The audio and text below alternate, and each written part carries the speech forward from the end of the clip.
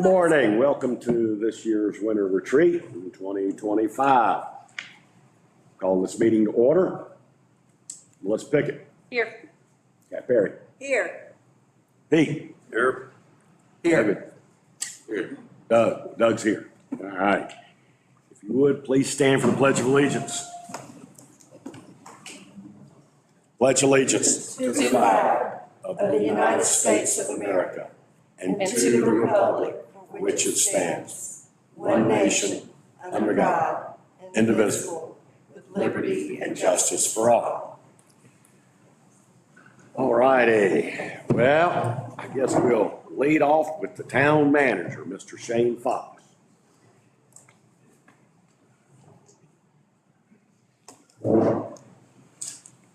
Okay, good morning. Morning. Good morning, roll call, pledge allegiance. Check, check, check. So we'll start with housekeeping before we get started. So this is our first time ever being here. So a little bit different than what we've done in the past.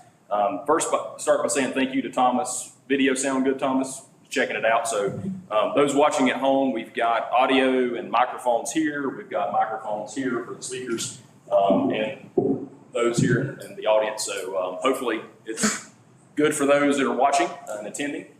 We've got bathrooms off to the side here if you haven't found them. Coffee and drinks over here to the little sidebar, and then we'll have breakfast each morning and lunch up at the cafeteria, which I think a lot of folks partake in this morning. The public is welcome to attend. We do have some public in attendance, but public is not allowed to participate during this time. And again, we do have this being live streamed and recorded on our YouTube channel. So try to be as open and transparent as we can. We'll start with an outline of the retreat for those that may be watching at home and just kind of give a feel for kind of the next few days and what's going to happen. I'll start off this morning with the year in review. I think it's always good to kind of start back in the beginning and go through the year and what accomplishments we made. We'll go back and do a checkup on our top 10 list from last year and what was accomplished and what's in process.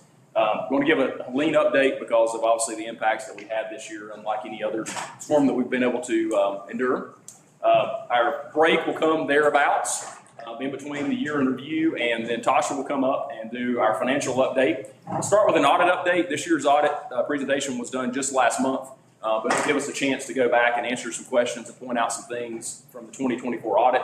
That'll then lead into the 24-25 mid-year update. One of the best things about having the retreat now is that we can give a 6-month snapshot of the year and where we are, and that gives us some opportunities to do some projections for the next 6 months. That leads into where we are from a fund balance standpoint and overall debt, and that plays into the conversation the next 3 days. What capacity do we have? What availability do we have? And what options do we have to be able to pay for some of the things we're going to talk about? Around lunchtime, hopefully before, we'll talk about our historic downtown conversation that's been talked about the last few months. Lunch, again, is going to be in-house, and that is for staff and employees, or staff and council, not for the public, and that's up here at the cafeteria. Tracy Brown will be here after lunch to wake everybody back up and do a TDA update. That was strategic, putting him after lunch, because as you want to take a nap, he'll keep you from doing that for sure. And then Kevin will come up and do an update on the downtown subcommittee, Kevin and Brian, along with a break thereabouts in the mid-afternoon. And then Meredith McLaurin will be here from Raleigh to give us an update on the parking study that was completed this summer and fall, and some discussion on what she believes our next steps will be. Then we'll adjourn until tomorrow at 9 o'clock in this room. And then tomorrow is a lot of infrastructure. It's a lot of McGill and Associates. A lot of studies were performed this summer and this fall, and a lot of results are going to be shared tomorrow. We'll start with Memorial Park bids results. We did receive 3 bids, so I won't give you the details quite yet, but that's a good news. So we first attempt this time received 3 bids, and they were much better than last year, I will say that. Then we'll talk about the town reservoir. We had a study performed, a sonar study of the depths of the reservoir along with the sediment, where it's located, and we'll talk some potential next steps with the reservoir. Another break thereabouts, and then more studies. Sidewalk study, current conditions of sidewalks, and then potential expansion of sidewalks, along with putting some numbers to that and what that looks like. Lunch is back up at the cafeteria in-house tomorrow, and then after lunch thereabouts, we'll talk about streets. All of our streets have been assessed. So it's been the first time since about 2012 was the last time all of them. So we've got a report card for all of our streets, what they look like. And then we've got some paving plans of what's needed maybe now or what's needed in a few years, and then kind of some thoughts about what that may look like going forward with our streets. Main Street crosswalks, Main Street parking. Not parking as in paid parking, we'll talk about that this afternoon, but parking as in we're going to end up losing some parking spaces when Main Street's repaved. We talked about this a little bit back in the late summer, early fall because of some of the new standards by DOT. Essentially where we have parking spaces that are up against either crosswalks or intersections, we're going to lose those spaces because of safety, line of sight issues. We'll talk about that tomorrow. And then we'll finish up the afternoon with all things water and sewer, water lines, sewer lines, and expansion. And then we'll adjourn to Friday morning, and then we've got our employee housing discussion. Our board appointments, that's when we'll go over our applications, who's applied, try to answer any questions, and then we won't formally vote on that, of course, until the February meeting like we normally do. IT, other items, et cetera, catching up, and then we'll finish up before lunch with prioritization for 2025 and beyond. We have once again here at the cafeteria, and then we break and we reconvene at Town Hall about 1:30 for the league. The league's coming up and doing what they call Town Council Academy training. So you get to go back to school for a couple hours and learn some basics of why you ran, the position you ran for, the responsibilities, the roles, and chance to ask good questions and get answers on the best practices and how we should operate and what they're seeing across the state. And then after the class is completed, we'll be adjourned for the winter retreat. So we've got about 24 hours worth of talking and discussions the next 3 days worth of activity. So far, so good? All right. Well, like I said earlier, I think it's always important to start this conversation with going back to where we were this time last year, year in review and updates on capital projects. We've had a lot of activity this year. We've had a lot of things going on. So this is meant to be interactive. Obviously, the next 3 days are all interactive for you guys. Please stop me, ask questions, make comments, etc. 2024, a lot of dots afterwards, was an interesting year for a lot of different reasons. Obviously, we know how the year ended, but we accomplished a lot in 2024. We'll start with the biggest project that any of us have ever looked at or had a chance to be a part of, a generational project with the Main Street Water and Sewer Project.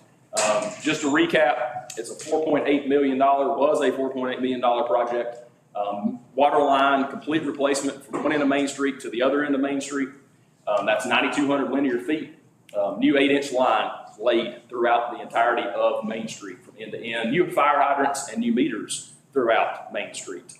I put slides up 3 years ago, I think, starting with the number of leaks we had. I think we were averaging, Matt, about 6 leaks a year, every year on Main Street.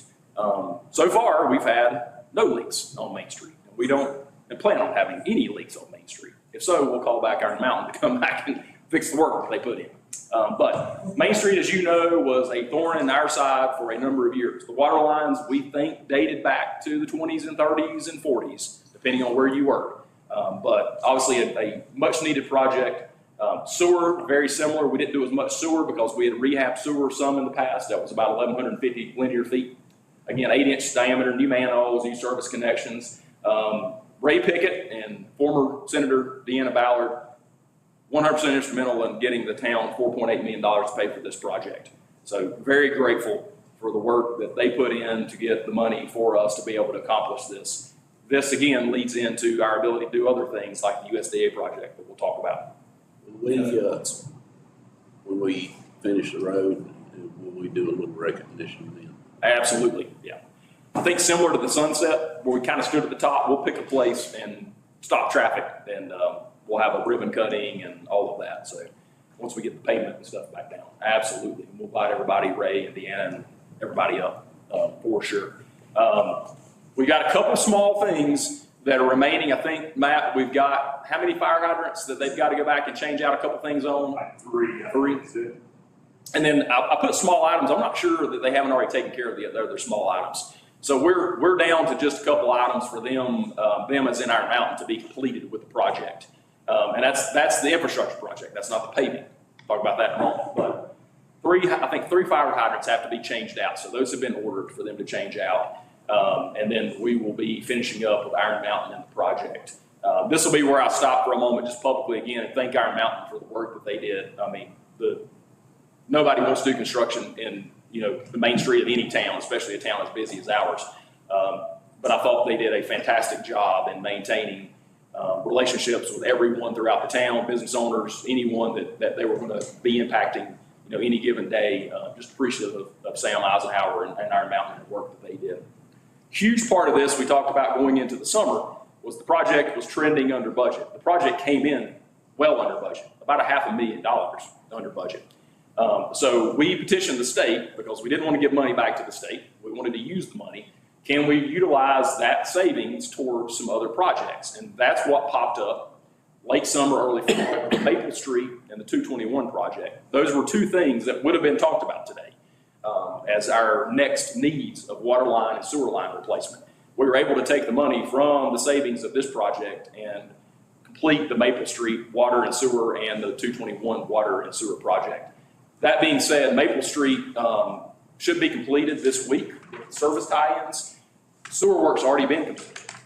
221 sewer is completed, but we've got to put the water line in on 221. I believe that Iron Mountain's planning on doing that hopefully just as soon as they roll off Maple, but that'll be another few weeks worth of work for them to complete the water line. But the ability to work with the contractor, and I think staff for their diligence in working with them closely, resulted in the opportunity for us to have savings to be able to get really these two streets taken care of, utilizing the same money that was appropriated to us a couple years back from the state. So we'll be talking about Maple Street and Green Street. Paving will take place in the spring/summer, so I don't want to take away the conversation for tomorrow. We've been talking about this since the fall. We're going to end up having somewhat of a delay, and I don't know what it is. We're hoping it's going to be short. Maymead is behind because of the hurricane. I hope they're not too far behind. They've assured me they are going to work as diligent as they can to get to us. But at the same time, I think we're all understanding that they've been overworked for the last 4 months in trying to get their projects completed that they were not planning on completing. So we will have it done as soon as possible. It will be this year. That is guaranteed. It will hopefully be sooner rather than later. But I had been saying publicly, and I will say it again, the plan has been up until the past week or so to start in the March timeframe. We may be a little delayed from that. And I don't have an exact timeline quite yet that I can share publicly. But I have been assured that they will work diligently to get to us as quickly as possible. Once that's complete, the project's complete and we're finished. Again, just for the public, that is a DOT road. That is not our road. So we don't control the paving. We don't control anything within that. I think we've stated that, several times. But it doesn't hurt to share it one more time from a blame standpoint. The paving of the road is not a part of this project. We're grateful that DOT still has us on there with all of the work that they have, unfortunately, across the state and the work they have ahead of them. So we will talk about that tomorrow and how that may impact crosswalks. McGill's got timelines, cost estimates, and what that looks like on crosswalks. Timing of that we need to talk through tomorrow and what that looks like with getting those crosswalks put back together. But all in all, we took on a project that's generational in terms. We've never had a project this large in town. We won't have a project that I know of coming up as large as this one in one particular area. And we're just that close to being done once we get that pavement put back. That being said, I've talked to Matt Blackburn and we've talked to Iron Mountain. As soon as the weather breaks and our snow pushing is over for the year, we're going to have Iron Mountain come back in and fill potholes and try to smooth areas out. So we're not going to have potholes all summer or spring as we're waiting on paving to be done. So we'll work through either our folks here or Iron Mountain, depending on the situation, to make sure that we're not dealing with potholes and terrible situations there. Questions on the project?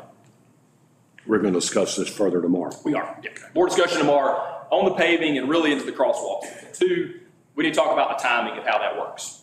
Because crosswalks, either we're talking painted crosswalks, stamped asphalt crosswalks, concrete crosswalks, or paving crosswalks. And each one of them carries a different price tag, and each one carries a different timeline of do you do them before, during, or after? And so we need to talk through the complexities of that and what that looks like. And maybe there's a combination of all of the crosswalks that we look at. Another big thing that kind of got not really talked about as much as it should is we talked about AMI meters, I think starting back 10 plus years ago. Our meter project, I think, was overshadowed because of the Main Street project in a lot of ways. But you all approved over a year and a half ago now, a $1.2 million project to put AMI meters, new water meters, throughout the town. To date, 2,263 have been installed. We've got less than 50 remaining. Those, as Matt has described, are the odd ones. Those are your gigantic meters, your 6-inch meters or 8-inch meters, and a few that are just hard to get to. We've got to redo some things. Is that fair to say, Matt? Absolutely. So we've got less than 50 left. 2,263 have been installed. We shared a lot of different things leading up to this technology, and we'll go through a couple slides in just a moment talking about it. What advantages are there in putting in AMI, the advanced metering infrastructure? Before, if you recall, every 2 months we had a whole team of people go out and read meters.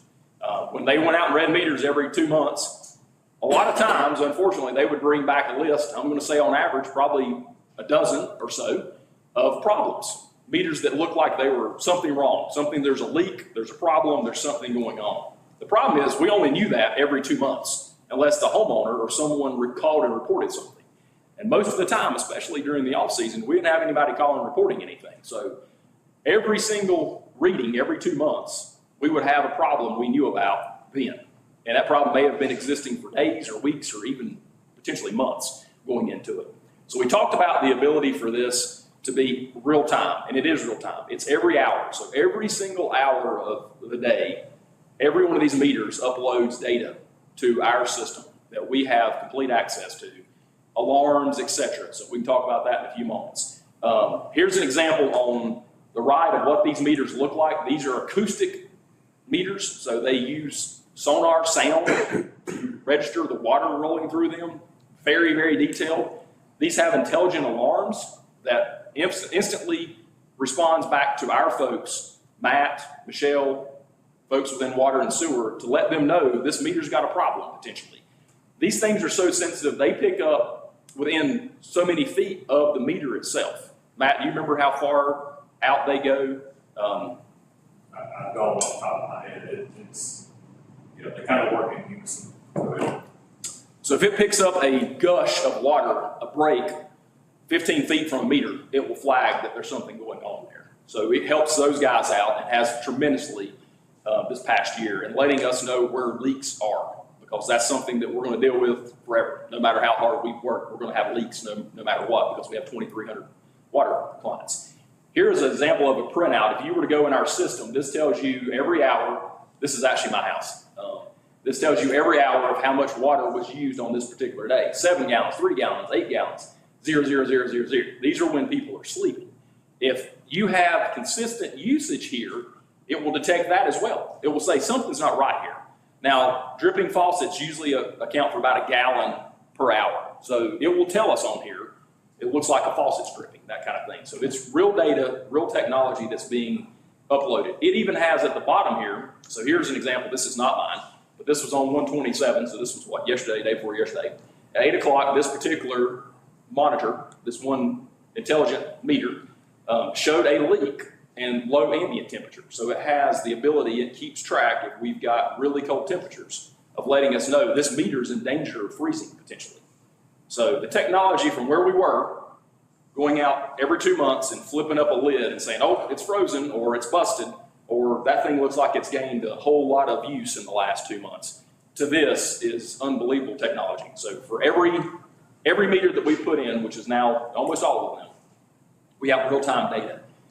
So what Michelle, and that's our primary person, and Holly within the office, but Michelle every single day receives reports, Matt receives reports of anything that looks like it's odd, and then we send folks out to inspect and investigate. So we are not going to go days and weeks without knowing something unless it's just something that is off the beaten path, so to speak. I don't know the number of times since we put these in that you guys have been sent out and found leaks, but a ton. And it's been very appreciative from homeowners to get that data within 24 hours and be able to give them a heads up. So it's been great. So we'll finish up these last few hard ones that are out there and some of these larger ones. Some of the larger ones we had to order meters and things of that nature. And there may be a few of these larger ones we just don't change out quite yet because it's the sheer cost of them and whether it makes sense. These are really, really detailed meters. And so we just want to kind of think through that. But these are in place. So 2,263 homes in the town have these in place right now. You probably don't know it because you don't go out and check your meter, but if you open up the box, you'll see a cam-struck meter that looks just like this. And it's got your real-time data on it. This thing is emitting every 60 minutes data back to us, letting us know where we are and what's going on within your water meter at your house. And again, it's down to the gallon. This thing has more formulas embedded into it than we can even possibly imagine, but it learns. It's an intelligent meter, so it learns that your usage is between these hours, and if it goes different than these hours, it may alert us as well within that. So very intelligent system. What happened at 4 o'clock? 4 o'clock in the afternoon. Looks like somebody probably washed clothes, I'm guessing. It doesn't happen often in my house. Somebody may wash clothes. Took a shower, maybe. Yes, Pete. At what point in time will you be able to check your phone and get those alerts directly to your phone? Yet to be determined, and a couple of reasons why. One, we want to make sure we've got all the bugs ironed out, and then we want to make sure that Camstruck feels comfortable with us rolling that out, and they're good on their end as well. We don't want to do it too early if there's bugs. We don't want to do it too early and get people too agitated with it yet. So I want to say publicly, we're monitoring. We're going to get that technology as soon as we feel good about getting that out there. So is that fair to say, Matt? Yeah. Yeah, we want to make sure that we understand the system and understand all the details. And Camstruck's working on some new modules on their end as well. So we want to make sure that's easy to use for everybody before we get people confused on what's out there.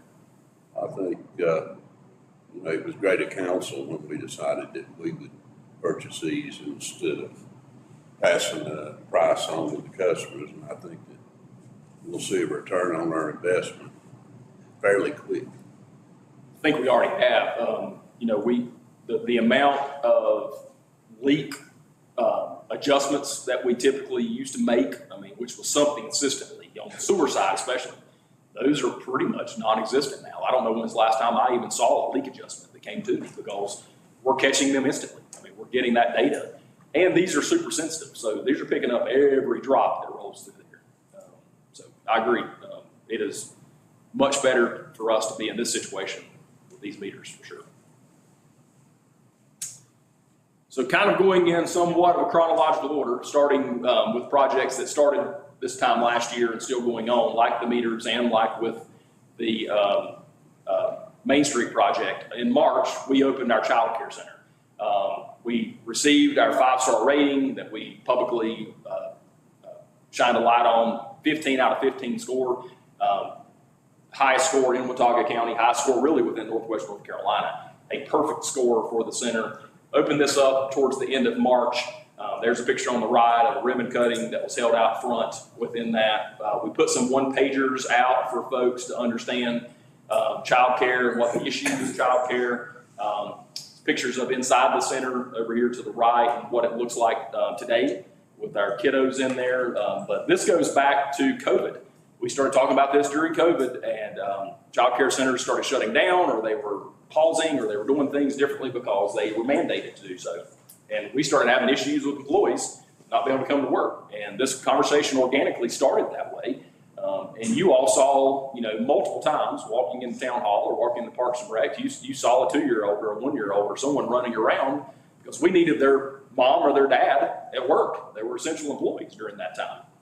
So crazy idea was brought to you all, and you agreed and said, go forth and open a child care center. So we did this past March. It's been open almost a year now. And again, it is unbelievably successful. It's called the Fox Den. That was something that they come up with while I took my departure or my hiatus or sabbatical, or whatever you want to call it, for a year. We currently have 11 children there, which is, again, what we kind of thought. We were looking at 10 to 12 kids probably. We've got capacity to go much more than that. So if our folks decide to be more fruitful and have kids, then we've got plenty of room for them. So we've got 11 currently at the Fox Den. Those are children from almost every department: police, fire, landscaping, administration, water. Those children have parents that represent $850,000 worth of salaries and benefits. So that's a big number. Those parents that have kids there represent. Why is that important? We talked about one of the biggest benefits of doing this is not only the ability to potentially recruit employees, because we have something that's not out there or existing currently. The big thing is retaining employees. We know for a fact that the success of this center and having children 2 blocks away, or whatever the case may be from where they are, here within the town, is a unbelievable benefit to retain employees. It's a morale booster. It's a lot of things, and we hear it. We've heard it from all of our employees. We hear it from new babies that were dropped off Monday over there, and moms that are comfortable knowing their child is there, and the ability potentially to go and nurse and do the things throughout the day. It's an unbelievable benefit that is really starting to take hold across the state. So we had 2 Tuesdays ago, 2 weeks ago, a Watauga County Legislative Day that the Boone Chamber put on and invited up a number of folks from all over the state: Governor's Office, Commerce, NC Child, senators, legislators. A lot of folks took recognition of it, came up, and we started the morning over in Boone. We had about 50 folks there. Then we transitioned over, had lunch at the American Legion, and we had about 35 or so that came over to lunch. And then that group went and toured the Fox Den along with several other senators in the county. That included people like Senator Heiss. It included people like Governor's Office representatives and Department Ted Budd's staff and others that had a chance to look at this. North Carolina Department of Commerce, Samantha Cole, has been in charge from the Governor's Office of putting together a full study within our center and other centers that are out there. Duke University just contacted us this week on Monday morning, and the Sanford School of Public Policy is now accepted and taken on our Fox Den as the case study for this semester. So they've got 2 professors, a research assistant and grad assistant that will be coming up in the next few weeks. And at the end of it, they will put together a 4 to 6 page case study that will be published on the Fox Den and the impacts that it's had, not only for our employees, but for the town itself. And so we had about a 2-hour conversation on Monday of this. So I just want to give an update, not only big things happening with it being open and being successful for the past year, but folks within the state and others are starting to take note of it. So Mr. Matheson and Harwood were a part of the morning session, lunch session, and the tour. And I think there's no doubt from the excitement in the room at the state level, Governor's Office, et cetera, this thing is going to get some serious notice. And I think it rightly should. This benefit is unlike any that's currently out there. And again, just want to publicly say thank you for your all's willingness to put forth this initiative and allow us to do so. Shane, who did you say is coming out to do the case study? Write out the case study. It's Duke University. The lead professor is Berkeley Yorkley. I think it's Berkeley Yorkley. I can get you the information. That's okay. Yeah. Okay. Yeah, but because of the legislative day, because of Samantha Cole, who's worked for the Department of Commerce, who was appointed by the governor, because she was there, she then went the next day and spoke on it at a lunch meeting she was at that Duke was there. Duke picked up on it. So that's kind of how these things work. And nothing but really positive momentum for it. But again, we've got 11 children there currently from 6 weeks old to, we don't have anybody past 3, do we? So we have a 6-week-old baby to a 3-year-old over there. So you think about that ability and how great that is for employees to feel comfortable about their children being there. Unbelievable benefit. A lot of other projects and updates that we've had this year that I'll just kind of go through and give you some insight to. Some of these we've talked about. Laurel Lane was an insignificant project, but it wasn't because of the partnership. We had a chance to partner with Mayview and the Homeowner Association. They put forth money. We put forth the ability to get the contractor and some other things. And we redid some of the rock work and light work and stuff around Mayview and Laurel Lane and that whole kind of main intersection there, off of Main Street. And it looks fantastic, and they've done a great job. But we appreciate the partnership with Mayview Homeowner Association and their willingness to put up the financial support. Something that was talked about last year, and I think it was number 4, was the spillway. We decided, because of the work that was done on Laurel Lane, let's go with a different approach with the spillway. Down here on the right is an example of what the spillway looked like back this summer. You see the old wall is completely gone. It's eroded, undermined. And so we have started back with the same contractor that did Mayview, Laurel Lane, with applying stacked stone, large stacked stone in here. And this picture is older. This has gone up even further beyond the picture. It's not quite complete. They're going to wait until springtime, I guess, Corey, because of obviously the weather that's down there to complete it. But this rock work was an example way back in the late summer. This is now much further up here. It did withhold the storm that we had. Helene did a fantastic job doing so. So this will be what it looks like, again, with backfill dirt, backfill plants, that kind of thing. It's going to be a really nice look to it. But the spillway's been talked about for 5 years at least, I know of, as being an issue. This is going to take care of that issue as we kind of go up around the curve and put the larger stone and rocks in there. So it's a little bit of a low-tech option that we hadn't really talked about too much in the past. We did some other stuff that's big, and we'll talk about why it's big tomorrow when we get into more sewer line. But we had a unfortunate or fortunate discovery of an old sewer line up on Chestnut Circle in that area that we didn't know that existed, where it existed. And that led us to a replacement of that sewer line. That replacement of that sewer line and the setting of the manhole that we put in the street will allow for us to talk tomorrow about expansion of sewer in that area. So that was one of those steps we talked about back late summer, early fall. We need to go ahead and do this and go ahead and put the new manholes in and go ahead and put the new line ins because it's going to set us up for success. And that's done so. We'll talk about that tomorrow and what that expansion looks like now around Chestnut Circle, Grandfather Avenue, etc. We also did a project on Sourwood with more stormwater, grates and things of that nature this past fall as well. So a lot of projects that we've done that may not get the same notoriety as what we've done on Main Street this year. Questions so far? All right. If you've been by on 321, you've seen our clear well has been painted. One of the things that was listed on here last year, checking off, we'll get through here, is number 7 was tank maintenance.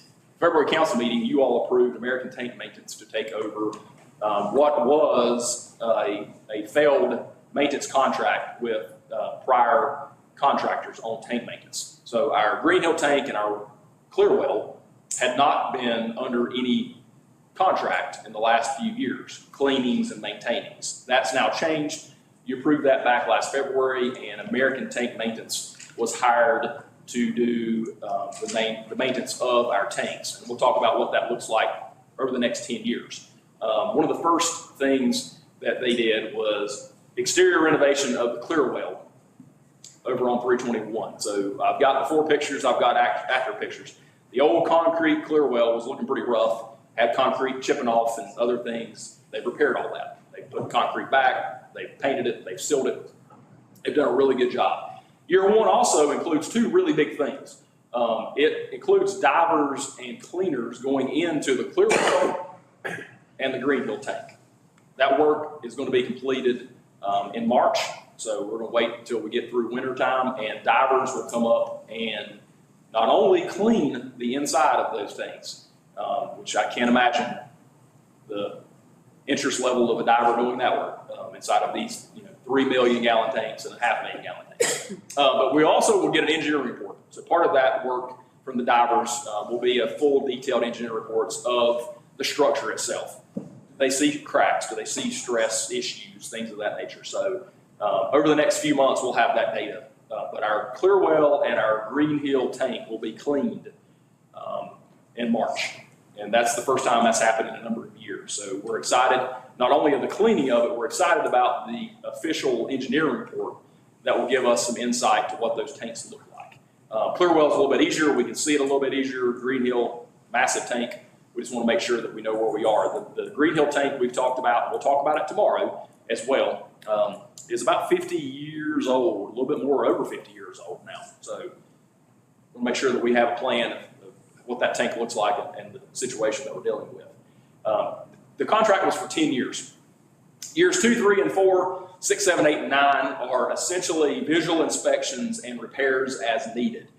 Years 1, 5, and 10, official cleanings, official engineering reports, that kind of thing. If there's a need to change that, then we can adjust it. But the original contract that you all approved last February was a 10-year contract, and it includes those years and the work to be done. So cleanings in year 1, 5, and 10, visual inspections, that kind of thing in the odd years. Picture down here on the right is the old tank. I didn't get a close-up of it. You can see, obviously, the color had faded. Here on the left is the new color. If you don't like the color, I would say Kevin Rothrock. Kevin Rothrock, 100% picked that color.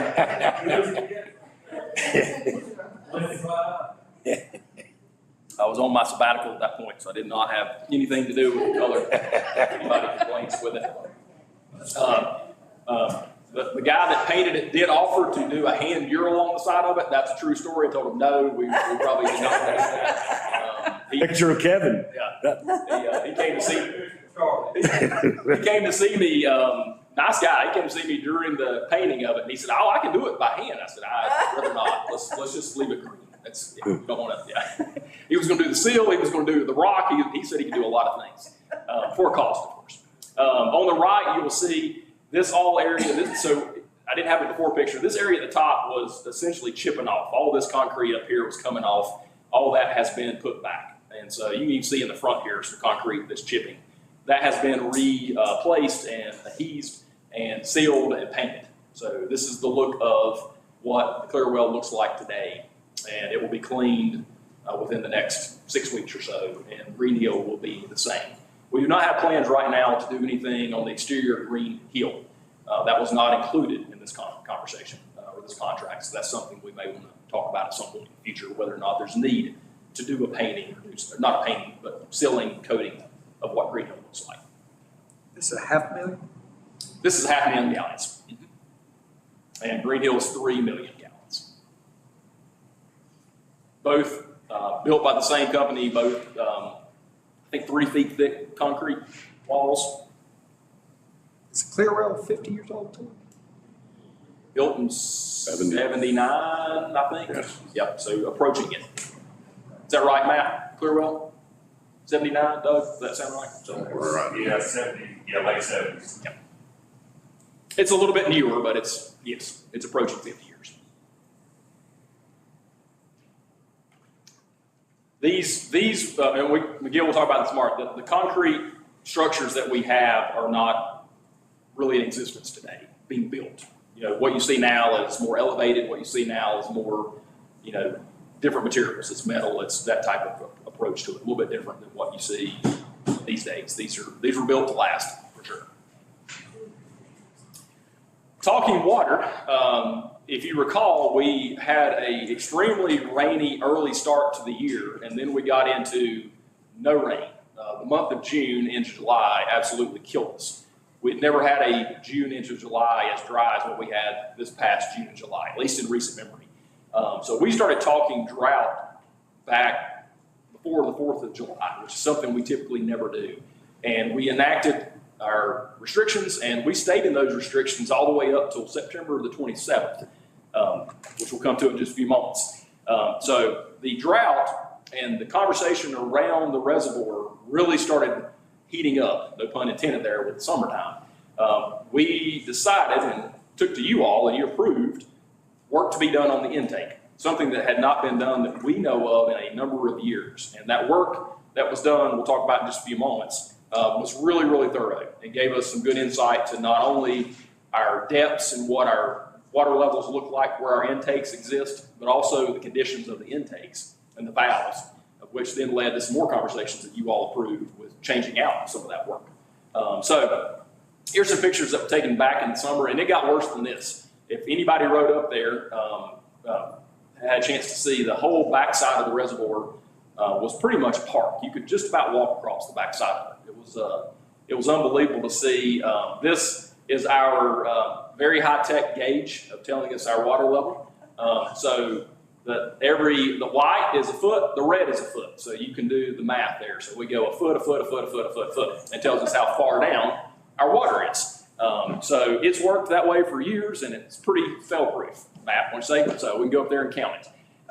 This is our older structure and our top intake. So this is not good. This right here is our top intake at the top there, sticking out of the water. So the drought even was worse than this. I think we were down totally close to 8 feet plus, which I don't think any of us had seen. Maybe Doug had seen it in the past, but 8 feet down is not something that we had encountered in a long, long time. So we thought, and we knew as much as what we thought, at least going into this project, that we had 4 valves that we could pull water off of. Well, the top one obviously was not operational. It was above water. So back in August, you all approved Southeastern divers or diving to come in and do a full inspection of our intake and the valves and the operational of it. And that work was completed initially, and then from that, there was some recommendations that you then approved again for them to go back and change out some things. This is today, or this was last week, you can see it was frozen over. This is the new platform and new ladder, and you've got some new things below the water surface.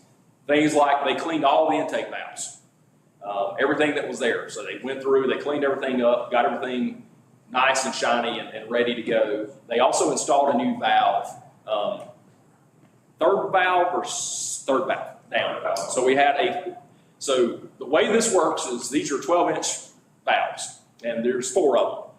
And they start at the top about 3 feet below the water, go down about 5-6 feet there each time, depending on, each one's a little bit different, until the very bottom. The bottom one is 25-ish feet, 23 feet from the water surface, so it's way down there, it's towards the bottom. And these valves have the ability to be open and closed, and so you don't want to leave them all open. You want to try to focus on, one valve. We had a valve that was broken that we figured out that we had a chance for them to go in and reinstall and put a new valve in, which they've done. So that's a fantastic thing. So now all 4 valves are operational. That's something that we didn't know that we didn't have, but now we do have. So we can turn the valves, which we do up here at the top, on and off, depending on which water level we're trying to get water from.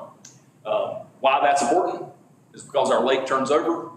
Sometimes the bottom's better than the top, sometimes the top's better than the bottom, depending on the year. So it's not exact science, but it works. So part of the work that was done, again, new ladder, new platform, and a big thing was they were able to go in and suction sediment from around the intake, a diameter around the intake, get the loose soil and dirt and stuff that had accumulated around the bottom of it.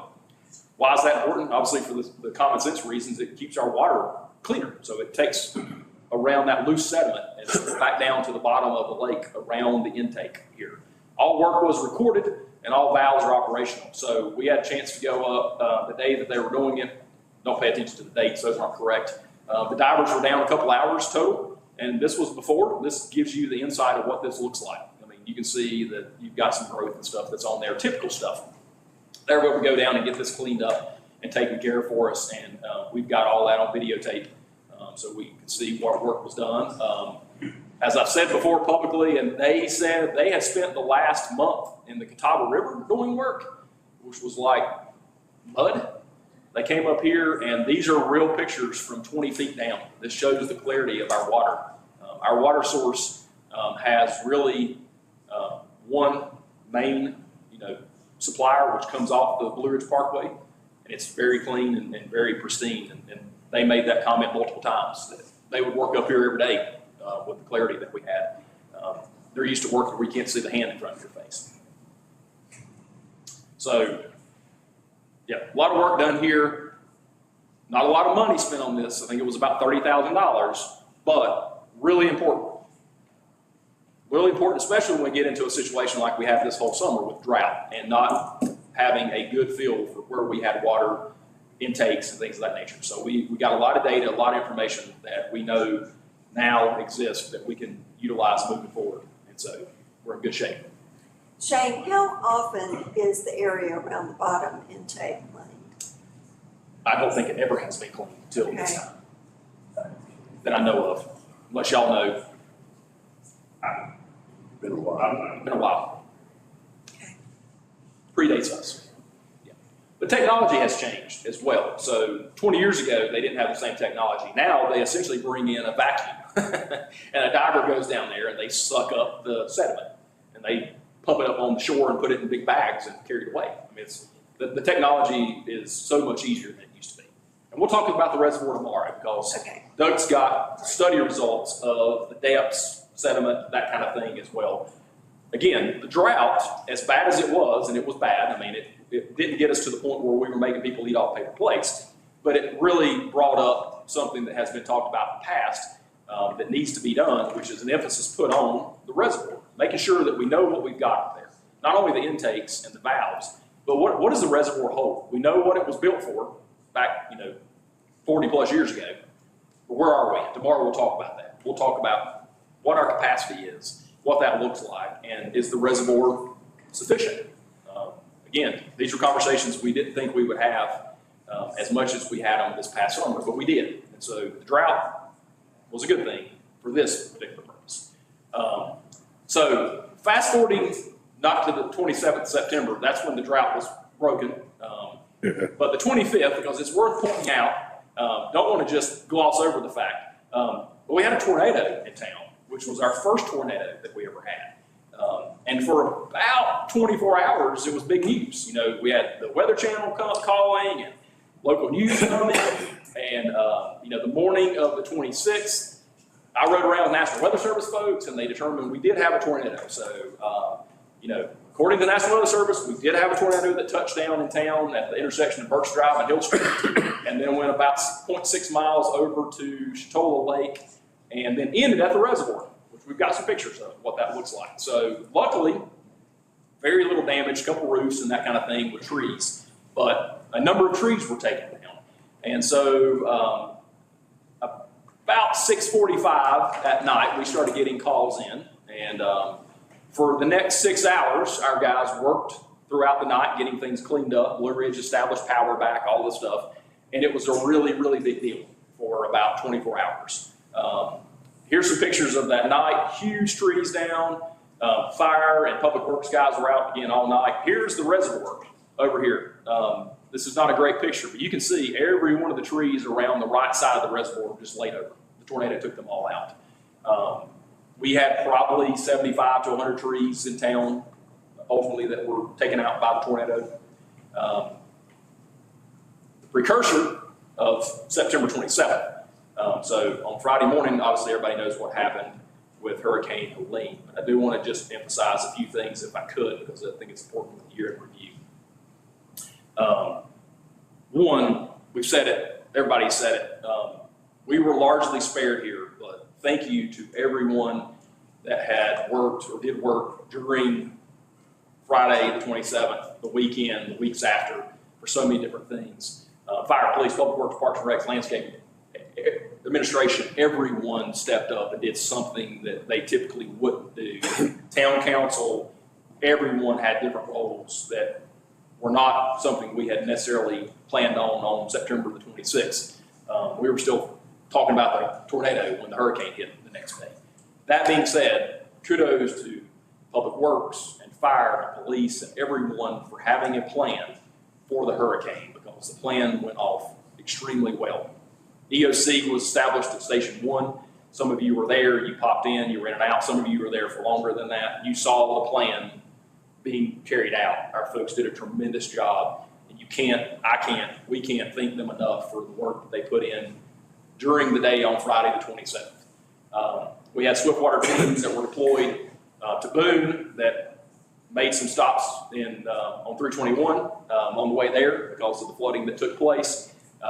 Cleanup work continues, but really was in earnest the first few days after the storm, and the week after that was fire and landscaping, public works, and so many. Hundreds of trees cleaned up, roadways cut open. We assisted the Park Service. Whether they wanted it or not, in the initial times, then they did request it afterwards. We opened up roadways on 321, DOT roads, Aho, Sampson, Ford, all the different aspects of that. Just a tremendous amount of work that our folks put in.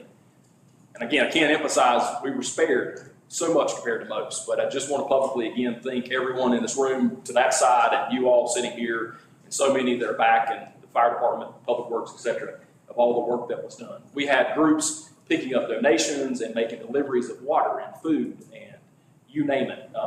Water and sewer work took place in helping in our sister cities in Montreat and Black Mountain, those areas. You've got some pictures down there. I always want to emphasize, first time I knew Matt Blackburn could operate a saw was right here on this picture. So there's, you can do it, looks like. These are Montreat pictures, Black Mountain Montreat pictures.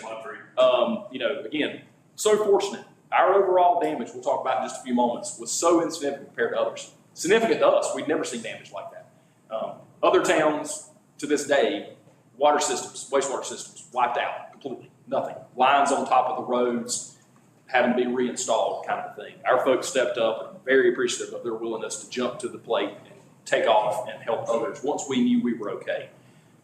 We spent the weekend getting ourselves okay, of course, opening up roadways, making sure the water plant and the wastewater plant was taken care of. Remco did a tremendous job. We all know that, getting power restored. Once we got power restored the first of the week to the water plant, the wastewater plant, our lines were okay. We were in good shape.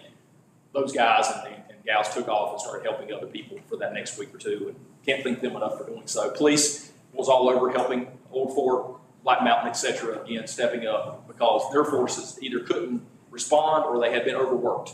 A lot of these small towns, unfortunately, you know, I'm not just repeating myself, had a staff of 2 or 3 or 4, and they're wiped out, they're tired, or their homes have been wiped out. And so our folks stepped up, and list of places they went to help out for a day or 2 or 3 was tremendous. And then our American Legion in Devant became a impromptu helicopter, helipad, and American Legion became a drop-off, pick-up supply point.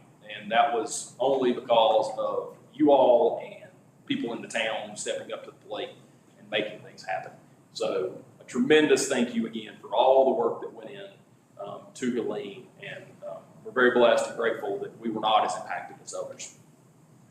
That being said, we did have some things that did take place because of the storm, and our folks, again, very efficient stepping up. Friday the 27th was a blur of a day for a lot of reasons. One of the things that we realized at some point was that we were losing a lot of water, and it was reminiscent of July 18th of 2022, which we were losing feet of water at Greenhill. And when we lose feet, that means something really bad has happened, right? So we have a dip when we lose a small line. When we start seeing the drop, which we started seeing, we knew we had something. Luckily, we were able to find it relatively quickly on the side of 321, our interconnect. Right here is a picture of, kind of hard to see, this is the pipe, this is the water shooting. Here's a picture, right there is the pipe that, on the other side of where this one is. So the river took a section of pipe with it. So the flooding of the river and the bend in the river undermined 321 and took a 20-foot section of 12-inch ductile iron pipe with it. Luckily, we were able to find it down here in the curve of the river. So here's where I say thank you again, repeating myself, to Iron Mountain, because they had been working on Main Street. They show up on Monday. We ask them, can you help us? Sam and the group jumps in with Matt's guys, and this thing's repaired, which is what you see over here on the far right, that afternoon. That was one day. They went down, fished out the pipe, brought the pipe back. We supplied them with some fittings. They put the pipe back into place, and we turned the water back on. Why is that important? Because Boone was still down at the time. Boone had no water plant. They had no water. This is the only water that Boone could get outside of ASU's interconnect with them. So our, not only was it wanting to stop the leak that was going on, which we were able to do, it was also to provide this lifeline back to Boone if they were to need it. So again, thank you to so many, but this is the work. This is the morning, you know, or the afternoon of Friday. We turned this off. This was by Monday morning or Monday afternoon. Sam's guys had that thing put back together, with Matt's guys helping, of course. And it still looks that way today. So DOT's going to get there, I'm sure. They got a lot of work ahead of them. But our interconnect was put back together by Monday after the storm. We had a number of situations across town looking like this. So I think it was Melissa who called the Saturday after the storm and said, have you been over to Possum Hollow? It looks kind of bad. So here's the road at Possum Hollow. You can see there's a lot of stuff in here. That's our sewer line, and you've got water, you've got cable, you've got a lot of stuff. But again, anywhere there was water, we all know what happened. Either devastating flooding, undermining, etc. So here was what it looked like on this side. On the other side, you can see the erosion of the shoulder and the infrastructure of the road here. Thank you now to Chris Estes and his grading company that he has here locally, because we reached out to him within a couple days of the storm, and Chris jumped up to the plate and assisted us. And this is what it looked like, again, just a few days after the storm. So this is what it was before, this is what it looks like afterwards. Not only putting the structural integrity of the road back together, but also protecting our utilities that are here and other utilities that were in place. This work repeated itself, and I'll show you a couple more slides throughout the town. Grateful to Chris and his relationship with the town and his willingness to jump up to the plate and get this work done, because the demand on these folks continue to be through the roof, and we're grateful for those relationships. Wastewater plant, here's the road that goes into it. Here's a picture of the whole hillside undermining. It gets worse as you go around this way. Again, here's what it looks like today afterwards. A lot of rock going back in, reestablishing this bank. Anywhere there was water, again, we had erosion. Here's Wonderland Trail, standing right here on the side. I'm standing up on the side looking straight down. It's hard to describe the slope that's here. It's a cliff. It drops off. Here is another picture looking down. This ends probably about 2,000 feet down there somewhere, ultimately. What happened here, what happened on Valley View, and what happened throughout the high country was water found an outlet. Wherever there was stormwater or flooding, it found a way to go, whether the river took the dirt, took the property with it, or this situation was a culvert and an inlet that had been there for a long time, became overwhelmed, and the water found a way to go out and took this. We worked with McGill and putting together a plan on repairing Wonderland Trail, put it out for an informal bid, and Mountain Crest out of Lenore, Mike Willis's group, who's helped us before and worked on things like the sidewalk on Laurel Lane, stepped up to the plate and put together a bid. And this is where the work was before the snow happened last week. So you can see they are reestablishing the base here. This is where the slope, you can see the severity of that slope right there. They're in here, they worked in here, they reestablished down the bedrock. They established a base on bedrock, and then they're building back up utilizing gabion baskets, which we've used throughout the town before. This work will continue until complete. It'll go back up to the road surface. That will reestablish the shoulder and then put together a plan for us to be able to hopefully not have this happen in this particular area again. This does include a new inlet and pipe that comes in there that will hopefully alleviate some of this. Something I didn't mention earlier, and I should, every one of these have been viewed and looked at by FEMA as being reimbursable. So I'll talk about that in just a few moments. But FEMA has been on site, they've looked at these, and they have approved the work we're doing. The last one that we have not completed the work on is Valley View, and that's our largest one. This slide, again, it's kind of hard to see. This is standing up on the road looking down. This used to be Old Orchard. So the road used to go here. So this was Old Orchard. That's gone. What we realized early on, again, this was on Friday afternoon, that this had taken place, was we had people down in Old Orchard that could not get out. Old Orchard is a private road, but there's only one way in, one way out, one way in and one way out of Old Orchard. There's 7 homes down there, I think, total. We had some families that were stuck down there. So again, we picked up the phone that weekend, got Chris Estes up, and he benched in a road right here that still exists today for those folks to get in and out of. It is not a permanent solution, but they can get in and out. Gas trucks, fire trucks, etc., have the ability to get in and out of Old Orchard. This one's more complex. We've talked about this in a couple meetings. This one's more complex because of the size of it. It's hard to see over here on the right. That's the Glen Burnie down there. So that's a 600 feet drop from where we're standing. It was odd that when they asked us, could we fill that all back then? Yes. So here's some, as we're checking off boxes with FEMA, they ask questions. One of the ones asked us out there, do you think you could fill this back up with like-kind material? We said, absolutely. You find us another mountainside that's coming down that we can utilize, and we'll start hauling dirt in here. It may take us a year to put this dirt back, but we can definitely try it. Or we can do what we did on Wonderland, and we can try to do this, which is where we're heading. So McGill, again, we'll talk about tomorrow, Doug Chapman, his group, they're putting together plans to bid. This one was under $250,000. We'll talk about that in a moment. We don't have to bid it. We did bid it informally. We went out and asked 6 different contractors, do you want to do the work? Several of them bid. Mike Willis was a low bid. We approved that back in the fall. This one is going to be higher than that. We've said numbers $600,000 to $800,000. We still think that's probably where we are. This is a big fix.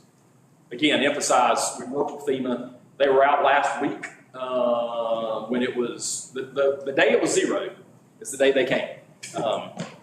Bless their hearts. So they came up off the mountain to come up. So they didn't stay long. They were pretty happy what we were doing here with this. But yeah, it's hard if you haven't been out there, and if you do go out, be careful because we've got the road blocked off in this area. But the size of this slide needs to be seen if you haven't seen it. Unbelievable, unbelievable. This mountainside was hundreds of trees that had been there for hundreds of years, and the day that we went down there, which was Friday afternoon after the storm, it's still this way today. There's nothing left. I mean, and this obviously repeats itself all over West North Carolina, where stormwater took out hundreds, if not thousands of years worth of vegetation and earth and rocks, et cetera, within that. So, all right, just to recap on Helene, David? Maybe I missed it. Did you share a timeline on that repair? On the timeline on this one is, I'm going to say 60-ish days, probably fair with the weather. Matt, does that sound right, to get this back up and running? Again, weather dependent. The nature of where they're working, they did not work during the snow. They're not Iron Mountain on Maple Street. This is a little bit more dangerous, so they're not going to be out there operating equipment if it's icy and slick. Our next steps for this is McGill is going to be putting out a bid document. FEMA came last week. That was a big step. We had to get FEMA up here to give us the thumbs up we're heading the right direction. So they call it a site visit. It's everyone from mitigation to historical to environmental. They all came up and checked their boxes off last week. So we couldn't do anything until we had them check the boxes off. McGill's been working behind the scenes putting together a bid-ready document. We'll have to bid it out for 30 days and hopefully get 3 bids. If not, we'll have to bid it out another 10 days and then pick a bid at that point. Then the work will start. So at this point, it's as soon as we can get the bid out, which we're hoping in the next couple of weeks to do so. We talked back in the fall, October, November timeframe about this. It got more complex because of the severity of it than what we had realized, and that was where FEMA has stepped in. In a minute, I'll talk about the cost and FEMA and their take on it. But we have put the road back into Old Orchard. That's sufficient right now, so we're not worried about access, ingress, egress. But our timeline is bid within the next couple of weeks. It's going to take 30 days, if not more. I'm not sure we'll get 3 bids, just to be honest with you. There's a lot of work for these people. If we do, then we'll have an opportunity to bring it to you all for approval. If not, we'll have to rebid it and then get back those bids. And then optimistic that we'll have a contractor that can get started pretty quickly. I don't think it closed any of the trail off in there. It did not. You said we had, Glen Burnie had some areas that we needed to go in and do some shoveling and stuff, but the trail was open within days, yeah. So we're good. Yeah, so you can now see way down there people walking on Glen Burnie, way at the very bottom down there. Fun fact, one of the guys from FEMA said, where'd all the trees go? All back. So we haven't seen them, don't know where they are. We think they went this way and took a right and went to Caldwell County is what we think. We haven't found them. We didn't go looking for them. But oddly enough, the Glen Burnie's pretty clear. I mean, there's trees down, but there's not hundreds of trees on the Glen Burnie. So they made an entrance into Caldwell County like you've never seen before kind of thing at some point. So That's probably how the pig got up here. Maybe so. Maybe so. Took that route. So cost, the debris work, and this is not uncommon for us, but all across West North Carolina, companies came in and worked with the state on putting together contracts for debris cleanup. This part of West North Carolina essentially went to SDR, Southern Disaster Recovery, with the debris cleanup. And you've seen them around, not consistently, but you've seen them around picking up debris. They've got the trucks, they've got the cranes on the back. It continues. So they've picked up 157 loads or 5,000 cubic yards so far. I will tell you, the frustration that you've heard only gets multiplied as you get into other places because of the amount of debris. There's a lot of work still left to be done. The county is not even a fraction into the cleanup process, especially the waterways, et cetera. Ours is much better again than most. So 5,000 cubic yards picked up. If there's areas out there that still need to be picked up and you see it, let us know. Over the last couple months, we've essentially, we can do it, we'll just send our guys out to get it versus waiting on them. They mean well, but they're overworked and they're stretched thin. So they will work here a day and then be gone for a week. And they'll work here a day and they're moving around the area. They're trying to make everybody happy is what they're trying to do. But so far, we've encountered about $75,000 worth of cleanup work from them. That's been invoiced. You all have approved this. This is some of these amendments you've had on your council meetings. Emergency repair work, wastewater plant interconnect, Possum Hollow at Old Orchard, Valley View. The work that's been done so far that was considered emergency. That was the days leading right after the hurricane. That work was about $80,000 total for everything. We've paid it, you approved it, FEMA's approved it. Wonderland Slide is $243,000. You've seen that, you approved it, and FEMA has approved it. Now, I say approved it. We've not received any money from FEMA yet. We keep working with them. They keep assuring us money's coming. Tasha can speak when she's up here if she'd like to at the number of emails and phone calls and meetings we've had with FEMA. We're very optimistic we'll start seeing money come in. That being said, obviously, this is a big hit to us, but we can withstand it. We'll talk about that in a few moments until we get our reimbursements. We will get reimbursed for this. We will get 100% reimbursement for this. We've done this before. We know as soon as things happen, we start taking pictures and documenting, which is exactly what we've done. We've got all this. FEMA's seen it. FEMA's good with it. We're just now working on the processes, waiting on the processes. Valley View, question mark, David. So we don't have a cost number. Again, I would bet north of $500,000, up to $1 million, give or take. That's going to be a big number. And what that looks like. Question on the hurricane. So we started with the worst drought we've had in a long time, and within about 6 to 8 hours, the reservoir was overflowing. I went up about 1 or 2 o'clock on Friday, and I think I called Matt. I don't remember who I called, and I said, this thing may not hold. The reservoir was 3 feet deep with water flowing over it. It was unbelievable. Because we'd been up there the day before, and it was 6 feet down. So one storm, 20 inches of rain will do that. And that's what took place. Unbelievable. Unbelievable. Continuing on. I'll stop talking in a minute and let Tasha talk. So, approved and upcoming. We got a lot of stuff that's been approved, a lot of stuff coming that we're going to talk about. USDA has been talked about for 3 years now. And Doug Chapman will talk about it a little bit tomorrow, but not a lot because we've talked about it and talked about it and talked about it. USDA approved our $4.6 million wastewater plant and lift station project back last May. You all approved the terms of the contract in June.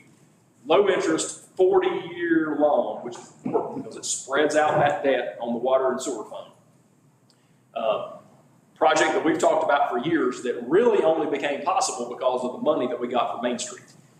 Main Street was going to be a USDA project. So you've talked about USDA for at least 5 years because we started talking about Main Street with USDA, doing a loan, doing low interest. Ray, Indiana stepped up, General Assembly stepped up, gave us $4.8 million. We switched gears and said, let's go now to the wastewater plant, water plant, and lift station. So $4.6 million, give or take, 3.5% interest right now. That interest rate cannot go higher, but it can go lower. So as the feds drop, we can go back and request lower interest rates. We'll take 3.5 right now compared to what's out on the market. It's double that anywhere else you go. So that's locked in, 3.5% interest, 40 years. Project includes a lot of things. We've got some pictures in a few moments.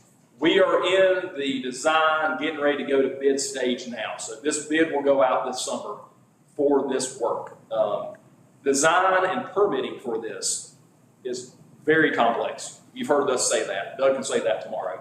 Not only are you dealing with the water plant and the wastewater plant, that's people's drinking waters and us replenishing the wastewater back into the water system. It's also dealing with the Bayview lift station, which is historic, it's old, it's beside a creek, it's beside a lot of things down there. So the permitting and the design phase has been going on since the fall, and we're ready to put it to bid by late spring, early summer is our plan. What we will do and what you will have coming up is once we are in the bid process and we've approved a bid for the $4.6 million, then we'll bring you all some plans of interim financing. So we'll talk about that. That will be late 25 into 26. So essentially a construction loan. We go out and get a construction loan. That work then takes place 26 into early 27. So we're talking big time frame here. Water plant, wastewater plant, maybe lift station. At the end of that, USDA repays the construction loan interest, all that's included. Then we start paying USDA. So we will have some small interest payments throughout the construction, but I say small as in very small interest payments. We really won't start paying this debt back until 27 to 28 time frame. So that's a big number. Keep that in mind as we're talking about stuff, and I'll put it on the whiteboard.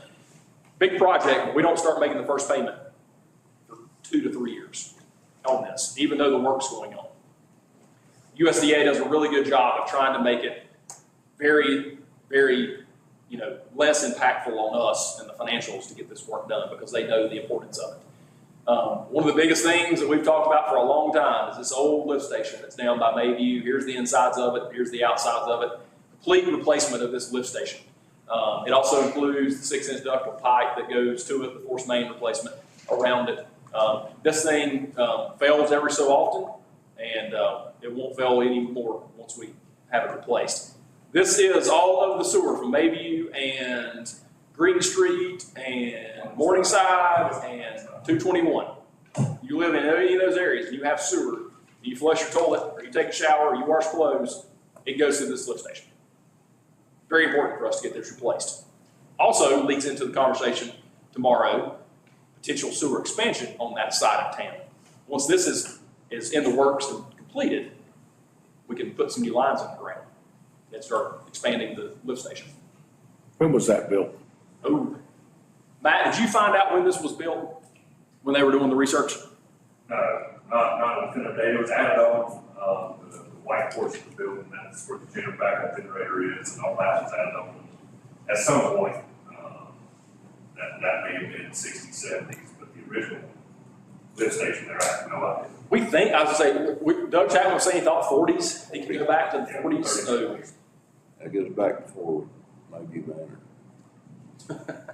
so it's in need of replacement. So that will be one of the pieces of the bid document.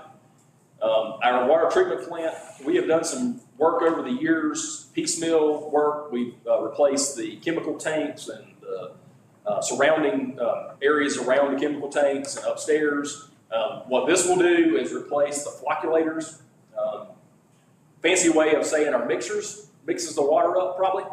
Big old paddles and that things, but got a cool name like flocculators. Replace high service water pumps and valves, replace finished water pumps, relocate turbometers, and then big thing is it replaces all the piping in the basement. It takes out that old original piping from the 1970s and replaces it with new piping, new bolts, recoating, and it does have another component to the SCADA, which is our alarm system. If you remember back to July the 18th of 2022, when y'all got a phone call from me about 5 in the morning that our water system had disappeared. And the fact that we didn't have any real alarm system in place. And then right after that, we approved putting an alarm system in place. And that still works to this day. Our plant operators have the ability to see on their phone water levels and have notifications. The SCADA system makes that a little bit more high-tech internally and externally gives better access to it. SCADA is now less of this project than it was because of the work we've already done out there, but it's still improving technology at the water plant. If you went out there again, back in 2022, you'd walk in and see the big green boxes with the paper charts turning. We now have a digital that's out there. So we've done some work, thanks to you all approving that. But this really replaces the bones of the piping and infrastructure that's out there, along with our flocculators and pumps. This really gets our water plant where it needs to be for the next decade or so. Wastewater plant, a lot of things here: bar string replacement, digester area system, rebuilding the influent pump, operating, building the roof replacement again, SCADA. We've done some of this work already. Some of this has come up, and we've already put some of these small things into place, but this really finishes off that project. So the point of the USDA loan and the point of this project is to get our plants, our lift stations, where they need to be for the next decade or so. And that's exactly what we're doing here. So, and again, Doug will spend a lot of time on it tomorrow because we've talked about it every retreat and every summer retreat for the last 3 years. But you will see activity starting in 2025. Been approved, you've already done it. Your next step will be approving the interim financing later in 25 to get this thing kicked off. Questions on USDA? It's a big project. It's a big deal for our water and sewer system. Wayfinding. Talked about wayfinding last year. I think it's on this list here somewhere about wayfinding. Wayfinding, TDA paid for. Tracy, we talked about it a little bit this afternoon. Started talking about it about a year and a half ago, probably, Kevin, give or take. If you've been to Boone, you've seen their wayfinding signage. -1, saw one sign on the side of the road on 321 the other day. Snowplow, I think, or car, must have hit it. Wayfinding to the town looks kind of like this. This is our pedestrian signage that will go throughout the town. These are pedestrian directionals and wall mounts, and you'll see some standalone parking letting people know. This work, again, has been approved and has been paid for by the TDA. And this stuff, we should start seeing activity, I think, spring to summer, Kevin? Yeah. This work going in. There has been a little bit of a hiccup. This was going to be our vehicular signs, like you see on the side of 321. The DOT has changed some rules in the last couple of years on the signage, what it can look like. Less design, more instructional, more directional. So our signs will need to change some. Some of this graphic will go away. They do not want distractions to drivers. And then some of our destinations will be different too. Downtown, Bass Lake, Memorial Park, perfectly fine. Tweetsie, not fine anymore. They've taken away that private section of that. There's going to be more discussions going forward, but it means less road signs for us. We had originally talked about doing 13. Now we're probably looking at doing 6 or 7. Is that right, Kevin? So we'll combine some of these and put them together. That being said, they'll still point people to the directions of the things within the town and the surrounding area, Grandfather Mountain, all the things state or government related is kind of what we're looking at. The private things that you'll see in Boone and you may see off the mountain has caught the eye of some DOT folks, and they're clamping down on allowing that moving forward. And I can understand why. That has kind of no ends of who do you put on there, how many do you put on there. So Blue Ridge Parkway, these kinds of things, you'll see. You won't see Tweetsie or Apsky Mountain that are going to be on there. Again, this work was approved about a year ago. It's been in design, it's been in ordering, it's been in all the different phases. It's going to start as the weather breaks, and you'll start seeing some of these signs going out there. And Tracy, I'm sure is going to talk about this because the TDA is paying for this for the town. Winterford Greenway, we've talked about for 63 years, give or take, I think. It has been under construction throughout different phases. Our phase, though, goes through the Blue Ridge Parkway. We get a little bit of complexity that the other phases don't have. That being said, we are ready to put out the bid in the next, how long, Kevin? What do you think it'll go out the bid? Next month. 2 phases of our section. So I think we're calling it Phase A and Phase C. 1A and 1C. 1A, 1C. A and C. B is the Parkway. The Parkway we've met with dozens of times. Probably every one of you have been with me in a meeting at different times at the Parkway. They're slow, that's okay. We're moving on without them, going around the Parkway or on each end of the Parkway. So here is the latest and greatest version of the A and C section. So here's Tanger, here's our trailhead. It starts here, Kevin, but it really starts at the intersection. I don't know, I saw this from her graphic, but it starts at the intersection of Possum Hollow. And it goes around the curve, and here is our 444 property, here's the water plant. It goes behind the 444 property, and then comes back around along 321, and this is over by Foley Center and the Chestnut area. This has changed a lot over the years. It went from going way back behind some of this to running into wetlands, running into issues with the Park Service. So the plan is this thing is primarily going to go along the highway. It's going to try to get off as much as they can. There's going to be guardrails. There's going to be safety measures put into place. The Milford Greenway folks, Blue Ridge Conservancy, has raised money over the years. They've got the money to pay for A and C. So that's out there. They're going to move forward with it. It still needs to come, it'll come before you all, before it's ultimately moved on, as we get an update from Wendy. But the plan right now is to go up to the water plant area-ish. Fair, Kevin?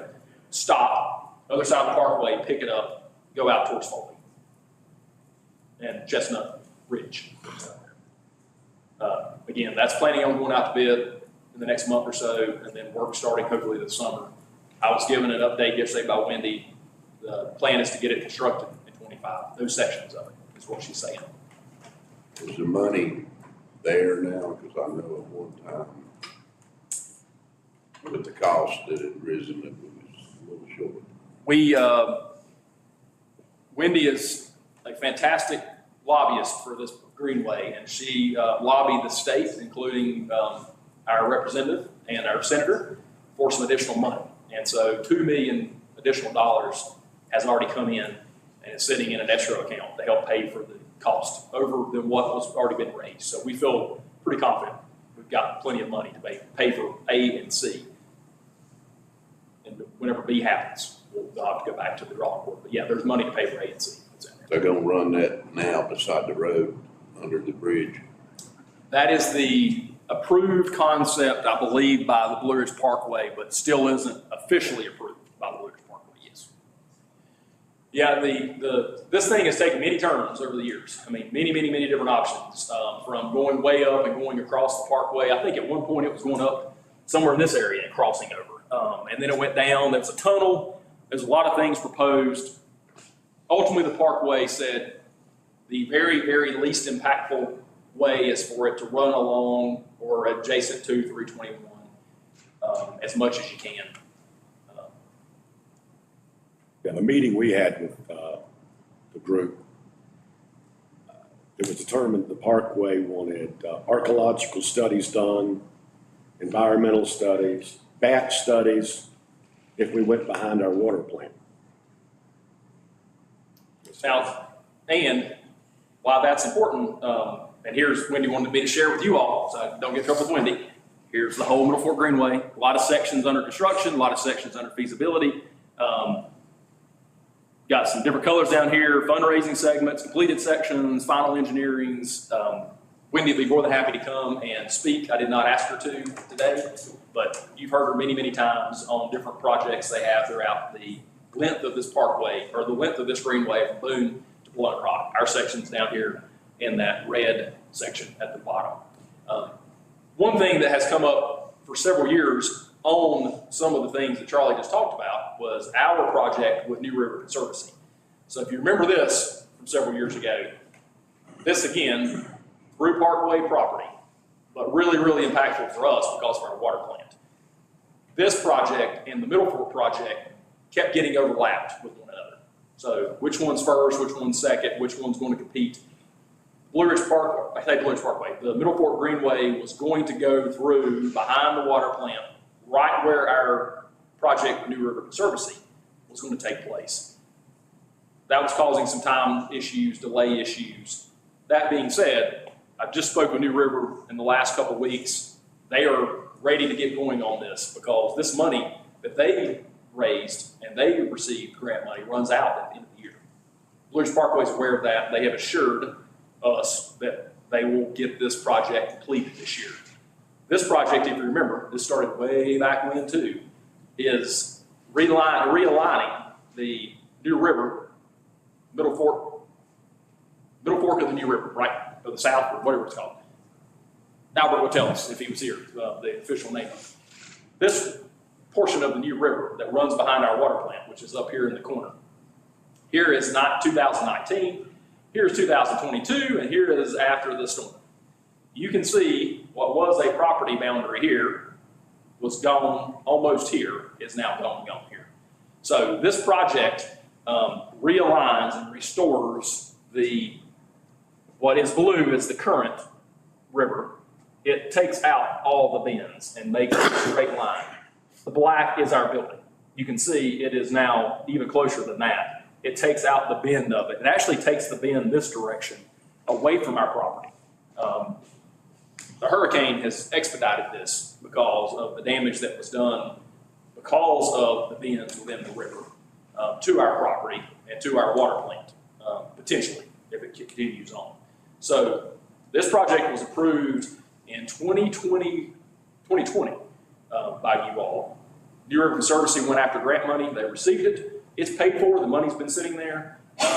They've gone as far as getting engineers and scope developed and getting contractors, but it's been waiting on Blue Ridge Parkway. Our property, you can see, is right here. This is Blue Ridge Parkway property. It belongs to the Blue Ridge Parkway. It's impacting us. We had a meeting after the hurricane and we let Blue Ridge Parkway know that you're working on this. We can't wait. We're going to have to go in and do something. It's to our benefit to protect our water plant, obviously. We're going to have to go in there. Please expedite this project. You have to.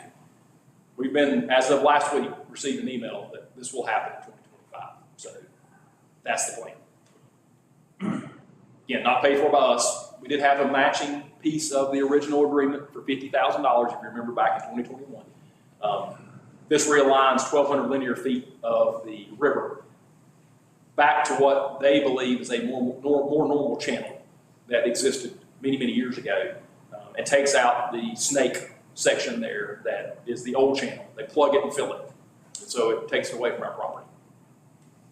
So this Sycamore Fork Greenway has been talked about for a while. This is not as long as Sycamore Greenway.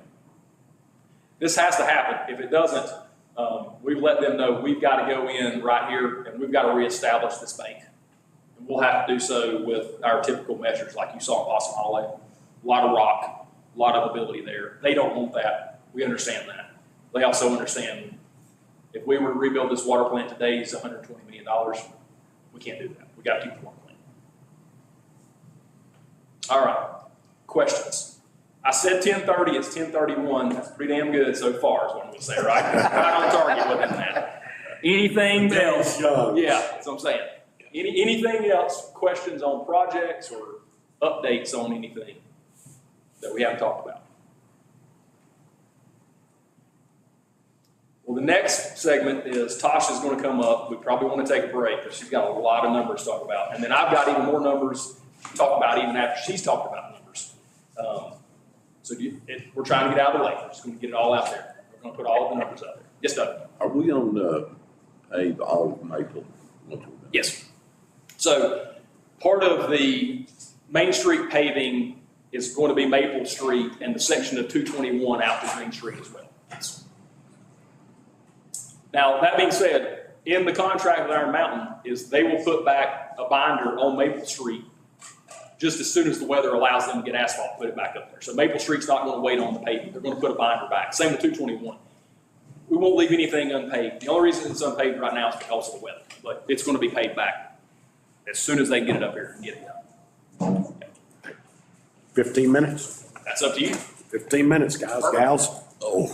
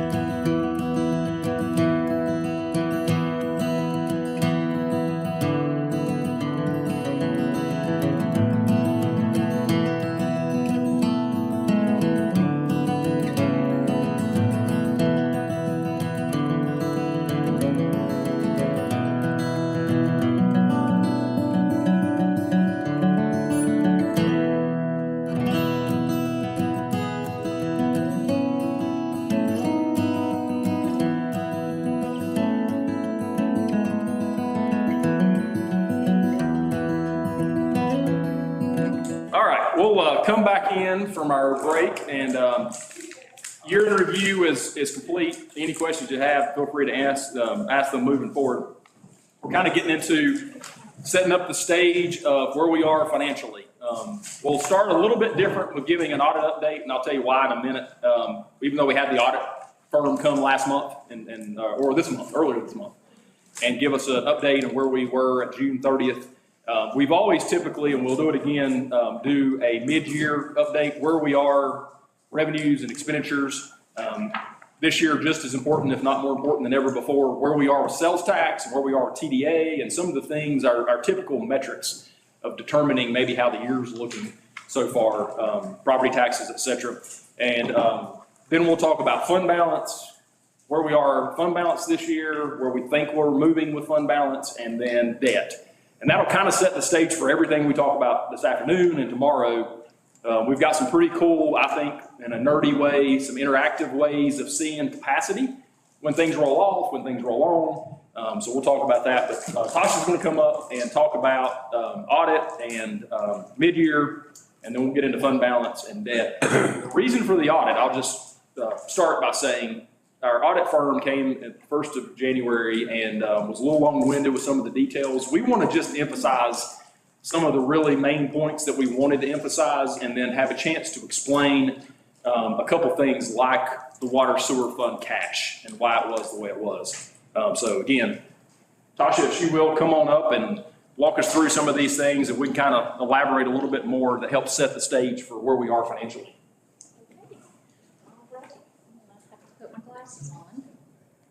So just looking at that cash portion, I know whenever the auditors were there presented at the last town council meeting, and we did have a finding that the water sewer fund cash was low at the end of the fiscal year, June 30. We were at $219,294.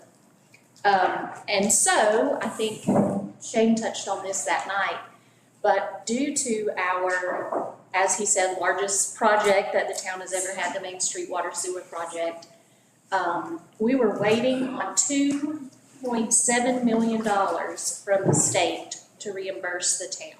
So we had expended those funds as the project was ongoing, and then filed for reimbursement from the state, and we received it July 7th. So 7 days after the audit end year, the cash totaled $2,966,482.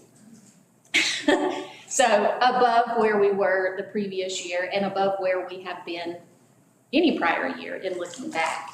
So, so that was tough, and that is always tough because it is a snapshot in time at June 30th, how we see things. I will mention the department did apply for that reimbursement in March. So it took until July 7th for us to receive those funds from the state. So I wanted to touch on that because that I know was probably startling to some to see cash was so low, when in actuality, we knew that cash was coming. It just didn't make it by June 30th. And I'm going to touch on fund balance a little bit. I know Shane's going to be speaking on that too. Just looking at audit end from the prior year. The prior year, our expendable unassigned fund balance, so that's monies that are not restricted, that we are able to use. We were at 28.96%. So we had 3.5 million, right at 3.6 million that was unassigned at the end of fiscal year 23. And by the end of fiscal year 24, we were up to 47, almost 48% of unassigned spendable fund balance, which is that $6,419,000 number, which is great. We want that. We don't want all of our fund balance being restricted where we can't use that on what things that are needed. We see this a lot. This was due a lot to, the town was owed a lot of receivables still from prior years. We got in, we tried to clean those up, collect those funds, get that cash flowing back to us, and get those restrictions down. So you can see that stabilization by state statute. That is, the LGC calculates that, and so we always want that number to be lower. So we reduced that quite a bit, about a little over $2 million. And so that's what's got our unassigned balance back up to where we typically have been in the past. I believe close to 50%. Any questions on that? I know Shane's gonna go over fund balance too, so. And then, so, like I said, a 19% increase in our spendable fund balance. And then now I was just briefly touching on some of that stuff. We're gonna get into where we are here at our mid-year point in this fiscal year. So first I wanna start by going over our pie, the general fund revenues. Of course, property tax is our largest source of revenue, 46%.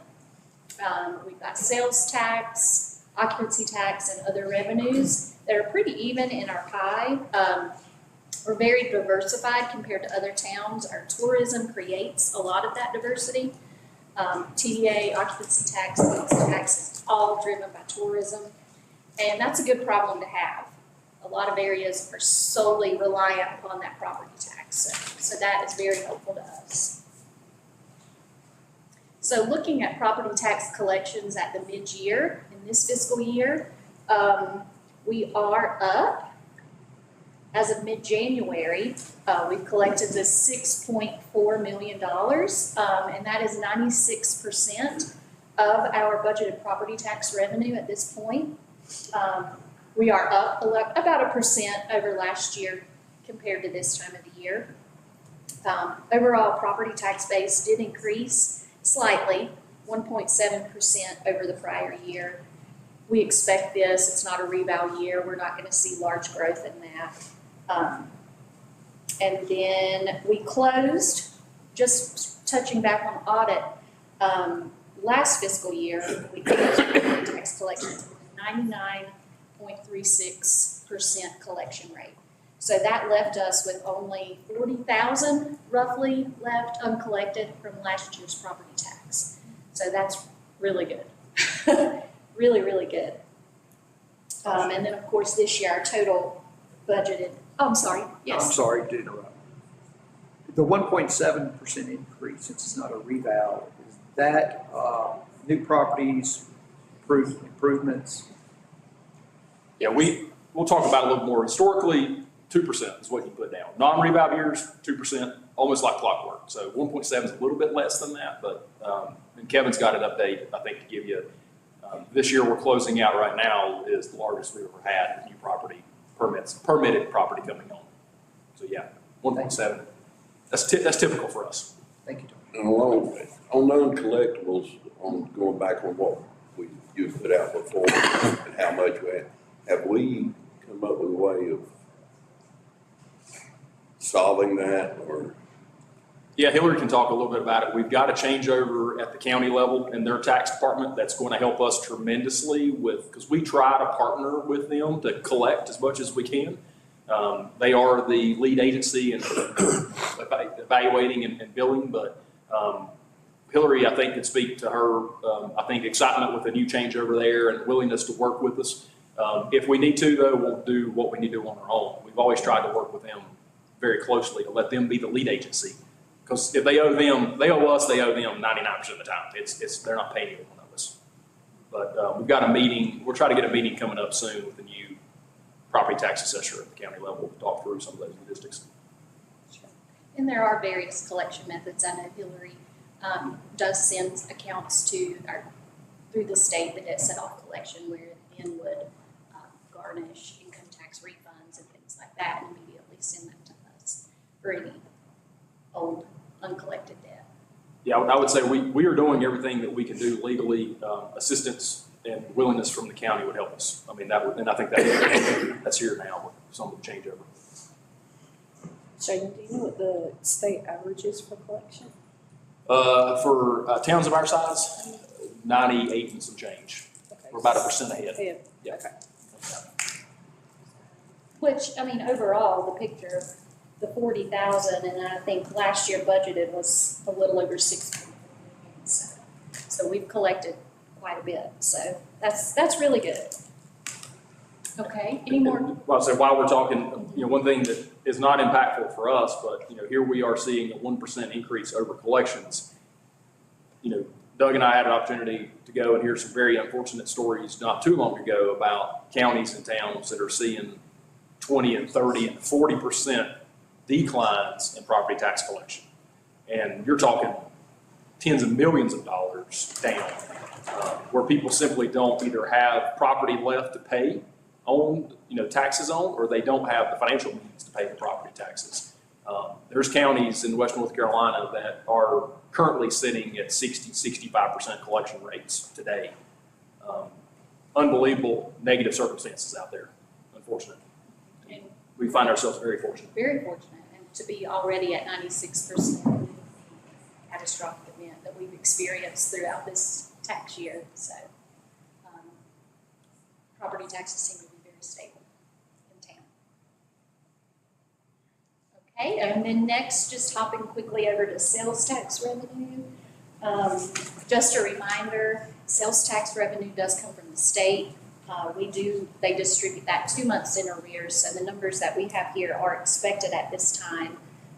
So we are slightly up over last year, 4%. And Shane and I know we have talked, not an uptick that we were expecting. Some of this we feel could be due to the storm, people purchasing water and things like that, and driving the economy and pushing that sales tax up because of the storm. So we're seeing. That surprised me with Walmart closed as long as it were. It is. It really is. So at this point, November would have been the last month that we've collected. So we still do not have December or January accounted for in these numbers, but we're at 35% of budget for the year, which is expected at this time. But good things that we're seeing an uptick and not the opposite, which we were thinking was going to happen, especially with the hurricane. Any questions on that? Occupancy tax revenues. So occupancy tax revenues are slightly down. Last year was, of course, a record year. It's only a 2% decrease compared to last year at this time. We do attribute that to losing the last big weekend in September due to Helene and 2 strong weeks in October. But we are still holding strong, especially compared to a lot of our neighbors. And really, this is best case scenario considering we have collected 45% of budget at mid-year point. So even with losing those crucial weeks of our busy key times, we're only looking at about a 5% decrease whenever we were anticipating 40 or 50% possibly in the beginning. So we're still going strong. Tracy, I'm sure, will speak more on this afternoon. I know he and I have talked about price points being higher could be contributing to this, more inventory in town of rooms and Airbnbs and things like that. He'll go into more detail about that, but overall occupancy tax revenues, we noticed a little bit of effect from Helene, but overall still going strong. We anticipate reaching budget by the end of the year. And then other operating revenues at mid-year are up. I love to see the number. I love to see a graph where it just constantly is stepping up, especially when it's revenues, right? We want to see more revenue coming in. The expenditures can go the opposite way, but the revenues, we want to keep having those go up, especially with all the work that we have going on. We need the money coming in. So we do have an 11% increase over last year.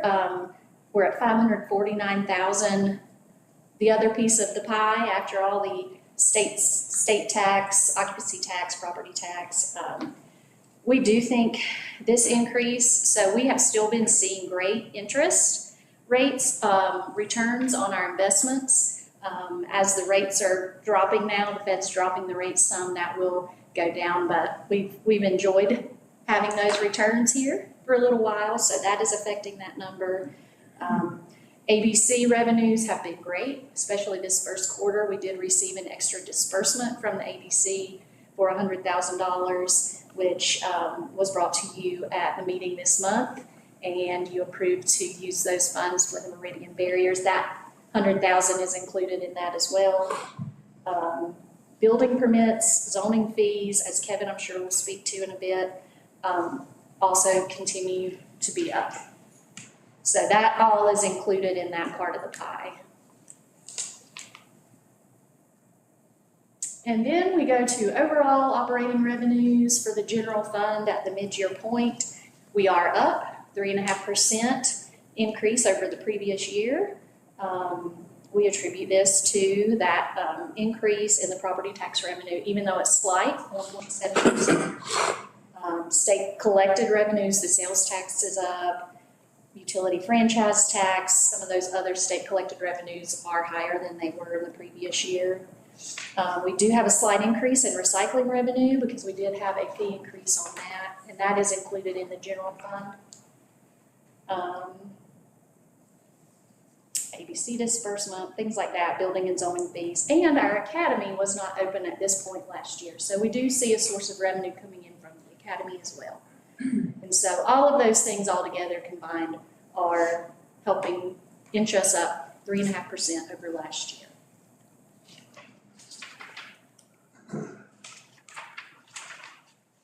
And then, of course, we have to get into expenditures.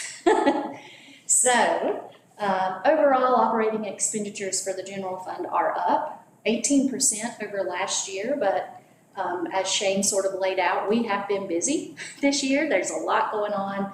We're making a lot of vast improvements, a lot of projects going on. Of course, our expenditures are going to go up, getting all these things accomplished.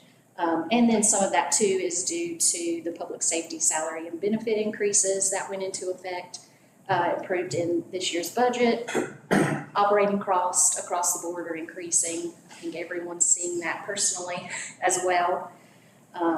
But we are in line with the budget, 50% of expenditures at the mid-year point.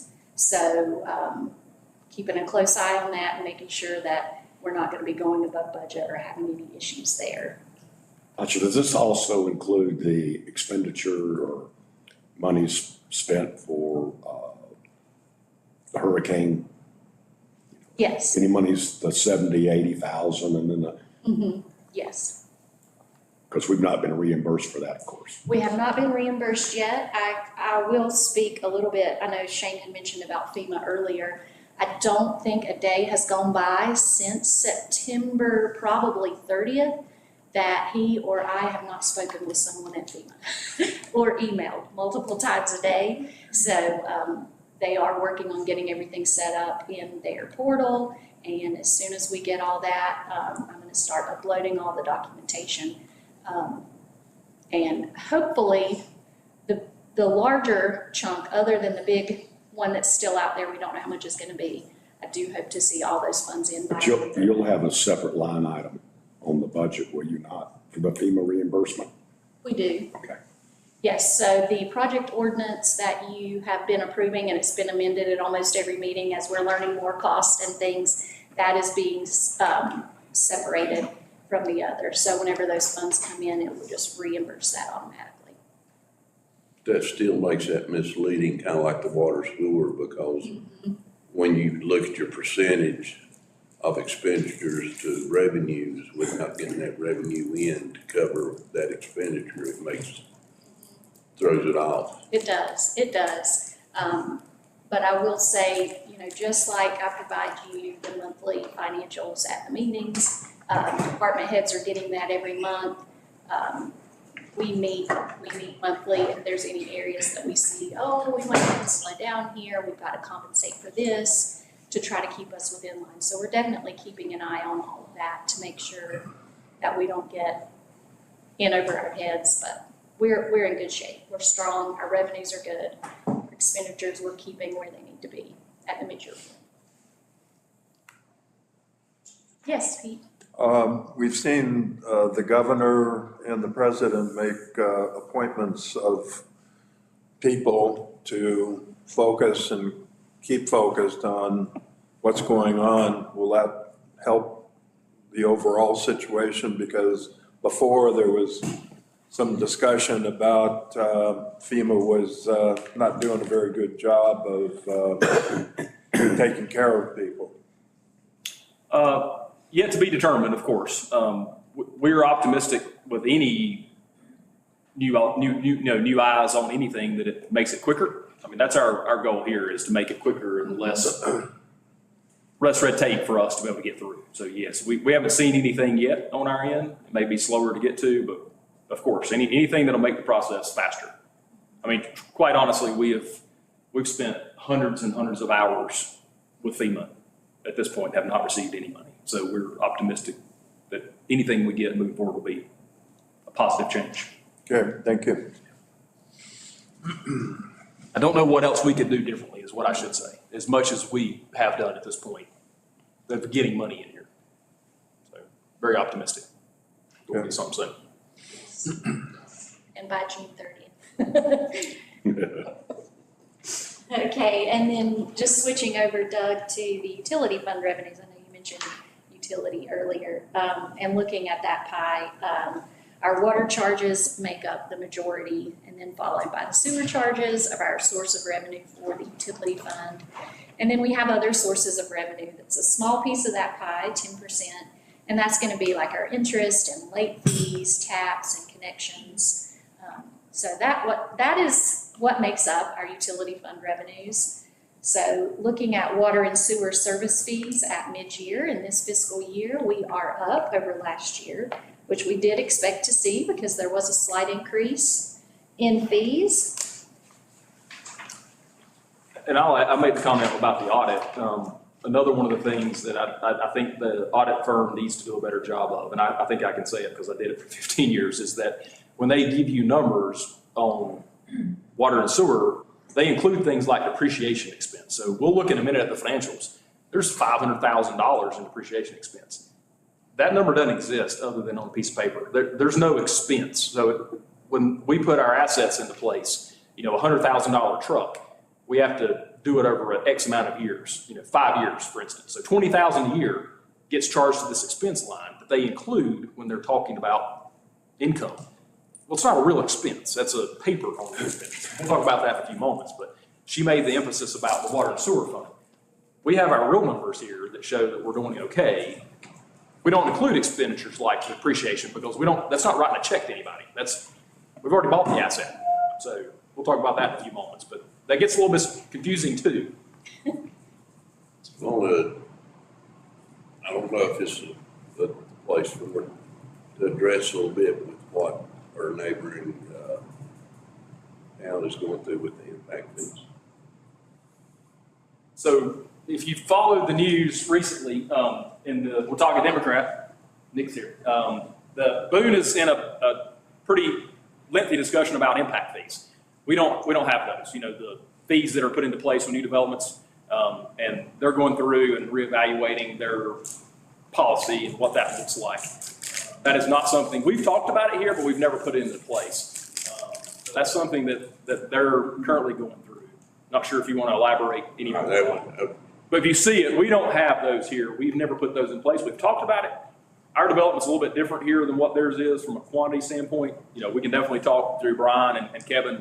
We've done that before, of what we think that may look like, but that's exactly what you see on the front page of the paper when you talk about Boone and their developmental fees, impact fees, all the different old terminology that's out there that they're talking about now. But when you hijacking Tasha's thing here, then when you look at your financial statements and you flip over to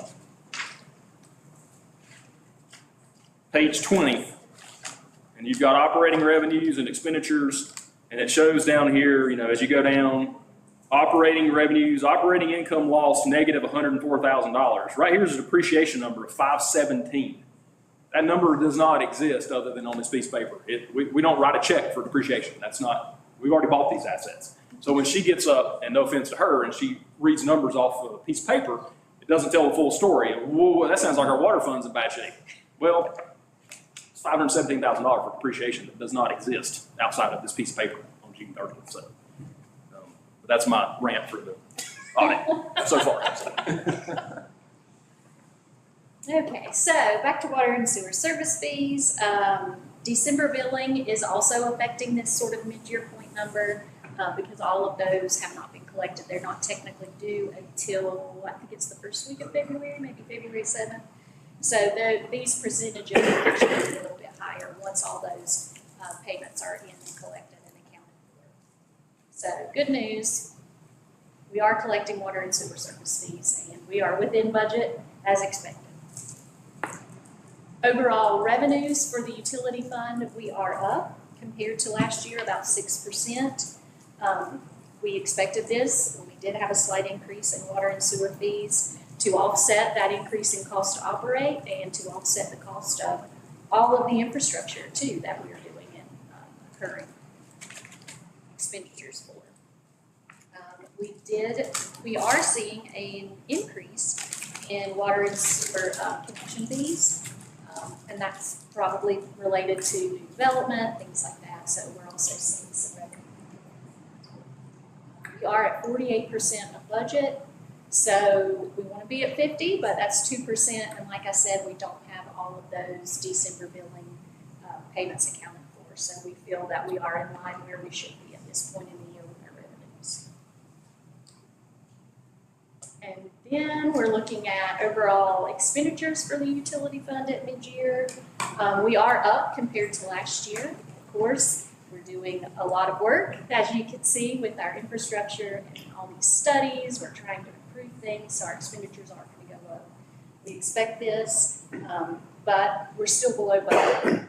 Our expenditures are only at 46% of budget, so we're actually below budget pace at this year, and our revenues are up. So that's a great thing. This does include interconnect emergency repairs, the wastewater emergency repairs, the reservoir work. That's all included in here that we just talked about. That's all I have.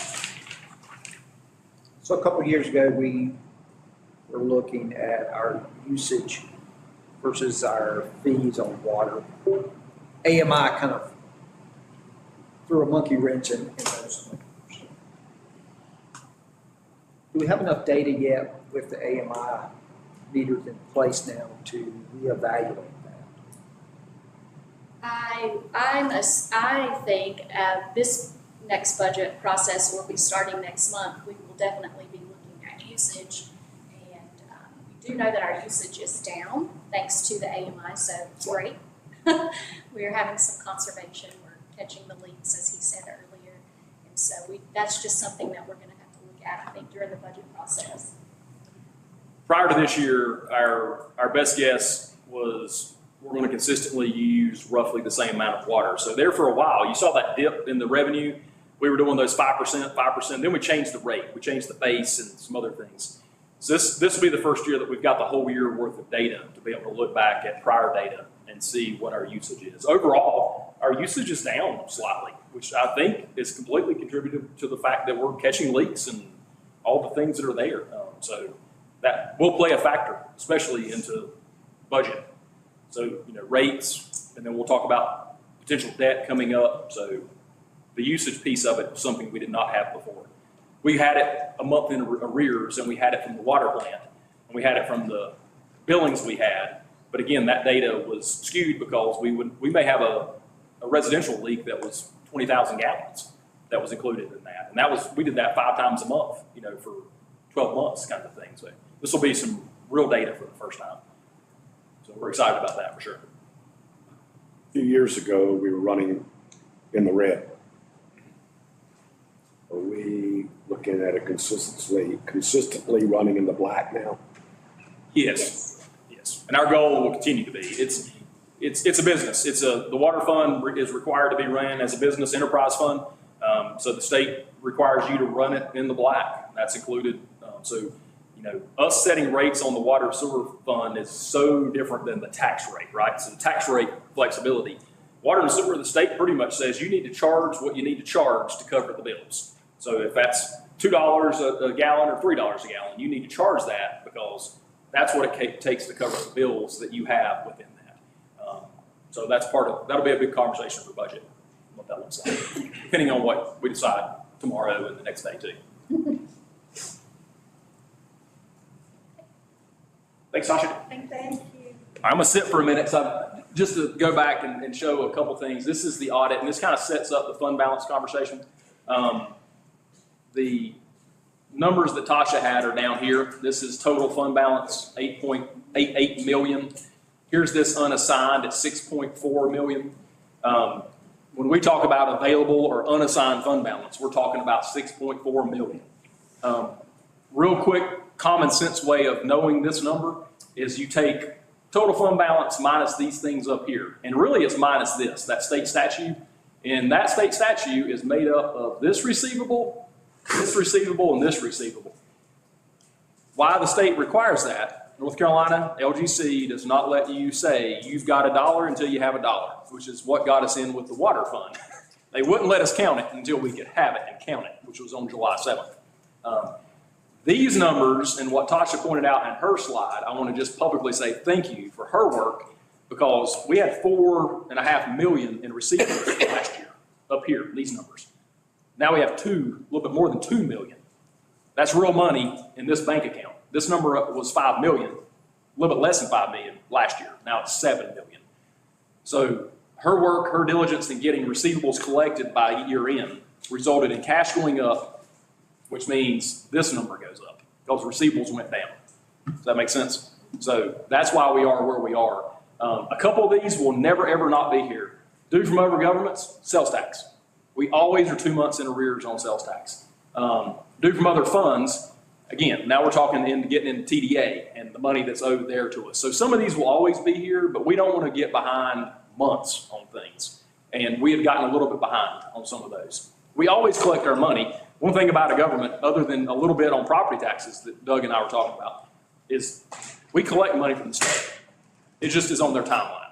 And until we ask for it, we don't get it necessarily. So just wanted to point that out as we go into the fund balance conversation. This number here went up by $2+ million. It's because this number went down by $2+ million. And that number went down by $2+ million because these numbers went down. And that means that number went up. So all very positive things with regards to fund balance, for sure. So go back to, here we go. I've got to ask a quick question. Yes, sir. Of Is the course. Academy its own enterprise fund? It's set up in the general fund. It's not an enterprise fund. It's set up as a separate, it's got a separate set of accounts, but it's inside the general fund. And I know where you may be heading with that. One of the things that the state requires, if you set something up as an enterprise fund, it has to pay for itself. We don't think the Academy is ever going to make money.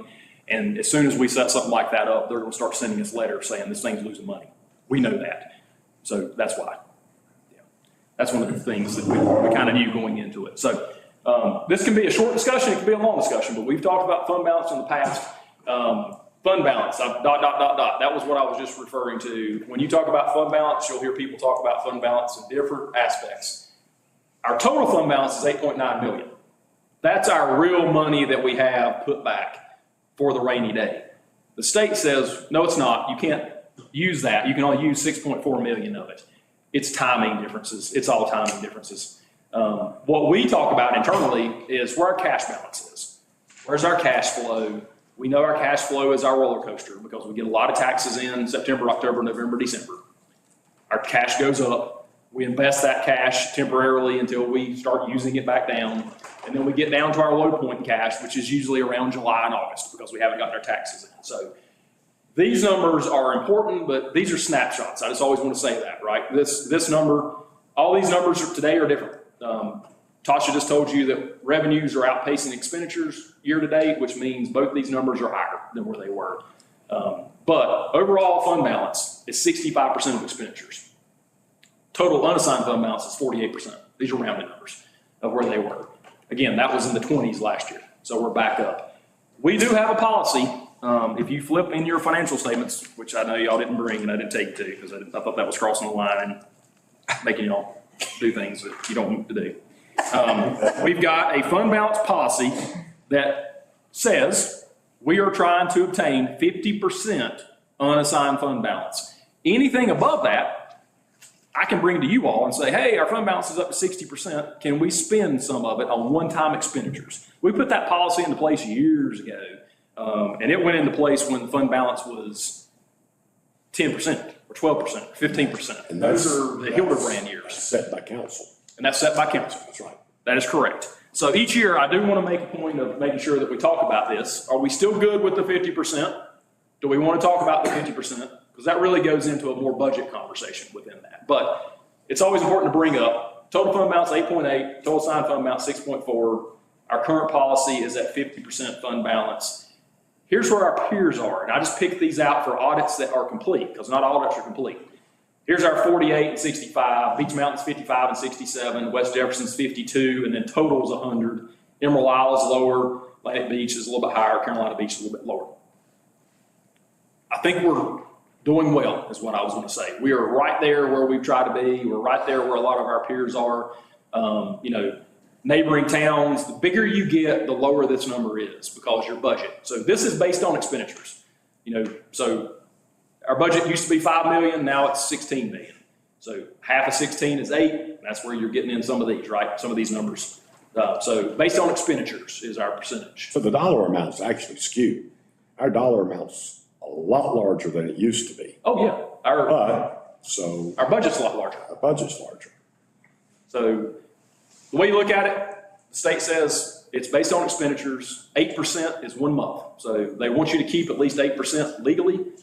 We've got 6 months worth of expenditures put back that we can spend. Hurricanes happen, things happen that we utilize them for. That's exactly what we're utilizing for repairs and needs to the Helene work is right now using this. So that shows you where the money that we're waiting on FEMA, which could be a year or so, who knows?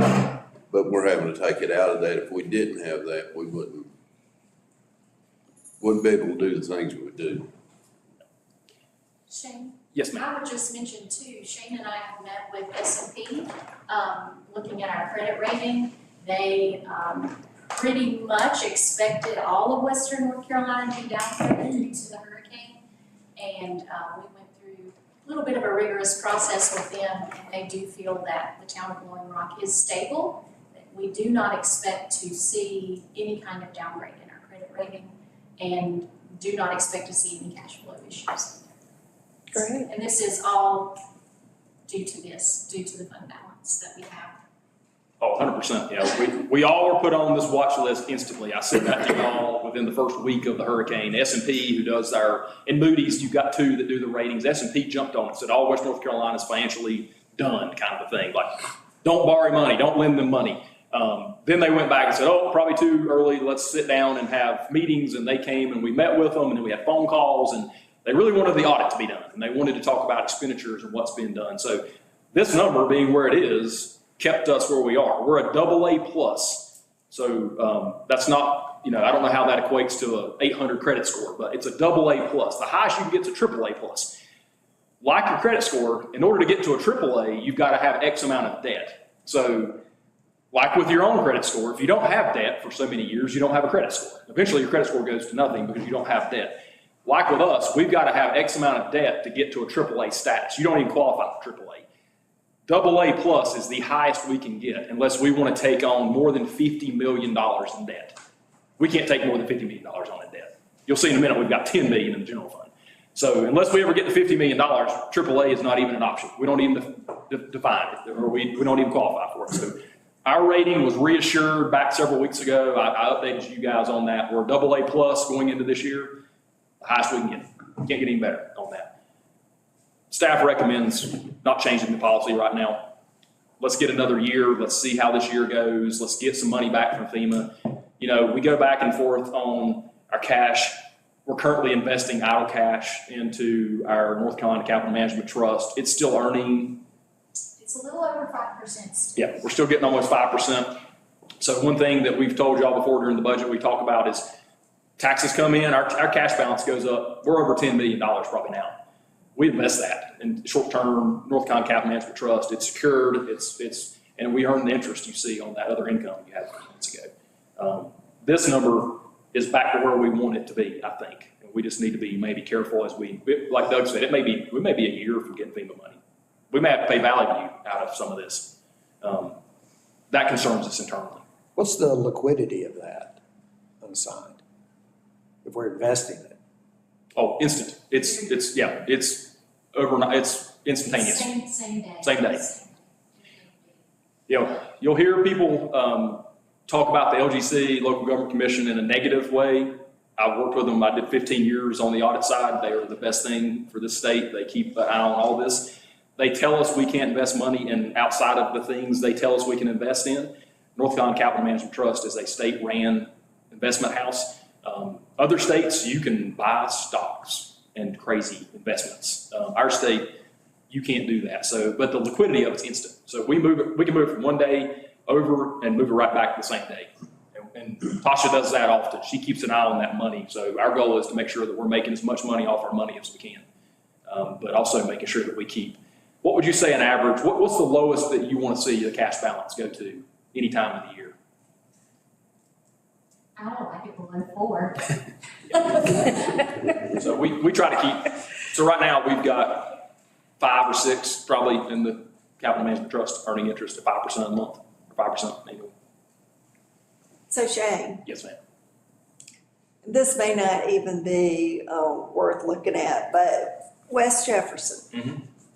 how can they be 100% of their fund balance and unassigned 52%? What are they doing? Receivables. Hmm. The difference between these two numbers, this one and this one, receivables. And a big point that Charlie was, I think, going towards, size of budget. 16 million, 4 million. So they can have 4 million in reserves and 2 million in receivables, and it equals 50%. Yeah. I tried to get like-kind budgets, but also neighbors, because that kind of helps out. Beach Mountain's budget now. 12-ish, 11, 12. Yeah, so smaller than us, bigger, a little bit bigger than us, smaller than us, bigger than us. Carolina Beach is about 20 million. Yeah, it's gone, it's wrong. Yeah, so these are just trying to get some comparisons out there. Again, you get into Lenore, you get into bigger cities, their numbers go down because at some point they don't need 50% when they've got $60 million budget. I mean, you're getting big numbers within that. But staff recommends holding tight until we see what's going to happen with FEMA, if that's head nods okay. Yeah. No. I forgot. You answer your own question. Charlie called me last night, interrupting me doing the side. Yeah. All right. Okay. So last piece, getting into financials, and this really sets the stage for the next couple of days. You know where we are financially. So we've talked about our metrics are better than we thought, especially with the hurricane. So sales tax better, TDA better, property tax better. Those are good things. Expenses, we got to keep an eye on, especially with the FEMA piece of that. We're going to potentially have to put some more money out there, more than likely, and we don't know where we're going to get it back. So we're keeping an eye on that. So that's the fund balance discussion. Getting into debt, we've got some changes coming up that I want to just kind of roll through because it helps set the stage where we got some capacity coming up and some of these projects that are out there. So currently, and this is 24-25, this is the year we're in right now. General fund, our installment debt, these are primary, this is Buxton property, this is fire station, this is our fleet vehicle. $2.8 million is what we owe right now. Our general fund GO debt that we approved back in 2013, 7.2. So total debt in the general fund is $10 million, $10,053,000. Round numbers, $10 million. You see where we start losing, and we start losing it each year as we're rolling off, especially up here up top. And we'll talk about those roll-offs in a few minutes. But 10 million now, 8.6 next year, 7.1 the next year, 6.2 the next year. That's a good thing, right? We obviously are wanting to roll off. We have some things we're going to talk about that potentially could roll on. Before we get to more detail, let me roll on to the water sewer fund. Pretty even here between installment debt and GO. Big piece of this installment debt, water meters, $1.2 million of this. The rest, fleet, cars, trucks, that kind of thing. This is our GO debt. So when we went back in 2013 to the voters to get bonds approved, the majority of the bonds were general fund. paving, parks, that type of thing. Water and sewer was a piece of it, but it wasn't as big of a piece. We're almost flipping that around the conversation this year, more focus on water and sewer. 4.2 million in the water fund, 3.8, 3.3, 2.8. You don't see them declining as much, primarily because GO debt's 20 years spread out. So it's a more even kilter debt payment within it. So big things coming up that we've been talking about for a while. And keep in mind, anything we talk about today, depending on what we're talking about and tomorrow and how we pay for it, we're different than your typical go and get your loan. If we go today and get a bank loan, we don't start paying a payment until next year. We get a GO or go to the bond market, that's a 2-year process. So for us, it's a lot longer. USDA, we talked about earlier this morning, we're gonna start USDA in 25. We won't make our first payment until 27 or 28. Those are good things because it helps us smooth things out. We do have some things coming off. Buxton property, we're paying $200,000 a year for. That rolls off next budget year. We got one more payment on it. Fire station the year after rolls off, that's $235.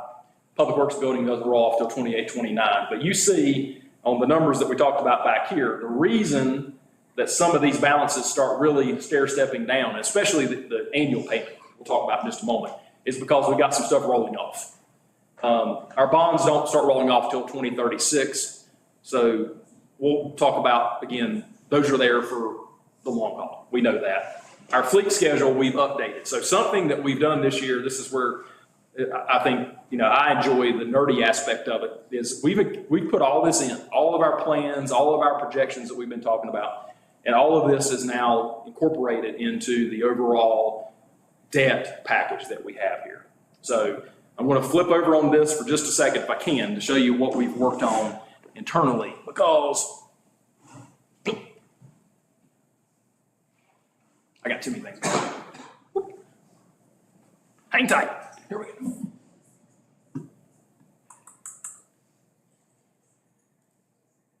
Whoop, whoop.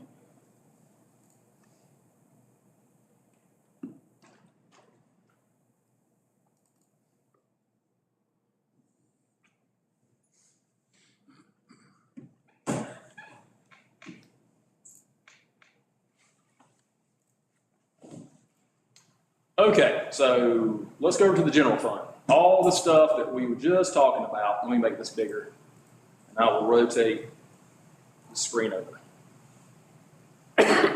All the stuff we just talked about, we have built into a spreadsheet with assistance from First Tron. And I know it's a little bit difficult to see up here, but what you have, let me see if I can't readjust this a little bit, is a projection for 25 on through 2031 of revenues utilizing some growth rates. I won't get into the real detail because we can do that as we're talking about things move forward. But we have projected out things like a 2% tax increase every year. David, you mentioned earlier about our growth. So we've said if we grow by 2%, our base every year, what does that result in revenue? We know we've got a revalve coming up between 27 and 28. We didn't put that in there because we don't know if the revalve's going to hold. We did not put any type of potential tax increases in here. What we're looking at today and what we're looking at right now and what we're going to play with over the next couple of days is that this is built out as in we know what we know today and we're making a couple of assumptions. One, our tax rate grows by 2%. Other revenues, we say grow by 3% because that's a very historical number, and our salaries and benefits and others grow by 3%. So we were just trying to keep uniform across. That being said, what does that look like from an overall debt standpoint? When we look at, outputs, and I've got this on the spreadsheet, our annual debt payments right now are right at 1.8 million, 1.7 million. We know next year it's going to be 1.7 again because we still have some of these projects or some of these things like Buxton property. But then we go down to 1.1 million. So we've got a $500,000 drop off here between Buxton and the fire station coming up. So we'll get more into depth as the next couple of days go on. But what this does, not only, and I've got these charts to show you, give us where we are, we're also able to go in and put things in here like our fleet schedules. All of our upcoming debt with our fleet, again, and I'll make this look better for tomorrow, these proceeds from debt issuances, we put out here as we're looking at total debt. Well, trust me, I'll come to it. We've projected out our fleet schedules, replacements of police cars, replacements of all the activity and all the things that are out there. Oh,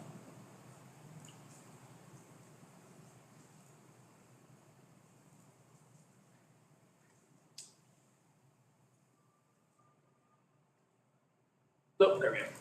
Say, I got it on here. We've projected out everything that we can project out for upcoming debt or upcoming liabilities that we know of. We have gone through and we have estimated, come on now, killing my momentum. We have estimated all of our future debt with upcoming services that we have. Thomas, kill me. We've broken the system. Hang tight. So far, so good.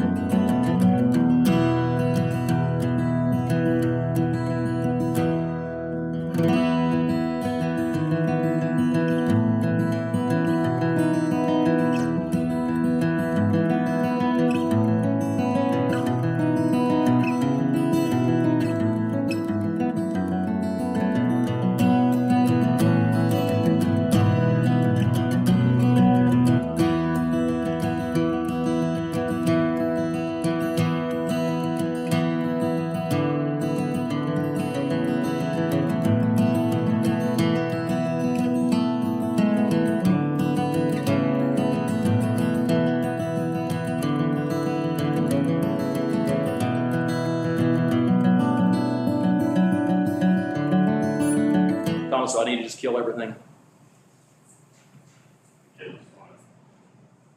There. Okay. It's just what we have. What's that help? It was going to close. So to Doug's point, hang tight. Here's where the cooler part starts coming in. Trust me. Trust me. Only from the CPA. Look, we have started building in potentials here. So, for instance, without losing anything for tomorrow, let's say we needed $1 million for the Memorial Park. We go up and we turn it on. And all of a sudden now, our proposed debt service changes here. So what we have here is existing debt service in the general fund. We know we owe 1.7 million for 24, the year that's ending. 1.7, sorry, this is 1 year behind. So the year we're in right now is 1.75. Here's our 1.7. Here's where Buxton comes off, and here's where the fire station comes off. We've got $600,000 rolling off. However, I just clicked on an on button for the Memorial Park. That's $1 million, 10-year note. First payment due here, then we start having 2 payments due each year. You'll see this play into factor as we're talking about things. The point of this is to be able to click on and off to see where we are. Here's the next part that goes into this. If you look at this other spreadsheet of where we are with our outputs, we currently, the year that we're in, rolling into this year, utilize 10.2 cents of our total tax rate on debt. So 10.2 cents is applied to the tax rate. Next year, a little bit more, and again, that's because we've already put in our fleet for next year, projected. Then you start seeing it going down. You'll start seeing this number change. This is our capacity. That will change as we click things on. So if we want to keep something in mind like our fund balance, 50% number, if we were to say we want to not utilize more than 11 cents of debt or something like that, this is what this is going to show here. It also takes into account, this is getting into the little bit nerdy aspect of it, right? Here's our per penny. This year, our penny on our cent is $173,000. For every penny that you raise, we get $173,109 in revenue. If we do 2% in the base alone, we don't change the rate, it's going to generate out here, each one of these, into where we are currently with our debt, projected debt, total debt, and how much of that is equated to our tax rate. With our projections is not to go over 11 cents. If we click everything on, it's going to go up above 11 cents, and the O over there to the side, O is gonna be how much do we have to raise the tax rate by to pay for the debt. That way we can prioritize what's out there. Same model on the water sewer side as well. Key there being we need some more usage data to make sure that we're accurate. But this is the nerdy thing that I thought we've been working on with First Tryon to try to build out. So we can simply go over on our dashboard and click on, if we want to add another 800,000 in sidewalk repairs, then we go over here and we see our numbers start changing. If we click everything on, you're going to see pretty significant changes, and you're going to see that we're going to need to do some tax increases potentially. And again, this is interchangeable as we're doing things. I can change this, we can change amounts, we can change dates, that kind of thing. You start seeing, look, our numbers are now back from 6 and 7 cent up to 10 cent, 11 cent. The point of this and the point of getting into this conversation is to be able to say, okay, we are looking at having some capacity with some roll-offs with our debt because of the two things, primarily the two things, three over the next few years. Buxton Fire Station. We currently have our annual debt payment of $1.7 million. We don't really change this upcoming budget year. So that's okay though. Whatever we decide today or whatever we decide tomorrow or the next day, we won't start paying for until we start getting here. So if we get a loan for the park this summer, we'll start making our first payment this fiscal year, not this fiscal year. So we're in some really good shape of discussing where do we want to be within this. This is our annual debt service. This takes into account the year we just ended, 10.8, the year we're in right now, 10.2. That includes our fleet. We'll start clicking that on tomorrow to show where capacity is within that. Is there any guidance, LGC, otherwise, about percentage of mill rate for debt? So as a part of this, we looked at peers. Where do they stand? Not only trying to look at so we were looking at through our Standards and Poor's, AA's, AAA's, that kind of thing, right? So here's some good examples of available fund balance, unassigned fund balance. You'll see where we are. You'll see we're right here in the middle of some of these peers the LGC puts us with. Mooresville's down here, Morrisville, I think they were just up here. Wasn't Mooresville up here? 37% of unassigned fund balance. Goldsboro, Clayton. Again, the LGC puts us in different categories for different reasons. We don't know why. So you don't see Beach Mountain up here, you don't see Sunset. We're a tourist economy, but they put us based on some different things. Over here, fund balance as a percentage of all. You can see where we are. Then we get over here, hang tight, David. Debt to assess value.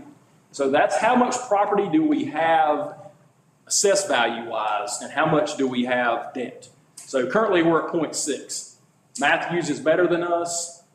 Davidson, Mount Holly, Gardner, Goldberg are much worse than us, right? So 2% of their assessed value is debt. Ours is 0.6. So we have $1.6 billion, $1.7 billion in assessed value. 0.6 of that goes to debt. So that's a chart there. Hang on, we're going over some more. Debt service to expenditures. 12%, again, we're getting in the tax rate of what we spend is going to debt service. Zebulon, Carborough, and then you get up to Mooresville. This one's a little bit misleading, and I'll tell you why. Because their budgets, and that's one thing I would say, Mooresville's budget is triple ours. Big budget. Ours was 40 million. Yeah, $40 million within this. But we've tried to do some things, David, to do exactly that. Trying to figure out where we are and just making sure, because the LGC doesn't put out guidance. So we've created this. We've kind of built this stuff into the spreadsheet to let us know where we are. Just trying to be helpful. Just trying to get y'all as much information as you can. This thing goes into, if we look at things currently, where we are, available fund balance. This is something that I thought was interesting. So again, on the general fund side, we took 3 years worth of historical data, projected that out.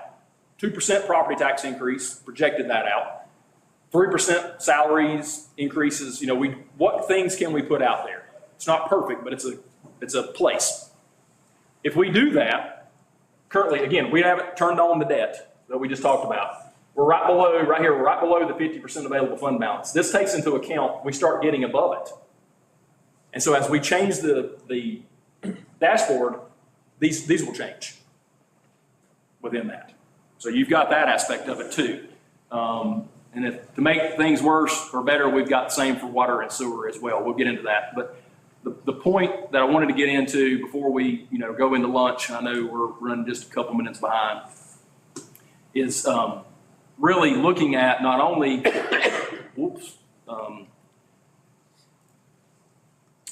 where we are from a fund balance perspective, which I think is a little bit easier of a conversation because we have increased in fund balance this year. We know that we're in better shape than we were in the past with fund balance. But I think we need to be cautious of fund balance because of Helene and some of the expenditures that are out there that we don't know when we'll get reimbursed for. That's pretty straightforward. We know where we are. We know what we have in the way of fleet, so we've projected that out. What we need to talk about later today, tomorrow, and Friday, when we're talking priority, is what do we think we can afford, or what do we want to try to afford, and then what potential tax impacts does that have? That's what this is. That shows your capacity. So this year, for the first year since I've been around, we're starting to see some of these bigger cliffs that we can start thinking back. Again, historically, we get better rates than most. We'll say 4% is what we're looking at right now, 4.5% if we're looking at getting a loan for the park, for instance. That being said, again, our timing is different. We get a loan this summer for something, we don't pay for it for another fiscal year. So that does allow for some of these things. We've got some capacity to do some things. Is that good? So we'll definitely play with these numbers as we get into some of these things. We'll turn some things on, we'll turn some things off. There you go, see that spreadsheet. See, Charlie, I was typing as I was knocked out. It was 12 o'clock last night. Shane, see the interactive set speak. You've already seen the spreadsheet. I don't have to do it. It was before 10, okay? But then that's, so we've got the historical conversation. Do we want to wait until after lunch, or do you want to move forward with it? It's next on the agenda. What's our time? It's 10 till. Until, what do you guys want to do? Hit it? I want to be respectful. I'm sorry? I want to be respectful of the staff up there. Okay. That was supposed to be Whatever, 11:30. How long is Let's go 12. Or a few minutes before, so we could break and do lunch now. If we want to. How long are you gonna hold? Just a few minutes. Let's go. Let's do it. Okay. Can you do it in 10 All right. minutes? As far as, So we put on. my name is not Shane, okay? Put a stopwatch. So we put on here a historical conversation. It can be a short, it can carry over. So let's try to get it under 10 for now. We go to lunch, because David's right. We've got a staff up there waiting to service for All lunch. right. We met with the state, North Carolina Department of Cultural Natural Resources. They came up. They have an inventory of our historic sites in town. They're going to update that inventory. And the way it was left, myself, Doug, and Kat did walk Main Street with them. And they're going to come back on our wishes, when we ask them to, and do a presentation on what they would recommend we consider for our town, whether it be overlay, individual historic sites, whatever. Now, there has been conversation out there about historic preservation group being put together. My take on that is we're a small town. I feel like that we have a planning and zoning department. Actually, Bill McCarter has more background in this historic preservation than any of the rest of us. And so, in a nutshell, I do feel like that we do need to start holding and looking at different historic properties. But we need to put it to the planning and zoning board, their job to come up with a plan. What would they like for the council to do? And then does the council go back to planning and zoning and say, hey, guys, gals, it's your responsibility? You want to put together a historic preservation group? Come up with a plan, present it to council. That's my take on it, because I don't think we need a bunch of subcommittees.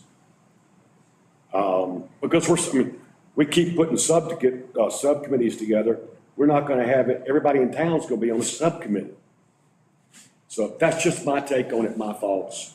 But I'm thinking we pass it off to planning and zoning, let them come up with a plan on how to move forward with historic preservation. Because Bill McCarter attended the event in Taylorsville. The state had an event in Taylorsville where they, half day, they went over historic preservation, tax breaks, grants, and so on. Who else? Sue Glenn. Sue Glenn attended, and Bill McCarter. So I'm just kind of throwing it out there. It's, we do need to look at historic preservation of our buildings. I agree. Shane? Well, I would actually start there. Do we? I mean, as in, do you all, I guess, and that's where, Charlie and I have talked a little bit. This started back with the downtown group and the subcommittee and the recommendation to change ordinances downtown. Folks start getting input and talking historical, talking about downtown and the things. And this happened 5-ish years ago. We had conversations about it as well, and it didn't really go anywhere. From a staff's perspective, and this can be incorporated into the conversation this afternoon with Kevin and downtown group as well, we want to make sure that we understand exactly what Charlie said. Where do you want us to go with this? Do you want us to do anything? Do you want us to go this direction? Do you want to give this to someone else? Do we want to do nothing? What really kicked this off was obviously the changes to the downtown, and it seemed like almost overnight we're involved into some pretty deep conversations about historical stuff. And I said several times, we've not been instructed by you all to do any of this stuff. So staff feels like wait a minute. The subcommittee started taking off in this one direction, and that's on the subcommittee. But from a staff perspective, the ones that do the work here, that you instruct to do the work, I instruct to do the work, we want to hear and get some feedback. And that may be go to lunch and talk about it later this afternoon, or we can talk about it now. But where do you want us to go, if anywhere, with this? Because we don't want to be chasing rabbits if we're not being instructed to chase rabbits. So let's continue this after lunch. How about kind of lay the groundwork and then we'll talk about it more after lunch? We could probably talk about it for a few minutes. I think the council, you guys, gals, need to think about it, how you'd like to go forward, because we all want to make sure our town remains, we have our historic buildings. And the town needs to be behind supporting those property owners that own those historic buildings and how to maintain them, and we just need to know how we need to go forward.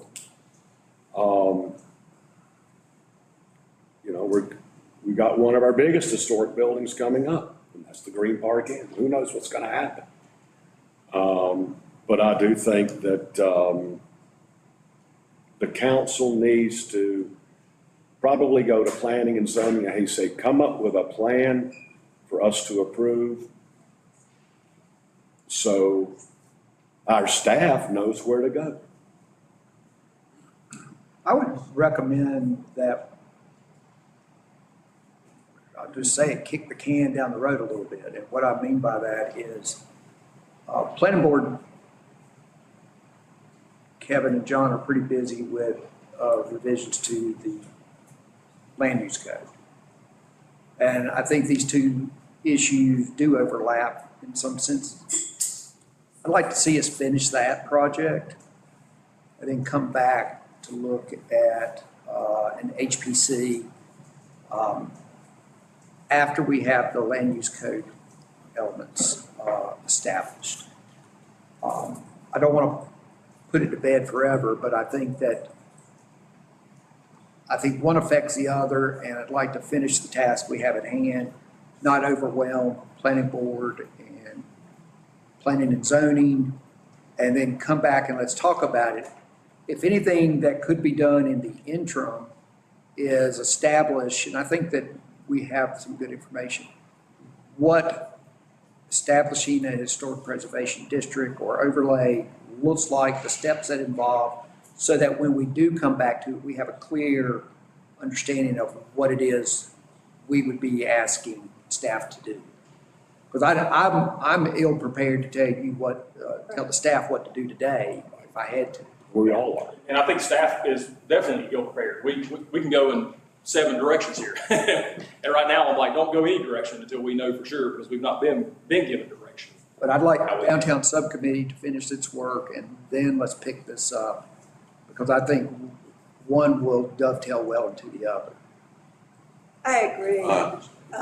Yeah, I agree with David, and I think it's still premature to make any decisions about exactly what we want you guys to do and what, how we're gonna approach it. I think there's still information and data that we need to gather. I'm not convinced that we need to add another bureaucratic, board, an HPC. And that's what that is. I mean, it really is regulatory, quasi-judicial, and all that. Maybe we do. I'm not saying we don't. I just am not ready to. We need more information. I think that's where it goes back to planning and zoning. We're not that big. We're not, we have numerous historic sites, but I think following David's comments, a lot of that does dovetail with what you guys are doing and historic preservation, which the planning and zoning could oversee. Doug, what were you gonna say? And I can't give any direction until I know a lot more. And with these people that have agreed to come back to us from the state and present some things, I can't give you a direction until I hear from them of what they even think that we can. I think that we're throwing darts out and not knowing where they're gonna stick. They're gonna get back with us. And you, the council, can give them a timeline on when you would like for them to come do a presentation. Okay? But like David said, one thing at a time. I agree with Doug, and I'm not prepared to make any recommendations or do anything until I have a clear idea of what's going on. Right now, I'm not sure anybody does. No. And so, No, I think, by the same token, I don't want to kick it down the road, but I think we all need to have better information so we can make that determination and give you direction. well, as it stands now, they're gonna come back with their recommendations, and they wanna do that on the council and the citizens. That way the council and the citizens can ask questions. Okay? So as soon as they come back, I'll let you all know and you can schedule the meeting.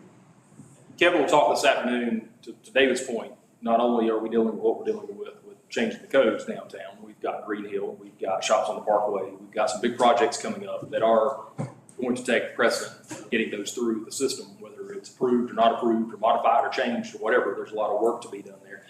We just wanted to bring it up. We put a 30-minute time frame. It didn't have to take that long, and it didn't, just to make sure that our expectations are known, that we aren't going to be taking staff time right now towards this because we've got other things to work on. As long as everybody's okay with that, we just wanted to make sure that we clearly understood.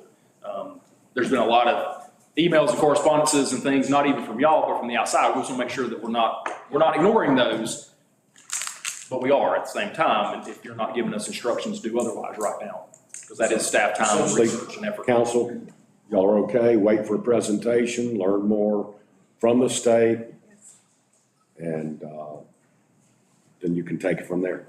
Yeah, let's Okay. pick it up after downtown subcommittee's finished. And in the interim, if I would ask anything of staff, is what does that process look like and what are the steps that we would. Yeah, we can do that, sure. All right. All right. You want to make us take a break here? So we've got lunch here for staff and council up at the cafeteria from 12 to 1. So we'll start back here. I've got 1:15. Everybody will be good and sleepy, but Tracy Brown will entertain everybody with his updates, keep everybody rolling, and then we'll go from Tracy Brown to Kevin. So we're going to take a little bit of a roller coaster ride with energy, and then we'll finish it up with parking.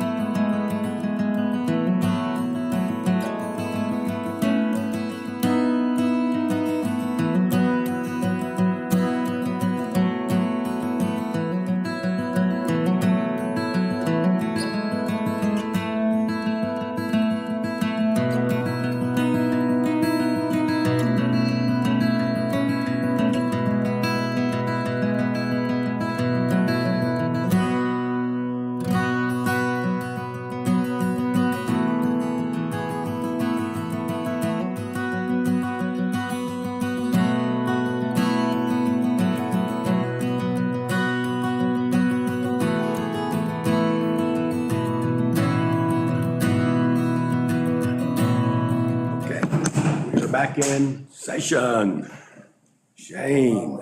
All right, so we are right on time. We finished up this morning's session right on time and had lunch. It's 1:15, and according to our schedule, and it will happen. Tracy Brown, TDA Director, is coming up to do an update on the TDA. Thank you. After that, we've got Kevin Rothrock and Brian Johnson, Downtown Subcommittee update, and we'll finish the day out with a riveting discussion on parking, first time topic for this retreat.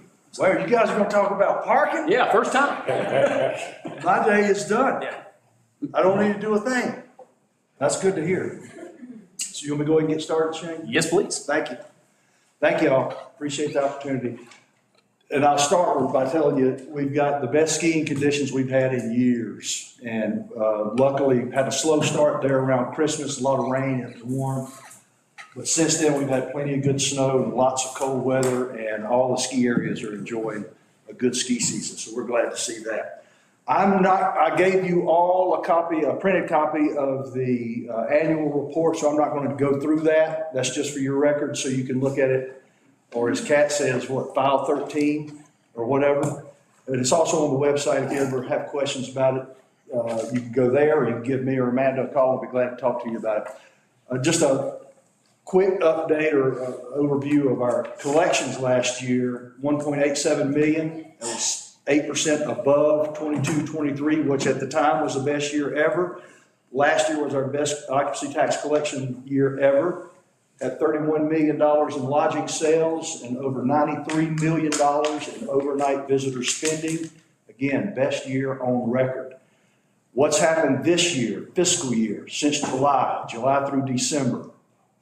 $1.1 million in lodgings or in occupancy tax collection, down about 5% to the same period last year. That's the first 2 quarters. But I do understand that we did collect a little bit in arrears. We had missed 2 reports for December. That showed us that we were down about 0.8% in December for collection. We collected a little more than that in the 2 reports that we were missing. We got those in this morning. So actually we're a little bit above last December. To year to date, July through December, 18 million in lodging sales, and September and October alone, we lost, if we were to be flat, if we were going to stay flat to last year, we lost $1.1 million in lodging sales and about $60,000 in occupancy tax just the last weekend of September and the month of October. We were down 35%, a little over 35% in October. That stung because October's our best month out of the year. But at the end of the day, we performed better than all of our neighbors. We had a lot of sales in lodging due to relief workers coming in and folks needing to have a place to stay. We had a lot of folks that were working in the area staying with us. So we consider ourselves very lucky. And to be only down 5% for this period, July through December, I was expecting far worse than that and prepared for that. So we're happy in that regard. If you were to look at our occupancy tax collections and revenues over the last 4 years, this red line right here is this year. And as you can tell, our best year ever was last year, or a couple of years ago. We're outperforming that in 24-25. This is the last week in September and October. We're still trending up. November, but I was told by visitors coming in and then by our retailers and lodging partners, folks were coming here and spending with intent. They were intentionally spending to help us, not just Blowing Rock, but the region. But you can see those trend lines they're consistent. And we were outperforming this year until the last weekend of September and October. I fully expect us to make up that 5% over the course of the year, and I think Tasha will back me up on that. We did a little bit of crunching over the last couple of weeks, just looking at trends, and we think we're going to make up that 5% by the end of the year. Let's talk a little bit about what we did after Helene. There was some criticism from some 3 retailers out of about 400 that we represent. 3 gripes saying that we were telling people not to come here. We never did that. We never told anybody not to come here. We did tell them the state has shut down our roads and they're asking people to stay away. We did tell them, hey, here's how you can help us. We did tell them the progress that we were making and what was going on. Through our social media, we kept people up to speed on what was going on. This was late in the game. This was several weeks after the storm. And the state had the highway systems marked. Now, this is through Visit North Carolina. Those red dots were the counties that you were asked not to visit. Well, you can see that one green dot up in Watauga County, or just below there. Blowing Rock was welcoming visitors. We were open. Here's a link to their website. We worked with the state of North Carolina and Visit NC to get consistent or constant updates on the road situation, and then messaging that we're in fact open and welcoming visitors. At one time, from here over was red early on. Charlie worked with the governor's office to say, hey man, we got 321 open, we've got 421 open, you get to 321, you can get to Blowing Rock. But when the DOT is telling folks not to travel, and the governor's office is saying, stay out of Western North Carolina, we're not going to go against that. We're going to work with our neighbors and do what's right for our town, but also for our neighbors. We coordinated dozens of interviews and messaging what we were going to say. They'd call our office or they'd call the chamber. We worked together and made sure we get in front of the right people so that we weren't having conflicting messages going out there. The interviews that were going on with National Parks Traveler and all that stuff was coming through our office, and then we were kind of divvying that out to who needed to be on camera or in the interview. The last thing we wanted was somebody out just spouting misinformation and scaring people off. So every one of these, we were talking about, hey, we're open and we're ready to welcome visitors back. And I think that helped us going into November. I'm sure of it. We had 37 billboards throughout the Triad and Charlotte markets that was gifted to us through Adams Outdoor. We've been doing billboards with Adams Outdoor for years. And they turned that over to both Blowing Rock and Boone. And I think that helped for sure. We also partnered with the folks at Shop WNC. We were one of the first adopters of this platform. We had about 40 businesses that jumped on, and that again was to just help push shoppers to these different areas across Western North Carolina. We did do a paid digital campaign to remind folks that we are indeed open, and we ask that you come and visit thoughtfully. And we ran that through Google Ad Network, also the Charlotte Observer and the Raleigh News and Observer. Winterfest, we just finished up. I've done it 27 years since the beginning. Amanda's been with us on that event for about 20 years, and it's as good as we've ever seen. Crowds were great. Wasn't overwhelming. I'm sure we had a lot of people kind of stay back or hold back because of the cold we had leading into the event. We had 5 days of just brutal cold, and then they think it's going to be 5 degrees up here. They'll hold back. But the weather was perfect. We had great coverage from our media partners, and I think everybody had a good time. So we're glad to see that help push the message that we are indeed back open again. I pulled out this from AirDNA. This is a platform that we contract with to show what's happening in short-term rentals. Right here, 2024, this is for October. All right, this is October right here. That blue line is 2024. Our occupancy rate was at 49.9%. Back at the height, right after the pandemic, we were at 74%. So we're as low now as we've ever been for the month of October. If you go back to July, our occupancy rate was at 75%. That's right up there where we want to be. So October, we took a hit, but I think we're going to make it up over the course of the next 6 months. initiatives that we've been working on over the last year. Of course, we're going to be joined at the hip with the Chamber of Commerce. Robin, we're there for you, sister, just so you know.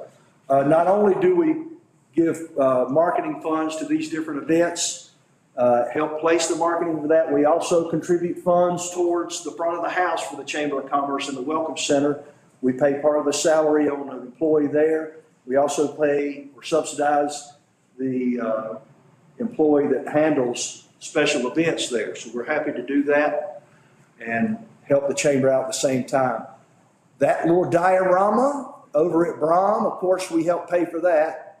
And we also give Brom $20,000 a year toward their marketing funds to help them promote their events and the museum.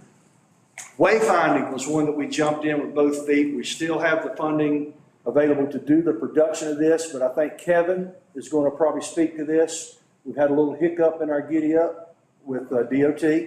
I spoke this morning to it as well, with probably half-ish is what we'll end up with. Okay, yeah. I think there's some design stuff we're going to have to tackle, but TDA's on board and we're going to be funding that. Happy to do it. And again, that's coming out of the Sustainable Tourism Management Plan. Updated and revamped the website. That too was a recommendation by Roger Brooks. I invite you to get on that website and check it out. It's beautiful. A lot of new interactivity on that and a lot of plug-ins where folks can really engage. Doing things like itineraries and maps where you can build out your itinerary for your stay. Added a page, several pages for partner opportunities and information so that they can understand how the TDA is going to help their business. Educational opportunities, marketing and promotional opportunities. A lot of resources in the website that is specific to our partner businesses. And that's pretty much any business in the Blowing Rock region that is associated with tourism. By the way, does everybody on council get the Tadler newsletter? Everybody get the Tadler newsletter. You will keep up with us weekly in what we're doing if you'll just open that and read it. It's a quick read. Amanda does a great job on that. Where is she?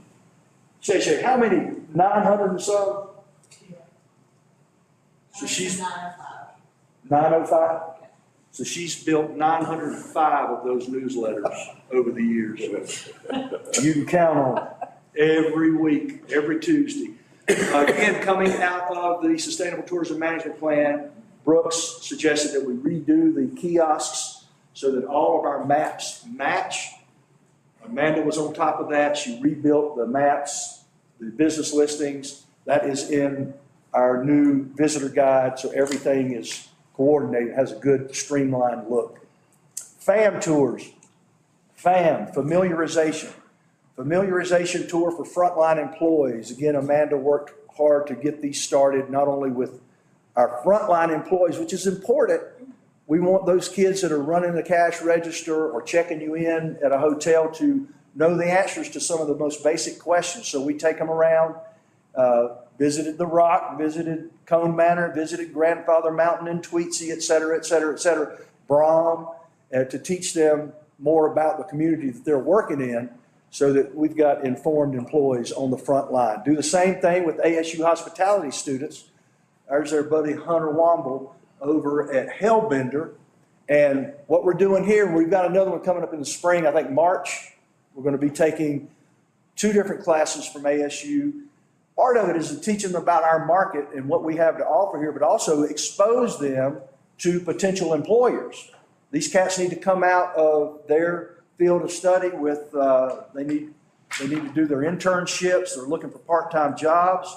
And I'm amazed. We were just at a class. What was that? Destination management class with Dr. Klein at ASU last week.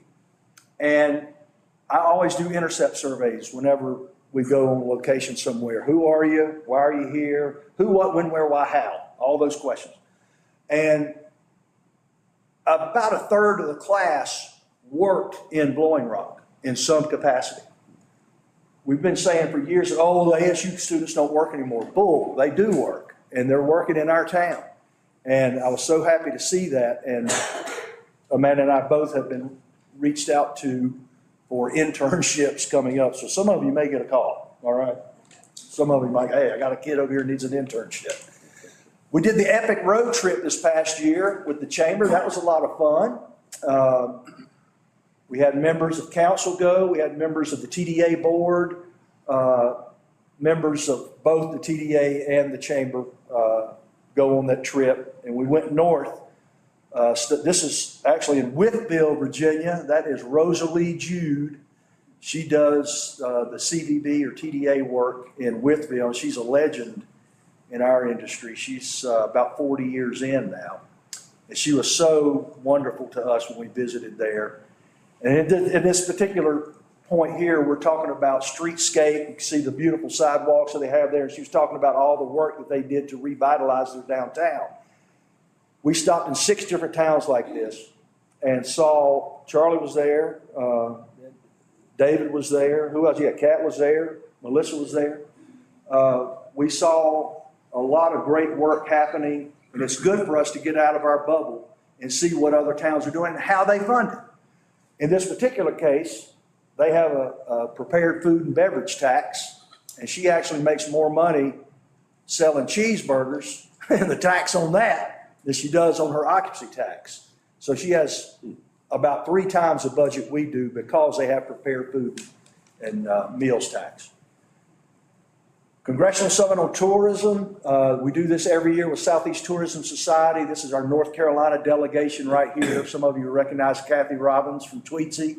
That's Wright Tilley over at Watauga County TDA. That's Baldy himself. Virginia Fox, our representative from District 5. This is Jessica Eisenhower Roberts. She's Director of Tourism for Mayberry, North Carolina. We visited with all our elected officials in Congress and to just talk about the importance of tourism and what we need to do, what the work we need from them to help bolster what we do. And one of the things we made very clear to Representative Fox was this is one of the few industries in this country that will not be outsourced to another. That person checking you in the hotel is not going to be sitting in China. The one that serves you your beer at Bistro Roca, that money stays here, it circulates here. That's why it's important. Another initiative we had was partnering with Black Folks Camp 2 and becoming Unity Blaze certified. Now, some folks say, oh my God, he's in DEI. Whatever, sue me. We ran into a thing years ago when we were actually in the midst of putting together a visitor guide, and somebody called us or sent an email, and Amanda took the email down and she brought it, threw it on my desk and sat down and said, what are we going to do about this? So I read through the email. The email was basically saying, you've got a 75-page visitor guide, not one person of color in it. They counted all the different pictures that were in there and how many people. And I said, oh my God, I never realized this. She said, I know. I said, what do we do? She said, you're going to fix it. So this is how we're going to fix it. This is how we're fixing it, is by partnering with Earl Hunter Jr. to teach us where we're missing things and why there's no representation. So we're all in our staff Unity Blaze certified. And what that means is you're welcome here. Everybody's welcome here. I'm glad we did that. We also worked with the Outdoor NC and the stewardship program on trail towns. We're one of 15 towns in North Carolina that were chosen to be a part of this program. And we are a North Carolina trail town now. This particular scene here, we are out on Bass Lake, walking around and seeing just how compliant we are and how accessible we are. Can you get on these trails if you have a disability? So we're working with Outdoor NC and several others to get an inventory of this and where do we need work. And we're doing good work right now, and we're pretty lucky to have what we have, but we're going to get better at it. And I mean a town, not the TDA. Accessibility is another page that we built out on the website. This again was a recommendation from Roger Brooks in the Sustainable Tourism Management Plan. You think about it, when our town was being developed and built and being built out and the attractions around us, folks with disabilities didn't travel. If they did, they damn sure didn't get out and do things. Well, things are changing, and now we've got opportunities. This is over at Sky Valley. Yeah, Sky Valley Zip Tours. They have these all-terrain vehicles that are meant for folks that have accessibility issues. So we're happy to partner with those folks and help promote them. And, you know, that's only going to broaden our audience. Again, we are a trail town now through Outdoor NC. One of 15. We're working with them for a sweepstakes right now. The first one they're doing was with Blowing Rock. And you can win the ultimate outdoor lover's escape to beautiful Blowing Rock, North Carolina. Another one we're doing right now is a romantic giveaway. This will run through the end of February, the 28th of February. And had a lot of folks partner with us on that. We're excited to bring that out. I think the first week we had about 800 or so folks enter, and that's going to run for another month. So it should be fun to see how many folks we actually get to enter this giveaway. I put this in here about social districts, and that came up from a few restaurants in town. Something I think you all might want to consider discussing at some point. We would be the only one right here in the high country that would have one. Our closest that have a social district is Lenore. And I talked with Hildebrand down there, and he said they had not had any issues with it. A little different, I'm sure, here than there, but I think it might be a good way to keep folks downtown a little longer and moving around, helping to keep downtown district kind of vital or active. I don't have anything else, and I'll be happy to answer any questions that you all might have. Tracy, what's our room volume now? Right now, total room count's about 800. That's in town. A lot of folks in our area, like Robin's renting a place up on, and I don't know why they put you way up there. I'm gonna get with Kim, talk to her about that. She's up on Evanston Road, right near Apsky Mountain. She was thinking her occupancy tax was coming to us. We were having that because she's very familiar with how all these things work. And her occupancy tax is actually going to the county. Now I'm gonna have to get with Kim and say, why did you not put her in our town so that we can collect that? Well, my point being, a lot of folks are in the Blowing Rock Fire District. They think they're in Blowing Rock, and they're actually out in the county. We're not collecting that. That's okay. But to answer your question, we're about 800 rooms in town. And that's up, what would you say, over the last year or two? Yeah, we're up about probably 100 rooms, close to it, over the last year or so. Thank God you're here.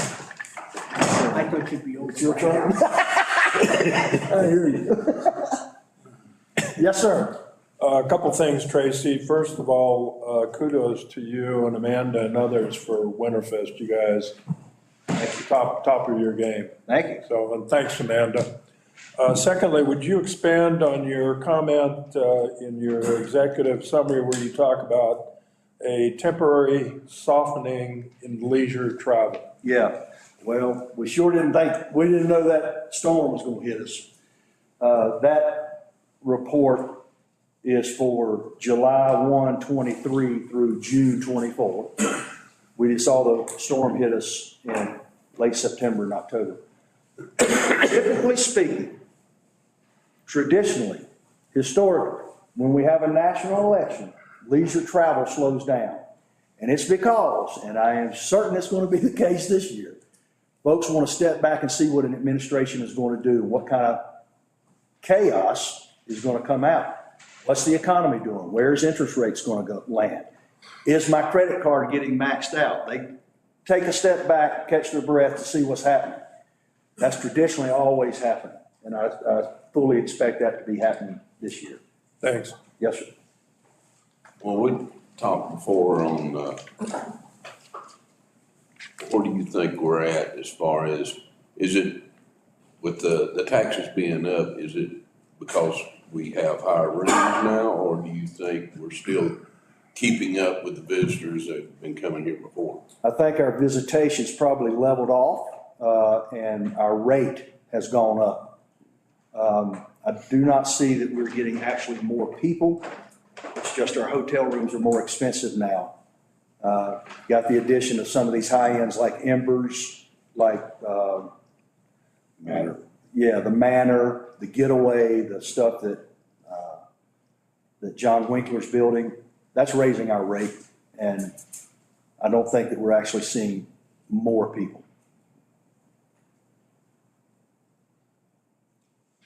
I've heard from a lot of the store owners that spending is down. Yeah, I don't doubt that a bit. I would not want to be in retail right now, I can tell you that. Given the fact that you see those UPS trucks coming in town. You see where they're dumping stuff off too. And I mean hundreds of boxes a day at our post office coming from Amazon. They've got to be unique if they're going to sell anything. And otherwise, people are shopping online and they're saying, I can get this, whatever, cheaper. You got to catch them in an emotional moment when they're here. They're feeling good. And I did see that in November. Our November numbers were up. And I heard somebody talking about sales tax numbers for the county. They don't break out our sales tax for Blowing Rock specific, right? Correct. Yeah, so It all what gets goes to based the on the county. formula, that's right. Ours is based on the formula for our. Yeah, and our sales tax probably was up for October or November.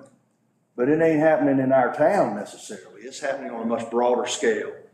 I was telling somebody the other day that I know we spent money we would have never spent before, and it was Rhonda and I going out and buying 10 cases of water that we could take to a church for distribution. We're buying clothes to give to somebody. We would have never spent that money otherwise. So I think that's what's happened in terms of our sales taxes. Again, coming out of a national election, folks pull back a little bit, and they're not just spending on a whim, like they might would if it were just a regular year. Yes, sir. Two things. One, I know it's really hard for you to be candid, but I'm gonna ask you to be candid. I better get a drink of water or bite my tongue more. What can the council do or stop doing to assist TDA? And then can you expand a little bit about the social district and why you included that and your thoughts on that? Yeah. Thank you, David. Where the council and this board can help us is, I think, first and foremost, paying attention to who you're going to appoint to a board, to our board. I know over the years, we've had people that have applied that luckily either got on with really no support from the rest of our board, or were just not allowed to get on the board. The last thing we need is somebody to come in and sit on a board and try to turn over the whole apple cart. And you got people in this town who want to do that, you know that. Not just our board, any board. There's some certain people that just can't play well together. So I would ask that you all be cognizant of that, or make sure you're paying attention. And if there's some way we can help you vet, maybe not, that's not a good idea. Maybe there's a conflict there. There is a conflict there. But you all can vet, and talk to the guys and find out, or ladies, whoever is applying. In terms of the social district, we've had a few restaurants ask us about it. And they felt like it might extend or enhance their sales, keep folks maybe downtown strolling a little longer. And where I have seen it, I've not seen an issue with people being rowdy or, drunk, walking around. It just gives it an atmosphere of a social area that you can walk around. There are laws, League of Municipalities has a whole, I've done a little research on it. The folks that I've talked to that have them say that they've not had issues with it. Now, we're not a Charlotte or even a Boone. Boone does not have a social district yet. I would think they'll probably get one. But I say that only because we don't have the clientele here that a Boone does. Or let's say a Charlotte when they have an NCAA tournament or a big game. They've got a social district happening in there they didn't even know about. But, you know, we don't have a Panthers game going on with 60,000 people getting toe out the frame, you know, pounding back a bunch of beer. That doesn't happen here. Even when we had the wine festival, we really didn't have much trouble with that. Our clientele's a little older, a little more mature. I think it probably generate a few more sales taxes in town. Might help extend some of the operating hours of some of our businesses if they know folks can walk around with a plastic glass of wine and do a little shopping. Thanks. Just my thought, yeah. If you could pick a business owner, what would you think would be the most important to try and get in here right now? We don't, I would think, right now, it might not hurt to have another restaurant or so in town. Restaurant or two. Shay, you got any thoughts on that? Any Parking business? operator? Beg pardon? Parking operator? I still didn't hear you. Parking operator. A parking operator. Somebody who wants to build a private thing and do it. Excellent idea. $5 an hour. Yeah, no, I do. Robin, you got any thoughts on that? You've been here, fresh eyes? I would say probably a couple more restaurants, for sure. More upscale restaurants. She's Because coming out of, because they balance out, you know, they come, they walk out of their hotel room, or they're pulling in from somewhere, they're gonna eat, they're waiting to eat, they're gonna then shop, or window shop, come back, and it's that economic trickle effect. she's coming out of the Tampa St. Pete market and came in here with fresh eyes on everything. So she's seeing a lot of stuff that we all are numb to at this point, so. You mean like how crazy you are? Oh, you stop. She has hum-nummed it here.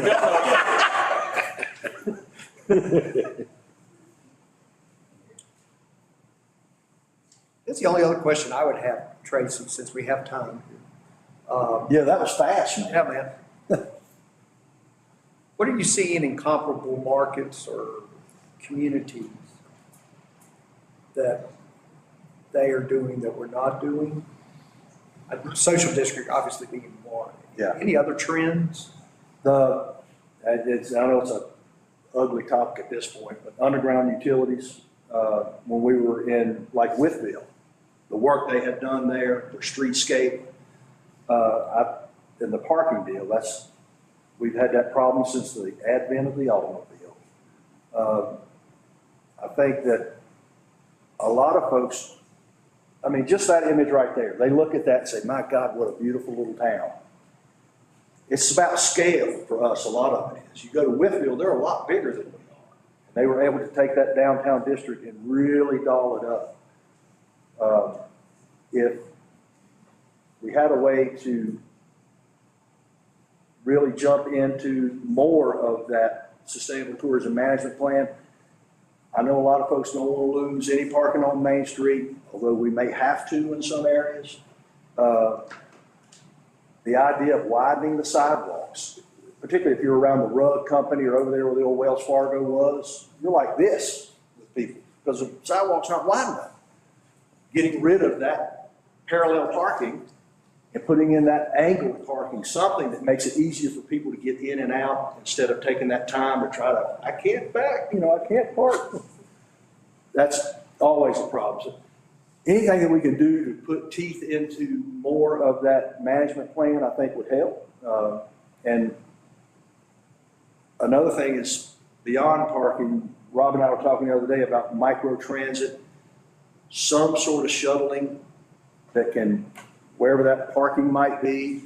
Her thought was that they do back home where she's from, was actually for the residents, having an on-demand sort of micro-transit deal where you call and say, hey, pick us up, or your own thing, I need to be picked up at 1:15, I need to go back at 3, and you actually going to get the resident and bringing them downtown. That might be something worth looking into. The parking deal, I think, Shane, TDA paid for the latest parking study, right? Correct. We're happy to do that, and we've got to get down to business on that at some point. Because we're only causing issues. When Matt and I were talking to the folks over at ASU the other day, the students there, we showed them some of those images from 2020 when all hell broke loose and the parkway was covered up. We were jam-packed, 4 lanes of traffic on 321. And I made the comment, something to the effect of, this is not what we want. We got to get a handle on it.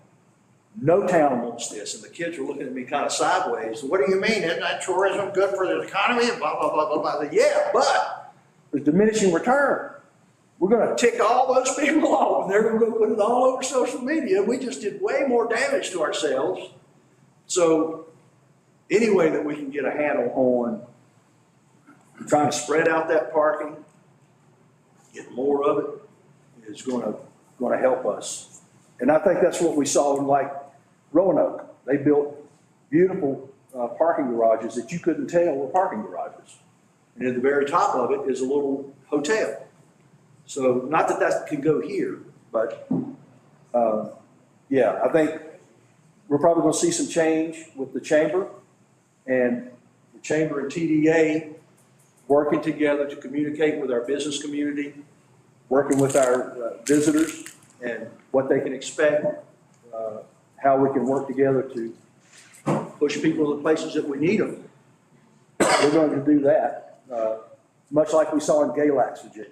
Galax worked very closely with their public entities, their elected officials, police, tourism, chamber. They all work very close together. That's something we can work on, I think, to make us better.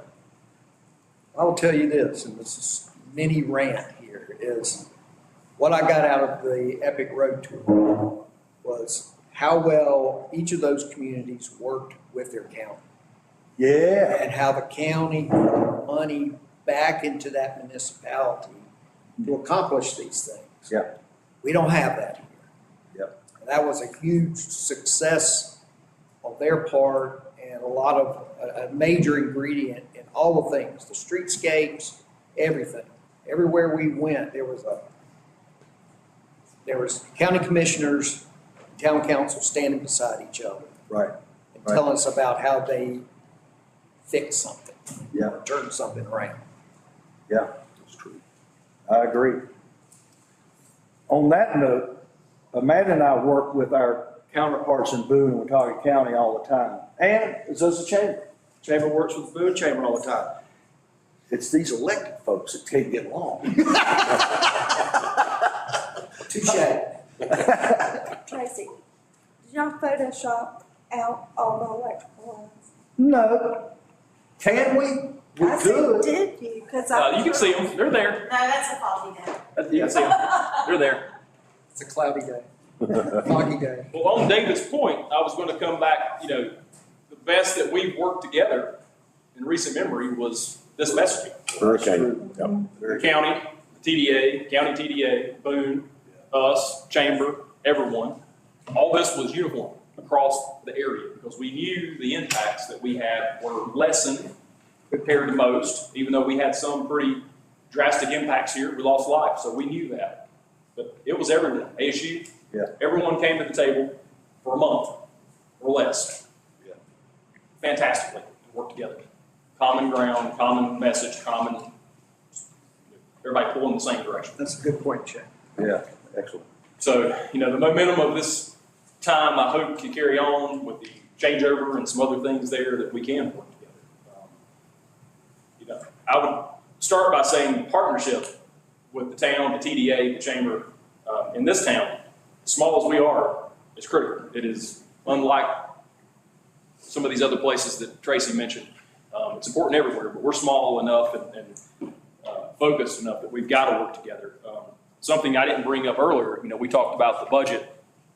On page 39 of the budget is what the TDA contributes to the town for infrastructure. This past year, $600,000. I was supposed to have a new Cadillac. Yeah. What y'all It getting? does New not have a Cadillac? new Cadillac. But what it does pay for, again, just to remind you and the public, is it pays for bathroom attendants. It pays for part of the Christmas decorations. It pays for part of the landscaping on 321. It pays for some of our street maintenance. It pays for sanitation downtown with some of the trash pickup that's there, our lights, our street lights. It helps pay for directional signage, which we talked about. So $600,000 a year from the TDA goes to the town for tourism infrastructure needs. That's a huge portion of our budget that we talked about this morning. Before Tracy gets out of here, I would ask a couple comments or questions. How is the county TDA through this first quarter, second quarter? Are they trending worse than us, or are they pretty similar? Their collections are below ours, not percentage-wise. They're not collecting as much as we are, or they're down a great deal more than we are. The county in particular, just in October, their occupancy tax collection was off by about $600,000 for 1 month. That's a third of our entire year. The county's TDA budget is 3 times ours, almost 4 times ours, and that of the Boone's is a little over twice what ours is. They've maintained okay in Boone proper and within city limits because, again, they're housing a lot of workers and relief people. The county, all of their visitation is through Airbnb and Vrbo. And a lot of that was shut down, or people just said, you know what, I don't want to get up in there. I don't want to get in that mess. Or knowing that places like Tweetsie were completely closed, or Grandfather Mountain, they were closed 6 weeks. That view to the right there, that photo on the right, that's why people are coming here in the fall. You can't get to it. They'll just stay home, come another time. And that's what we saw there. So, Kim was telling me that the rental market was recovering a lot slower. Yeah. So, and the Kim county and Jenkins, yeah, the county sees a lot more short-term rentals. right. They have no hotels. We got, Crestwood, about it. Tracy had mentioned earlier, I want to just, because it's been asked before, it may get asked after this, the food and beverage tax that was talked about, the 1%. North Carolina has some of it. There's 5 counties in North Carolina that currently has a 1% tax. Because this comes up, Wake, Dare, Cumberland, Mecklenburg, and Orange has a 1%. Towns do not. They can.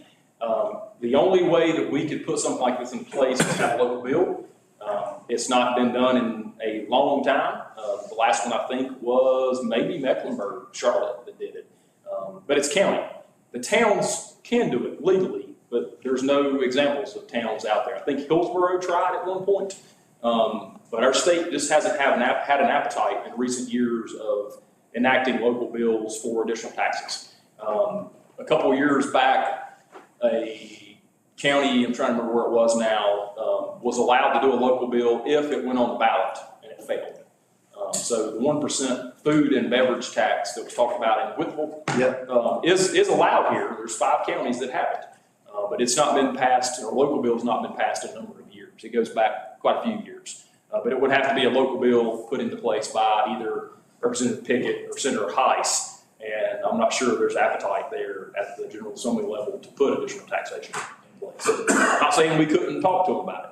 Just FYI, that does come up from time to time because other places, other states, every county has it. It's a big thing. North Carolina just has never gained traction here outside of those 5 counties. And those are big counties. Those are your major metropolitan areas that are doing it. Orange County, that's got Chapel Hill in there. Orange, Wake, Dare, Cumberland, and Mecklenburg. And that's your 5 counties right there. That's your big ones. Dare being the smallest of those, but that's beach. That's all the Outer Banks and stuff in there. So just keep that in mind. It's not, we can definitely have the conversation. I just don't know where we've been in recent years. It's not been an appetite appetite to do a food and beverage tax. And then, I don't know what the value of that even would be in the town. I don't know what type of value we're talking, for every $10 million in food sales, which is a big number, it'd be $100,000 in tax. So, and then the social Ridgeville district. has the blessing of I-77 and 81 running right through them. A lot of people coming off the interstate, so a different animal there for sure. And the social district has come up. It came up during COVID. It came up, remember, a period of time, an executive order was passed by the governor for takeout drinks. Yeah. We started talking about it, and that's really what spurred a lot of the social districts. There were quite a few of them very quickly after that COVID area that put those into place. I talked to Chief Kirk. He's, unsure. He'd have to do some research and talk to some other folks there of it. He's not against it. He said he wasn't for it. He just would have to go into it. But to Tracy's point, of places that do have it, there's very little in the way of issues from a policing standpoint. It's just a matter of trying to control it. Where do you put it? Where do you put the signage? What does it look like? And that type of thing. So something to talk about potentially, if that's an interest of you all, or not, either way. But a social district does come up, to me, 2 or 3 times a year. Somebody will ask about it, or a restaurant or something will ask. We've got that ordinance passed that allows us to serve at Sunday mornings at 10 o'clock. There's a lot of the restaurants in town were asking about that, particularly Chatola, Meadowbrook, that had on-site premise, and council approved it very quickly. And I think it's probably helped us sell more Bloody Marys and mimosas and this, that, and the other. When people are on vacation, they enjoy that, Eggs Benedict and a mimosa. I'll have 2, please. We gotta get One to Rhonda go. back. One to go. Anything else for Tracy? Thank you, Tracy. Thanks. Thank you. Thank you. Again, just All your work, TDA and Amanda, of course. Of course.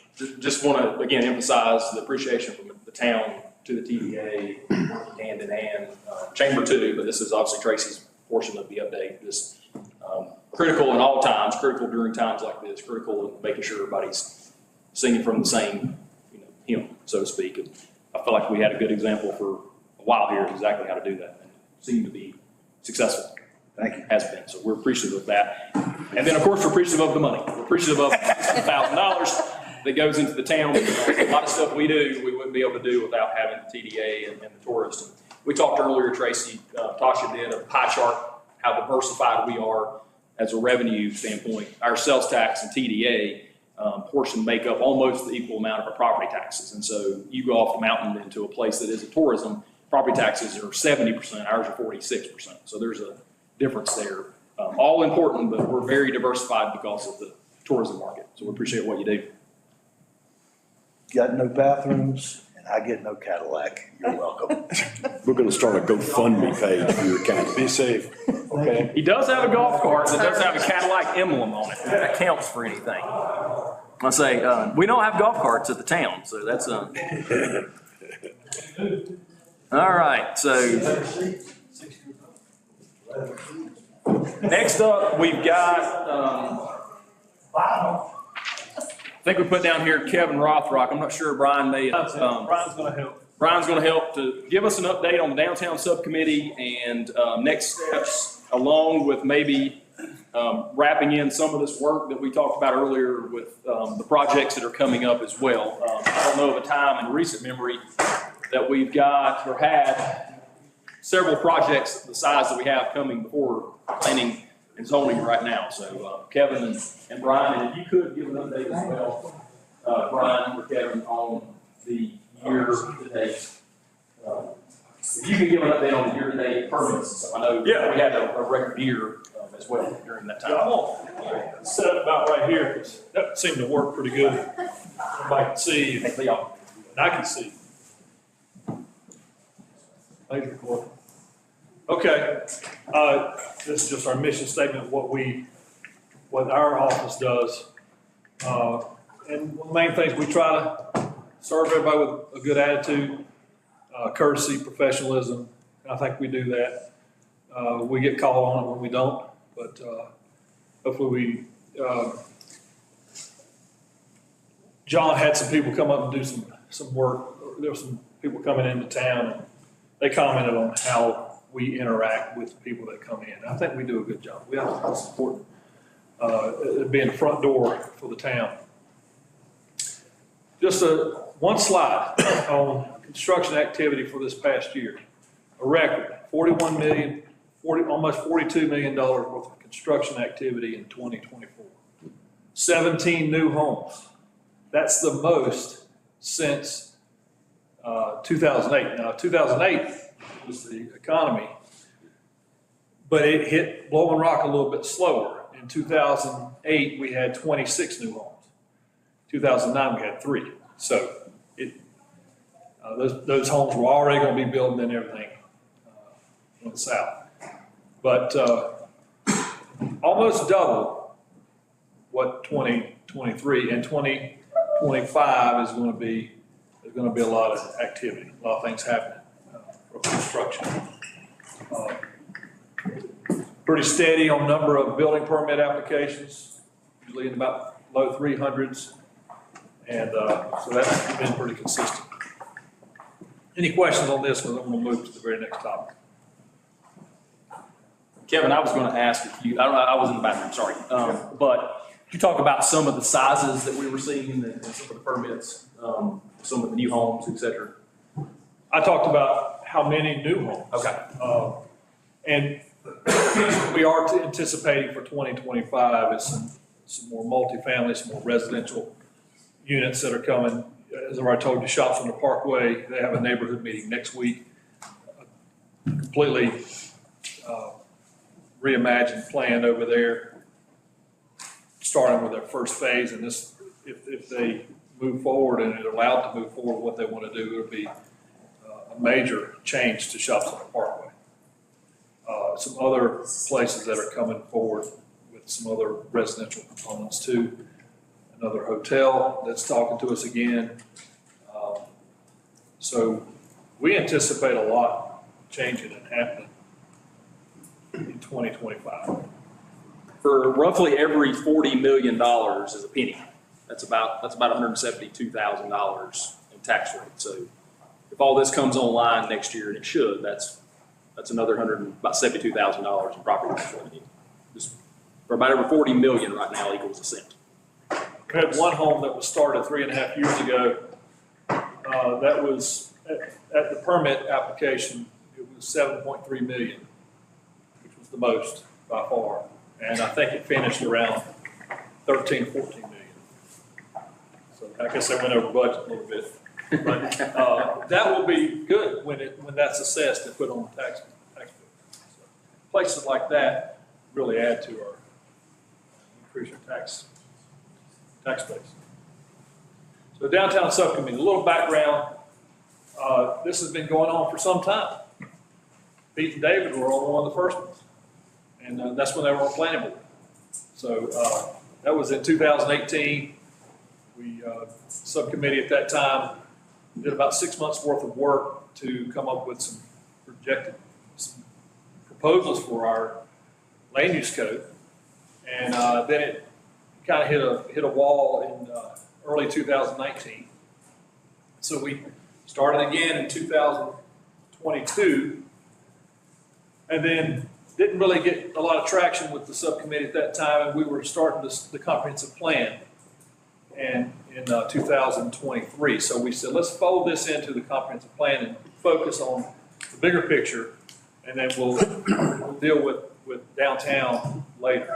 So retreat last year, 24, you asked us to start the subcommittee up again, add a couple members, keep some that we already had, and look at two things that were part of the newly adopted comp plan and had been on the previous.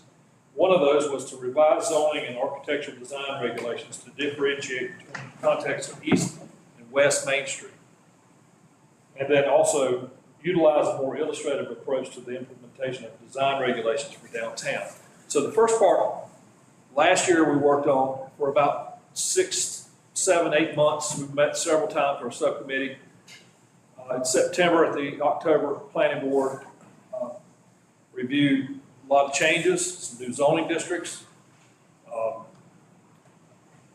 East versus west Main Street, new setbacks on the east side, new setbacks on the west side, created a town center Sunset and Town Center East, Town Center West.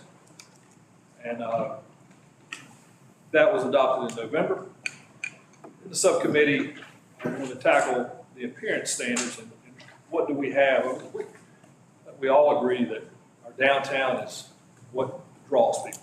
And we don't want to get away from that. We want to keep that going, but we also want to take a checkup and see where we were.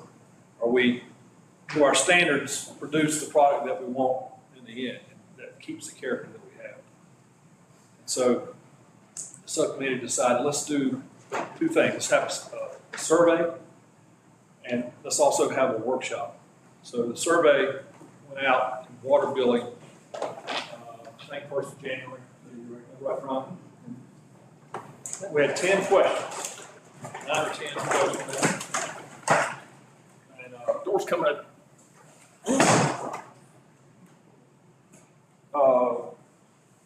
Had good response on the survey. We had close to about 300 responses. It's still open. I think the plan is to shut it down by Friday. I think the comments are kind of repeating, but we've had great response. So out of that survey, we're working with that and the workshop that we had last week. And we had between 20 and 25 people come to that. Kind of a tough time to have a workshop being as cold as it was. But through that, we shared these boards. Brian and Taylor put these boards together that showed some of our history, some of the buildings, and when people can see that picture in front of them, it makes a connection a little bit better than filling out a survey online or on your phone. So this is just some of the historical large buildings in Boiling Rock's past. Some of the smaller buildings, Sonny's. We had different things that we were able to put together.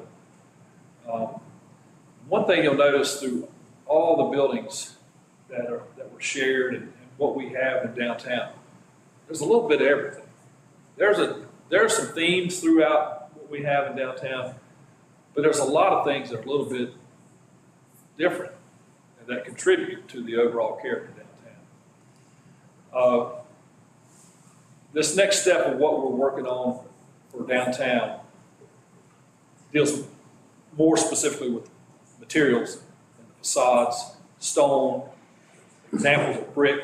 You can see some of these on the right side that show some of the things that's just been finished here on the old speckled trout. Bark in downtown, some of the stucco that's out there, and all the different variations of stone. So if somebody said, what's the stone, what's the one Boiling Rock stone that you would want to pick? There's probably 3 or 4, and it's hard to put your finger on. Some other facade materials that you see some variation in these. You got the manor on the bottom, the changes that were made down at the social. So the question was, what facade materials are appropriate for downtown? Natural stone was by far the focus there. Bark siding, got a lot of both. Wood siding, red brick still got a big vote. Awnings was one of the most important topics that was mentioned in the survey and some of the responses about the awnings. So we dug a little bit more into the awnings and the types that we don't have any glass awnings downtown, but these would be examples. And these two slides show some old historic awnings down here at the old Reinhardt building now. And in the survey, fabric awnings was the most popular. What do you prefer, fabric awnings? Out of 228 responses, 77% said fabric awnings. somebody said glass, we don't have any glass, but maybe where they live, they have some. What features are appropriate for downtown? So the survey ran through all that, and planters and awnings and canopies were a big vote getter. Outdoor patios. So all these things. Recessed entryways. Some of the things that the variation received a lot of support. Different type of roof lines, and I think this is a good vision of seeing what's really behind that parapet. So, you can hide the HVAC equipment, things like that. Some recent construction in downtown, got the Getaway, 1150 Main, the Manor, Embers, what they did at the Rumpel House, and then the Social. Yes, the Embers got a lot of negative publicity, a lot of negative votes, but it got some positive. There were some that said, look, I realize it's big, but it wasn't all bad. But of course, the Embers did get a lot of negative votes as far as what people preferred. Talked a little bit about historic early on, how important is preserving historical buildings in downtown. It's about split being most important or a top priority, but not the most. So, not sure what we do with that, but we can talk about it. How you describe yourself? A lot of these people are local, live in Blowing Rock. How often they visit downtown? Multiple times a week.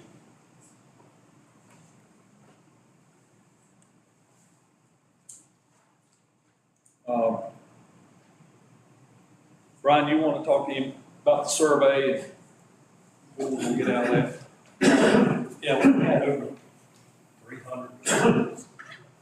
I'll be glad to recompile that if y'all would like me to send a kind of a last response to you.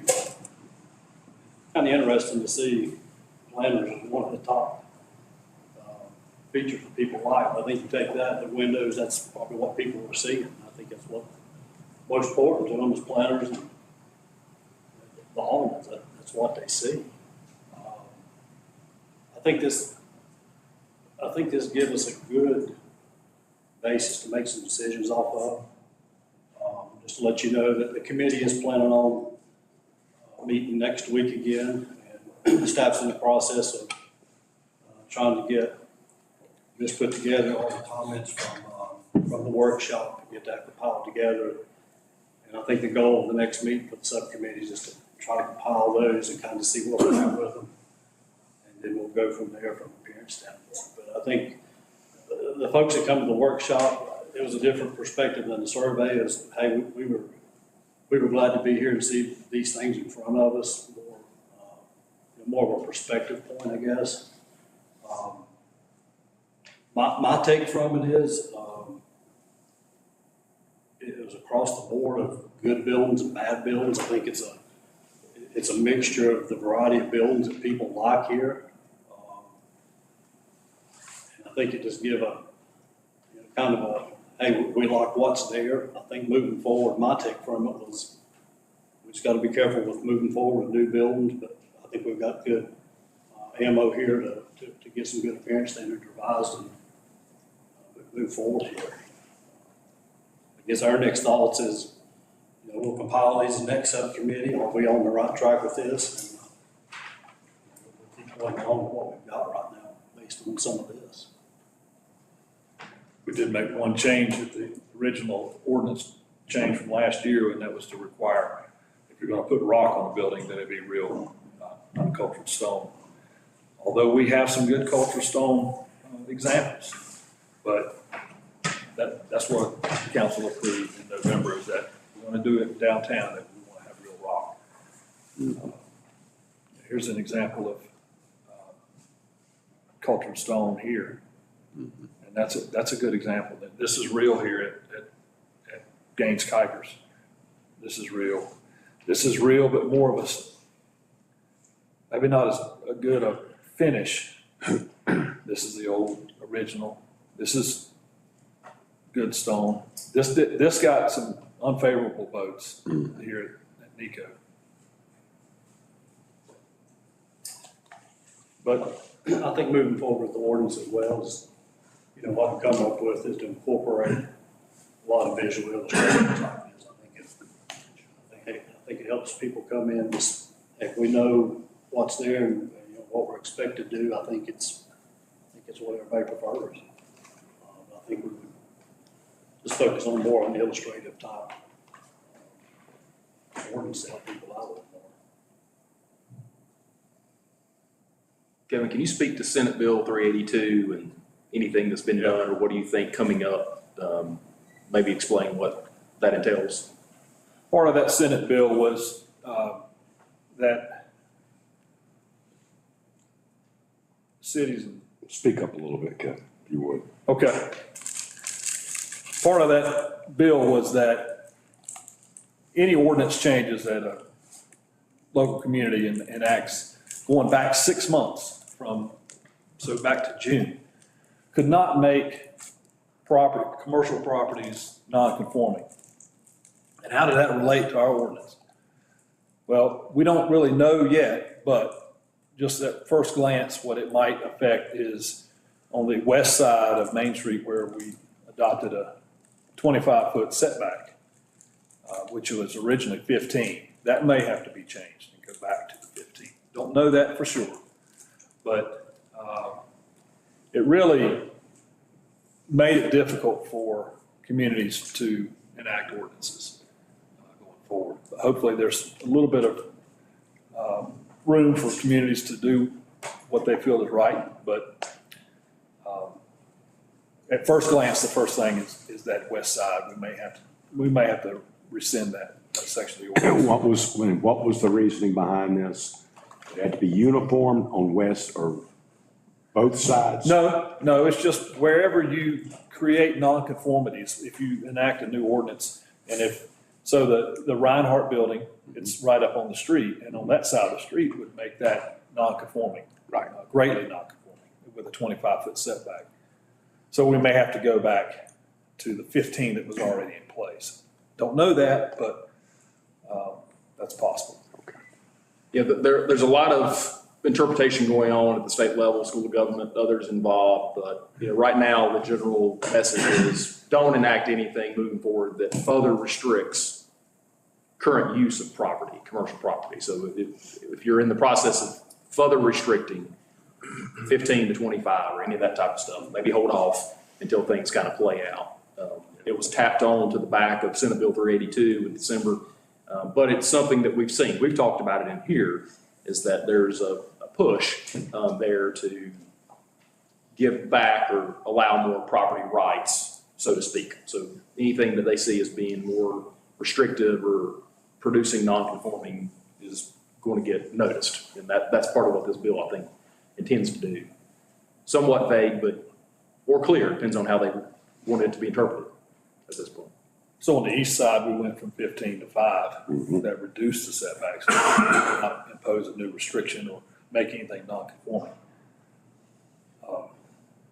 Other than that, we didn't really make a whole lot of changes. We added new zoning districts, but it was the same setback that we already had, or the same building height, or what it might be. So, and it was retroactive, so it caught us. Since we had adopted it in November, it went back to June. So. Kevin, can you share, so you got this, what's the next steps, timeline, going from today to where to where? Subcommittee meeting next Wednesday to try to summarize all this information we've collected based on the survey and the drop-in. And try to make a list of things to change with the code. Maybe it's dealing with more graphic examples that could be part of the code that helps people understand. Maybe again, I don't know what we can do from the standpoint of being more restrictive with the Senate bill, but if anything, we can put some more graphics in our code to help just the layperson that's coming in, well, what can I build? We've got good standards. The purpose of this subcommittee was to make sure we do. And then if there's some places that it's unclear or that we want to be a little bit more strict, let's enact that. So, Essentially, what Kevin said, the Senate bill that was passed can tie our hands on additional restrictions. And this was passed by the state. So we have to be very careful about that moving forward, is what Kevin was saying. Okay? That's why I speak up, because they look very interested in the Senate bill and so on. okay, gotcha. And I would add something that has come up in recent months. Maybe this is a good time because of the downtown subcommittee. We probably need to make some decisions, we as in you all, as council, with regards to the subcommittee and moving forward with the subcommittee. We never really formally established this subcommittee. It was done maybe formally years ago, and then it's been added on to. It's kind of like we started building some rooms onto a house without getting the permit, kind of a thing. So if we move forward with anything beyond what we're discussing now, we really need to formalize it. That's something that our attorney pointed out to us, and he's right about that, is that if we are to move forward with anything like this, reminds me of the ad hoc committee from 321 back in probably 2019. You all voted in a meeting to establish it. You voted on the members. You essentially appointed these members to it. We really need to keep that in mind moving forward with anything like this, is that they're making recommendations, they're not making decisions, but those meetings are in the middle of, are they open to the public? Are they minutes being kept? Are they, those types of things we need to keep in mind. What makes it easier is that if you want to create a downtown subcommittee or an ad hoc committee or task force or anything, talk about it in an open meeting, establish it, vote on the members, give them a charge. That way it's publicly known, transparent. Then we keep minutes, we keep records, we keep all of those things within that. So that's something that Joey and I have talked about a little bit in the last couple of months, just making sure that we're tightening up on some of that. That's why I asked about the timeline of kind of what the next steps are with the downtown subcommittee. And then maybe what that looks like moving forward. And whether that means you continue it and we formalize it, or you pass off the next steps to a planning board or that type of thing. Those are things we need to consider and have a discussion on. And then who those members are, again, that needs to be discussed by you all and making sure that everybody's on the same page with it, that it could be misconstrued, and we don't want that to be the case. So I ask, I guess you all, sounds like we're heading towards next week. And then ultimately, are we going to be providing recommendations to the planning board? Is that what the next steps are, is to bring some recommendations to that? So that may be where we want to draw the line and then reevaluate whether or not we want to do anything differently. And you need to look at the board makeup. Yes, you all need to be the ones. Having two council members on there might not be acceptable. Kevin, beyond, we've done building heights, setbacks, aesthetic items. What else would we want to potentially cover?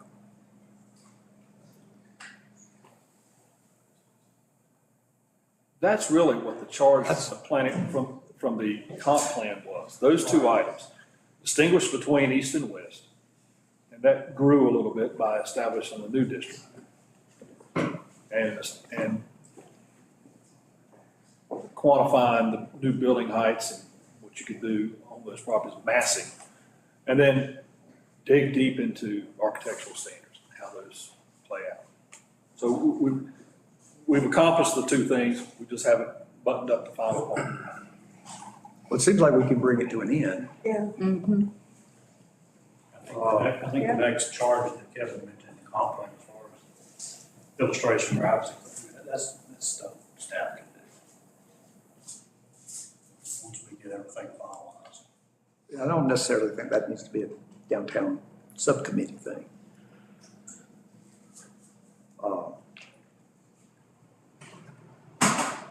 So I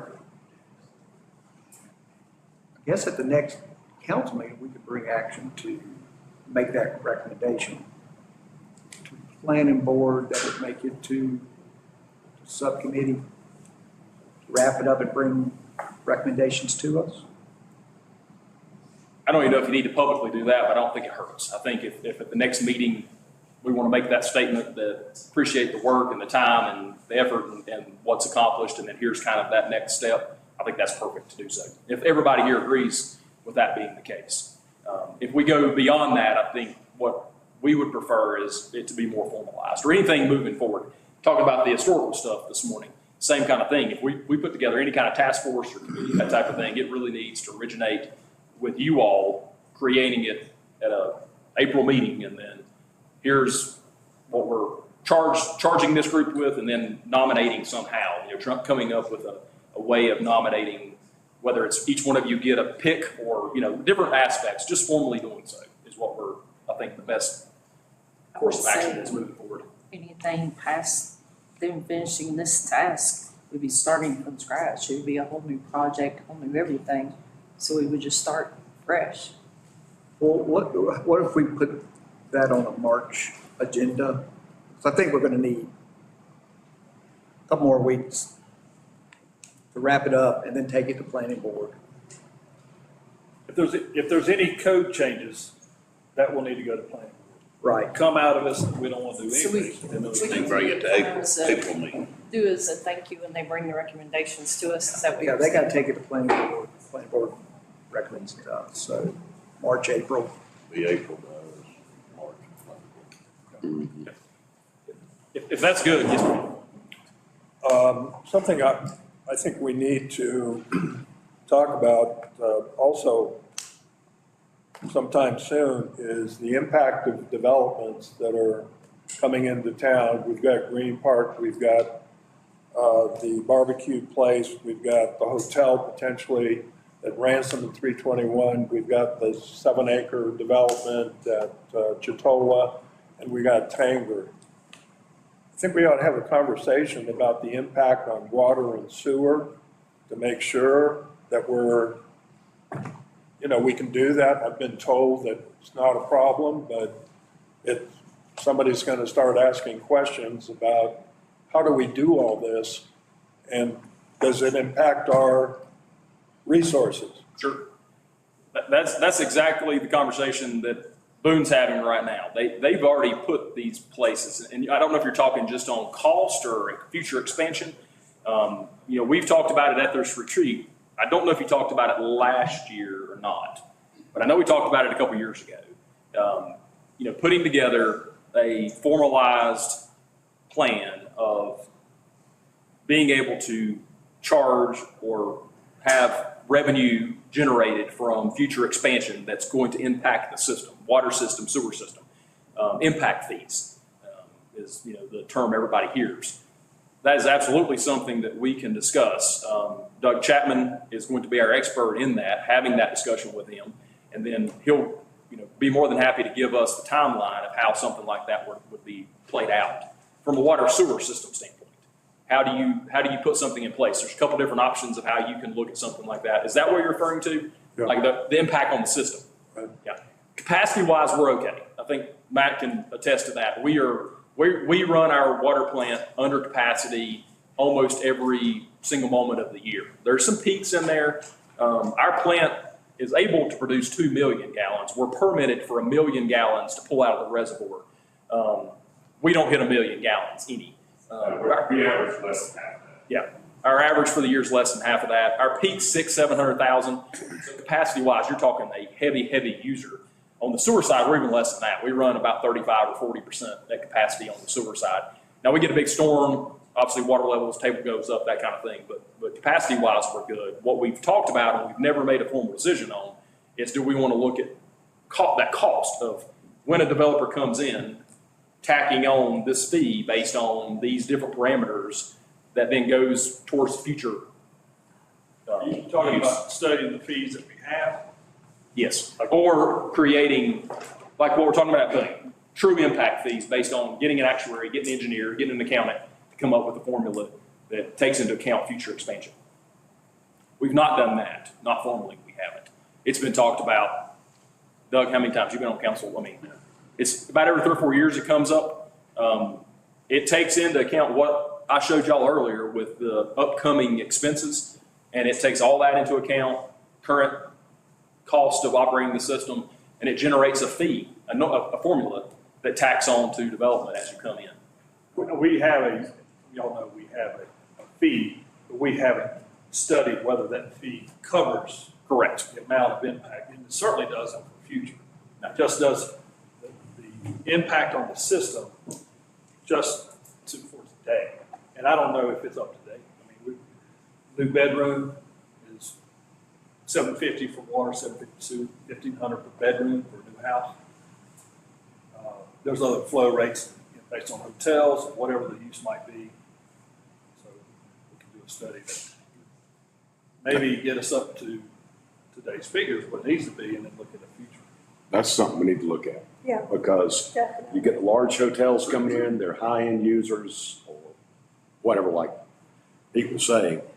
And this is impact on our plants, which we have to have those funds in place to be able to do upgrades. Absolutely. Yeah. It's never gained full traction before, but it does not mean it won't gain traction now. And it's very commonly used. Lenore has it, Boone has it. That's what we're talking about. It's been on the front page of the paper recently. Nick and I were just talking about that at the break. So it's out there. There's examples out there everywhere that's going on with those. Well, I just think being proactive, Absolutely. have this discussion, because when it goes before the planning board or a public hearing, people are gonna start asking the question, well, can you provide the water and sewer? Yeah, the answer is yeah, but okay, let me see some numbers. So, Absolutely. Yeah, we definitely can. It's not overly complicated, the timing of it. When you get to work and you guys put it in place, there's a little bit of a lapse there before it goes officially, but we can make something. We can get with Doug and we can talk about it tomorrow. We can talk about it moving forward and have something in front of you pretty quickly. He's Yeah. looked at it before informally for me to look at some things. I think now is the time to do some data gathering and study on this, especially given the larger type projects that Pete just mentioned that are coming up. Now's the time to do that. You gotta get it out there. Where their problem has come over there is they don't know about it. You've got to, if I'm putting in for a construction permit of some kind, I need to know what the exact impact fees are right off. Don't really have anything set in stone and it jumps around. So that's something that you have to try and get settled, because your contractors or your builders, that's what they're gonna wanna know up front is how much is it gonna cost me to do this first? So you're saying that we really need to do this, but don't put it on the back burner? Well, it just needs to be settled. I mean, you need to have the set fees that they know this is exactly what it costs for this size building with X amount of bathrooms in it, or you know, you have your set impact fees of what it will cost. And I think it will make it a little bit easier on them. Yeah, I think the difference is that we don't currently take into account future expansion, future needs. That's what we're talking about, is what we do now. We have step fees, so when you come in and pull a permit, we tell you exactly what it's gonna cost you. We have all that. What we've never taken into consideration is the next, and that's where what we just put up earlier, we're gonna talk about tomorrow. You put, one of the requirements, you have to put together at least a 10-year, if not a 20-year, they prefer 20-year plan of what your system's going to need. Water lines, sewer lines, expansion, take all those costs, throw them into a bucket, generate a formula that says, all right, every time you build something new with X amount of usage, whether it's based on the gallons or based on bedrooms or whatever formula you come up with, it's gonna cost you this much to pull that permit and do that work. That's what we've not done. We've not gone that far. We also ought to be thinking about looking at our land use patterns, and if everything is built out in 30 years or whatever it might be, understanding where certain types of development could take place, and how many bedrooms, and how many dwelling units, to have an idea, do we need, so we have 5 units per acre within our watershed, that's the max. Some have asked for more and done more. And if properties are, value property and we're looking at housing opportunities, is there a cap that we can absorb in our current land use and the properties that's going to develop in the future? Is there a number that needs to be established that says, we'll allow you to go up to here, but that's it, that's all we can afford, or that's all that we can handle in our facilities for the next 50 years? So that would be a part of it. Got a question. So, If we had, let's say, the old Tanger outlet, what kind of impact fees are they gonna incur moving forward? A lot. So they will, gosh, yeah. okay, Every development has impact. even though it's expansion, Oh, yeah, Okay. because they're adding bedrooms. okay. I mean, that's what they're. We've got one in place. We just have never, state law requires if you're going to do it, you've got to get basically 3 people involved, an engineer, an actuary, and an accountant, so to speak, to put together this formula that you then apply. We've never gone that far. We've We never. currently have the impact fees. Yep. We charge Oh, yeah. these It's fees, not based on future Based expansion. on future. not on future expansion. It's not, so it's just what they proposed at the time.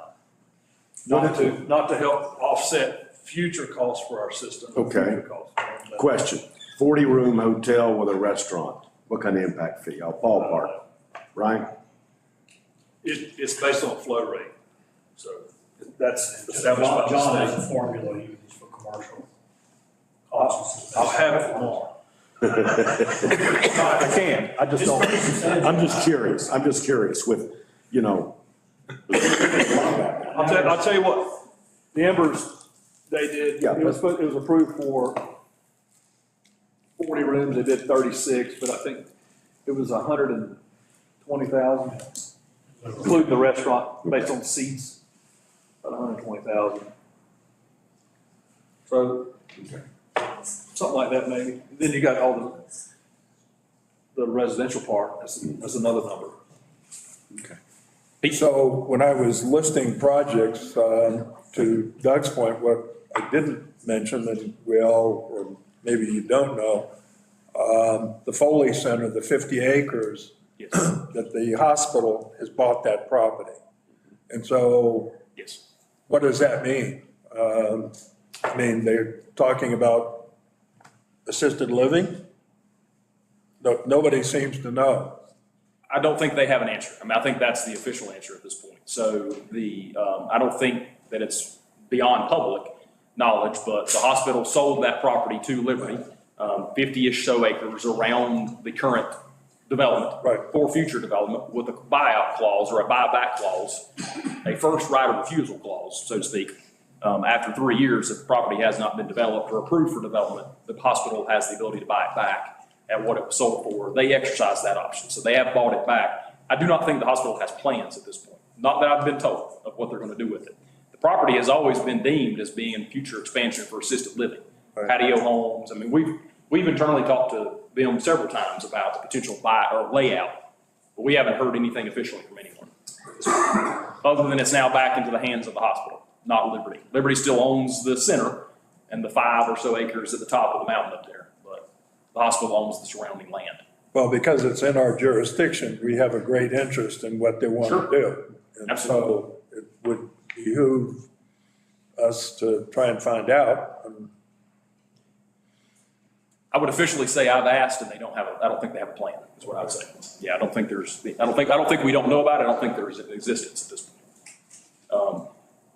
For the record, just in summary, we aren't not charging developers. We are charging developers for access to the water system, sewer system.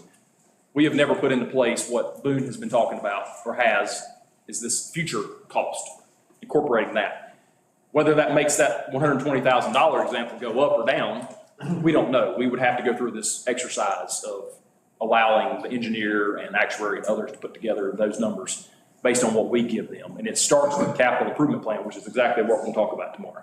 So I keep saying whatever we talk about tomorrow is going to roll into potentially this of what do we think we need. And that's maintenance on the current system, and it's also expansion of the current system. Water and sewer, and they are separated in how that operates. I think what I heard on the downtown is that the downtown subcommittee is coming to an end. in the next couple of months as this charge that's been put forth for them is coming to an end. Is that fair? And we're looking at maybe the April timeframe and kind of bringing that to an end. Is that Okay. what I'm kind of hearing? Good? Yeah. And then moving forward, you know, we either go with the appointed boards, or if we do put something in place, which we will, there's gonna be something else that comes up. We just need to make sure that in the back of our mind, we're keeping it. I think in the future, we do a formal appointed board. That's exactly right. That way it follows all the legal. That's right. And again, kind of like the impact fees, just want on record, we've done nothing illegal, so to speak. We just need to make sure that we're formalizing it for purposes like keeping minutes and open meetings and those types of things, like we would with anything else. You know, we have a planning board meeting, Taylor's there taking minutes. We just need that type of understanding of what we're doing with it. I think to the point of busyness with these guys, John and Taylor, we're in the midst of some pretty significant projects coming forth with Green Hill here in a week and a half coming before you all. And then we've got Shops on the Parkway with a neighborhood meeting next Thursday. I don't think you spoke to that, but that is phase one of the multi-phased redevelopment of that center. Phase one is a large residential component. So a lot of these projects are coming to fruition, at least on paper, they're coming to us. Yet to be determined, of course, what happens when it moves past planning board and council if it's approved. But we are in the midst of a lot of things coming to town and a lot of decisions to be made by a lot of people. And these guys will be earning their paychecks for sure. So I think bringing an end to some of this other stuff makes a lot of sense internally right now. And then giving us direction, like with historical, does it make sense for us to, do we do anything right now? You said no, hold tight. So I think that's good for these guys to understand. Where do we put our workload and priority into? So this, out there. this neighborhood meeting's February 6th at Town Hall Correct. For Shops on the Parkway Correct. at 5 o'clock. Yeah. And neighborhood meetings, this is something that came up during the Green Park. So Green Park took it on the road. They took it to Green Park. So neighborhood meetings, historically, when you look at conditional zoning, part of the conditional zoning is we ask them to do a neighborhood meeting. We, as in the town, ask the applicant to do it. This is their meeting. If they take it on the road, we've not done many of those, if any, but that one on the road, if we do it internally, again, this is for the applicant to present their project. It's their neighborhood meeting. These guys are more facilitators, if not anything, you know, just letting them get out there. And it gives the neighborhood, so to speak, the town, a chance to come in and ask questions, and very informal, that type of thing. But the Green Park did bring some questions up. You saw some of the emails. I got some of the emails about the town. So it's not the town per se. This is the applicant's piece of the applicant's responsibility is to provide this neighborhood meeting. Fair to say, Kevin? Yeah. There's nothing in the code that requires it. It's just something that we did with conditional zoning from the very beginning. Yep. And it seemed to serve well. And it's the first one we did at some other location. It is for the applicant and it's for the neighborhood, but we like to keep them in-house, but it would have been packed. So neighborhood meeting next Thursday, 5 o'clock, Shops on the Parkway. Green Park still moving forward at this point. We're planning on being on the agenda February the 11th for town council. February the 11th. Yep, that's right. Not 10th, that's the 10th. We have never met on a Monday that I know of. We've always met on a Tuesday. Always the what Tuesday? Second Tuesday, right? Yeah. Tracy wasn't here, he's already gone, but that is, we all checked, Hillary, everyone did check, just for the record. Everybody gave the printers the right information. They just didn't print the right information. Yeah. We've never not giving them, I don't think, the right information. I think piece of it was Tracy's fault. Maybe Tracy with him then. Questions for these guys on anything else? Development, planning, zoning? Yeah. Thanks, guys. Thank you. So, a lot of new things coming up. $41 million this past year, biggest number that we've ever had. That equals about 1 cent on the tax rate as we go forward. That's a little bit higher than what we've seen in the past. But still, very typical for this town. I mean, if you average it out, it's been 30-some million every year. Yeah. Look back, I don't know what year it was. I want to say it's 12, it's 7 million. So, I mean, it's a big difference. And then the next year was 30 because of the Foley Center. So, but these are going to be more often bigger projects, it seems like. Yeah, does appear like our projects are getting larger. People must have money. And larger. But where are they building? I mean, Break. Yeah, I was gonna say, if you want to take a break, Meredith is supposed to be here. She's on the calendar at 3:30. She said she'd be here about 3. So if she's here at 3 in about 15 minutes or so, that'd be great. I will take a 15-minute break, guys.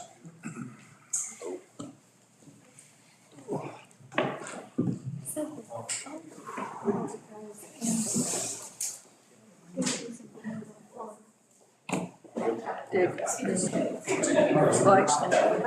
not, they were animals. Nothing wrong with that, is there?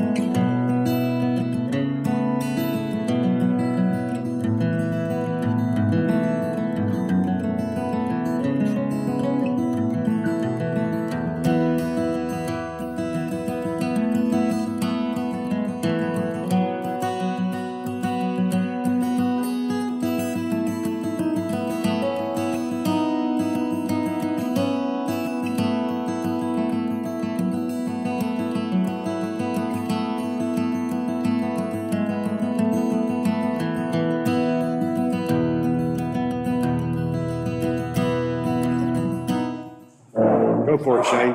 All right, so coming back into session, our last segment of the day is a new topic, parking in town. I don't think we've talked about it before at any retreats, but we did take a different approach with Meredith McLaurin, who's going to give you the PowerPoint today, give a presentation of a study that was completed back before the hurricane. So this plan was to have the study completed, and then Meredith's going to come up in the September and then I think October timeframe to present this study. Obviously, the timing of that did not make sense, so we've asked her to come back to the retreat. She's come from Raleigh, where I think it was much warmer and less windy. So thank you, and this is Meredith McLaurin, and she'll give you an update on the study and some recommendations on parking. Hello, thank you for letting me come here.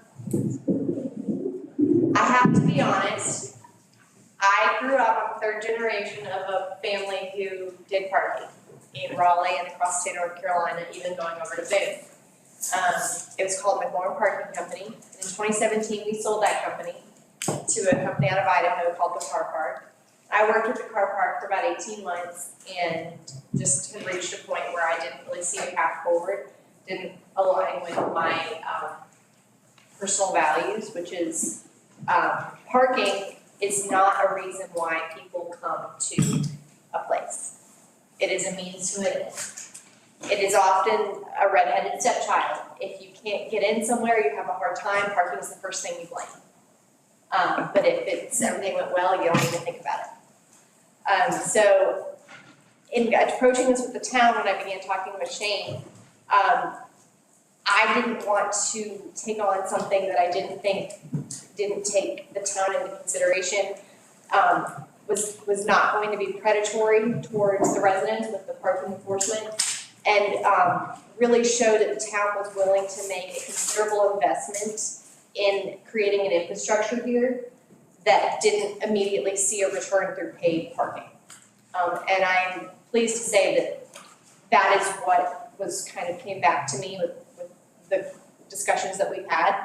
And so that's sort of how I've crafted this study and my recommendations here. For a town of just over 1,300 residents, Flowing Rock does a remarkable job of offering a gorgeous downtown, array of downtown shops and nearby attractions for residents and tourists alike. The goal of this parking plan is to develop a comprehensive plan that will continue to invite tourists downtown to Main Street and maintain the trademark hospitality for which the town is known. And I may also add, we need to make sure that residents feel protected and included as well, but create some boundaries too. So what I did was I created some objectives. So first of all, you guys do not have a parking problem. You have a challenge. A problem is where supply exceeds demand. You have demand exceeding supply. That's a good thing. So let's never approach this or even call it a problem in our messaging to residents or anybody who has questions. You have a challenge that we can address. So the objective is, how can we monitor and enforce the parking inventory so that the town currently has? What kind of enforcement plan fits your mold? What are solutions, this is a big one, what are solutions for employee parking for the Main Street shops and restaurants that don't already have designated parking? What kind of signage plan will this entail? And how can or should this plan eventually lead to a paid parking initiative down the road? So, to do that, myself and someone that I hired locally here, we began taking parking data of Main Street, Sunset Street, the garages, Maple Street lot, throughout the month of July. And I just wanted to show you, we did 3-hour increments for the most part, 3 to 4 hours, because that's where your parking usually turns over, just to see of the inventory what is here. Now the week of July 13th, you guys had art in the park. It was bonanza, which is, again, a good thing. A lot of times traffic was backed up to a block or two trying to find parking. They were circling. But as you can see, like from 10 a.m. really up until through the lunch hour, you're at 100% almost everywhere. And towards the end of the day, you're sloping off in some areas, particularly the garages, to like 50% or less. What I will say is what I did discover is that there are some employees, I think, I'll get into that later. I'll show you where the employees that I know are parking in certain places that I was able to identify with my kind of clandestine backward, peripheral watching, but I probably didn't get everybody. Week of July 20th, it didn't have Art in the Park, but as you can see, we're still like even at by lunchtime, we're at capacity and people are circling. Going up until 4 o'clock, and it wasn't until you get to the restaurants at 7 o'clock that we have, it kind of slopes off in the garages, but we're always seeing 90% parking on Main Street throughout the day. And honestly, I didn't track actual license plates, or I wasn't predatory about who I was watching, but we didn't see a lot of turnover either. Same thing with the last week of July. Slopes off a bit at 7 o'clock, but we're still seeing that lunchtime hour. And we're taking a pattern. We usually focused on Thursday, Friday, and Saturdays for our data, but this is an average of those days when we're looking. I just lived there. I went to Flint Rock before I got here. I was able to find a spot in front of Monkeys at 2 o'clock. So there was one. There weren't others. That was one. And that could have just been because it's January and not July. I don't know. So you have a challenge. You don't have a problem. General summary. You have parking inventory had peak demand during the lunch hour, and then it slopes off after 5 p.m. Restaurant employees were utilizing the garages, Maple Street, and some Main Street spaces. The Morris Street lot and First Citizens lot have large no parking signs. Morris Street is still filling up. First Citizens Bank is very interesting on Main Street, and I'll come back to this too because it has a 2-tiered parking lot, and that back tier is pretty much empty after 3:30, which would be when the Mellow Mushroom employees start their shift. Think about it. Roca employees fill up the lower level of the Wallingford deck. Hellbender employees park at the Meadowbrook Hotel, but the Meadowbrook Hotel has pretty full inventory from May to November, so during those times, they're not always able to get in there. But they do have an arrangement I found out that they worked out. Maple Street lot appears to fill with employees from around town. Many employees who work at the brewery and Main Street shops work here. And Mellow Mushroom, I didn't want to call anybody out, but I think you might already be aware. They are having people park if they're running late for their shift on Main Street spaces they're running into, which is then going to block off that space for the entirety of the night for somebody trying to come downstairs to go to their restaurant or somewhere else. So that's the kind of challenges that we face right now here in the town is we need to make sure that Main Street, Maple Street, Sunset, they remain open and have continuous turnover at least every 2 hours for people coming downtown, residents and tourists. So, plan of action, step 1, I recommend that the town council, the town manager try to work with local businesses to allocate parking that is just for employees. I think First Citizens Bank is a great candidate for this. I also think the churches would be a great candidate for this because it would usually be in the later evenings or afternoons when they may or may not have services. And obviously First Citizens Bank closes at 5:30, so that could be a good solution potentially.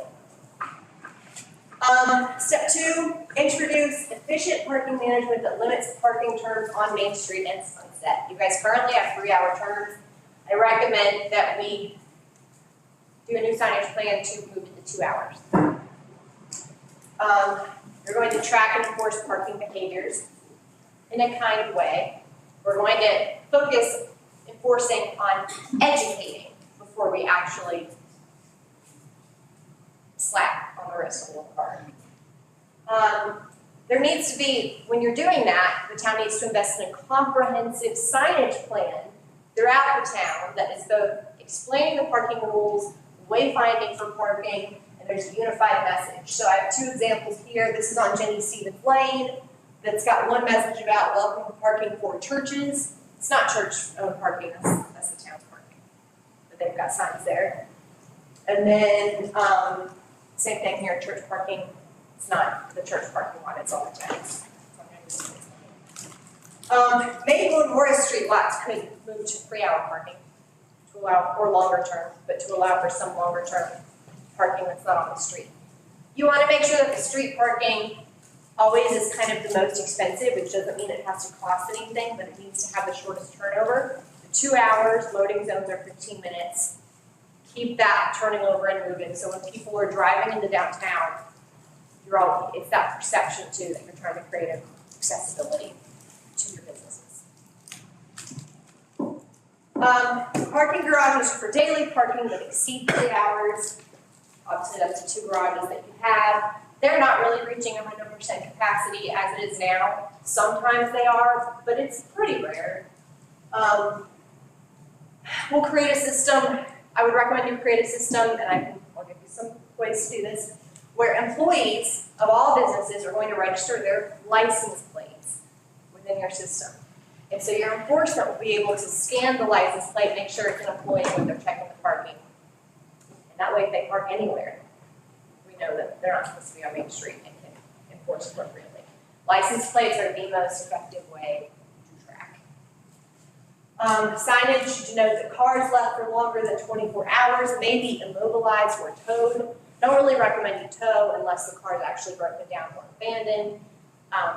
There's a pretty cool immobilization thing I'm going to show you in a minute. Signage for anything that denotes about towing by law, North Carolina law, has to be 24 by 24 inches. Just, that's the statute that they have about that. So, when you're talking about enforcement, there are a few things on the market that you can use. And I would say that the benefit, you guys say you kick the can down the road, the benefit is you aren't having to replace outdated technology and outdated parking machines with the new things that are basically you can do from your phone now without an app. So that's good. You're not behind. Passport parking, honk, plus passport, or a custom system with the contact that I have could build you something that's specific just for the town of Blowing Rock. Passport parking and Park Mobile are companies that are created to do paid parking in lots, pay by app on your phone. But I want to be clear, even if you do ever get to the point for paid parking, I do not recommend that this town have anything where you ask anybody to download an app.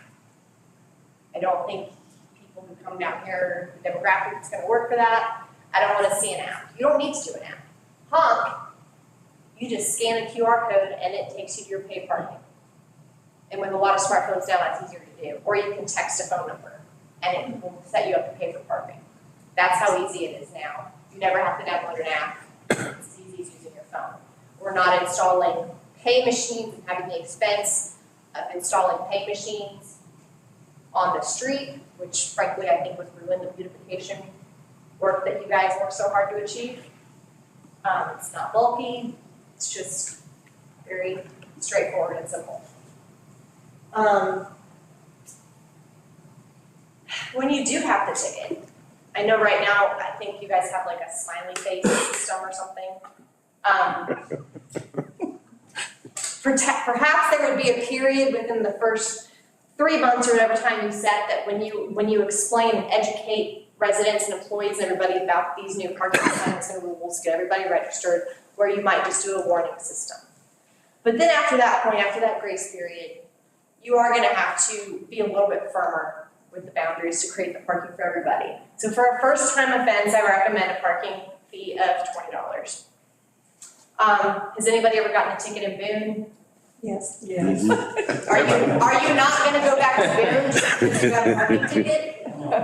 Okay, so the age-old saying of I'm never going to come back here if I get a parking ticket, I don't believe it because you guys have too much to offer that people, I just don't let that affect you. But $20, if they don't pay within 30 days, it escalates. If they go 60 or more days unpaid, it escalates again. If they have a myriad of offenses, then we're going to go to an immobilization. You might be thinking of a boot on the tire. No. I don't want to do a boot. For one thing, the person for enforcement will have to stay on duty until that person comes and calls you to remove the boot. It's kind of unsafe. Not that you guys might have one of the safer communities I've seen, but still not great for late at night.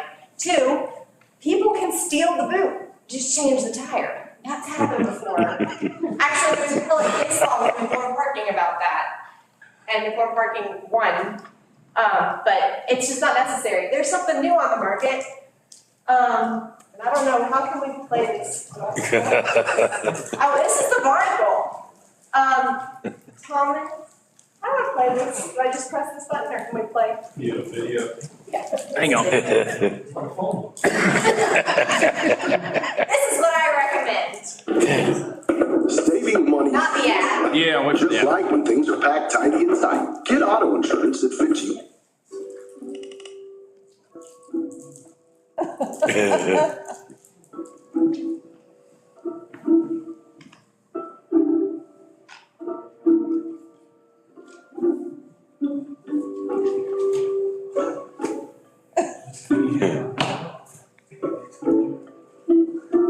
Type in a code, you can pay by credit card.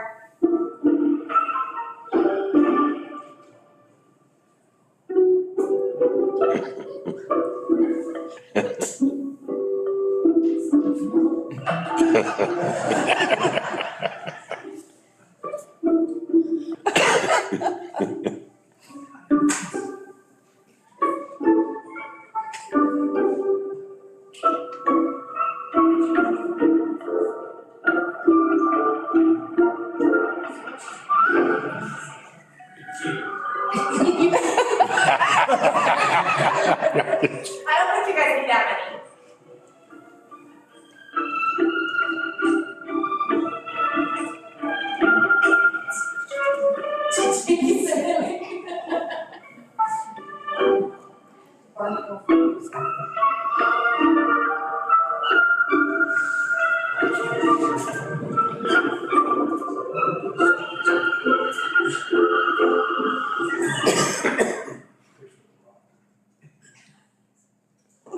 Visuals help. What if they take the cover with them? Investigation has led to city council. Sorry? Can they take the cover with them? They can. So what I've had some calls with the Barnacle to understand it a little bit better. It's a lease program, so you would lease like maybe 2 of those devices, and there are a drop box that we would maybe put at town hall in one other place, and they would be instructed to bring that back to town hall. And if they don't, we have their license plate information, so I'm sure police can find their address and we would send them a bill or. So they could drop this off at the town manager's office? Outside of town hall. And somewhere where you guys maybe your house, I don't know. But, Whoops. but that, I've seen it being used a lot more. I think it's safer for employees who you hire to do enforcement. It absolutely will do the job, and it sends a message if you put one on Main Street to anybody driving by, you're not playing. And just simply doing a drunk call. Keeps the interior of the car cool, I'm sure. It does, it's pretty impressive. It suctions down like over 1,000 pounds on the windshield, so you're not getting it off. It's not like changing a tire. It does have a sensor if you try to drive off with it, so it will alert you guys or the police or whomever. I'm not as worried about theft here as I would be.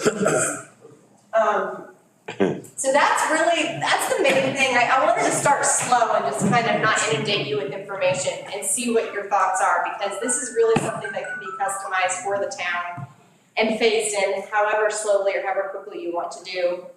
But it's gonna be either something where you guys are gonna have to contract with a parking company to bring in the enforcement and handle this, or you're gonna need to build it yourself and handle it yourself and create a position that can do this. As I said, we talk about that versus the police doing it, that kind of thing that we talked about last summer. Yes, we talked about, well, is this something that the police could take on?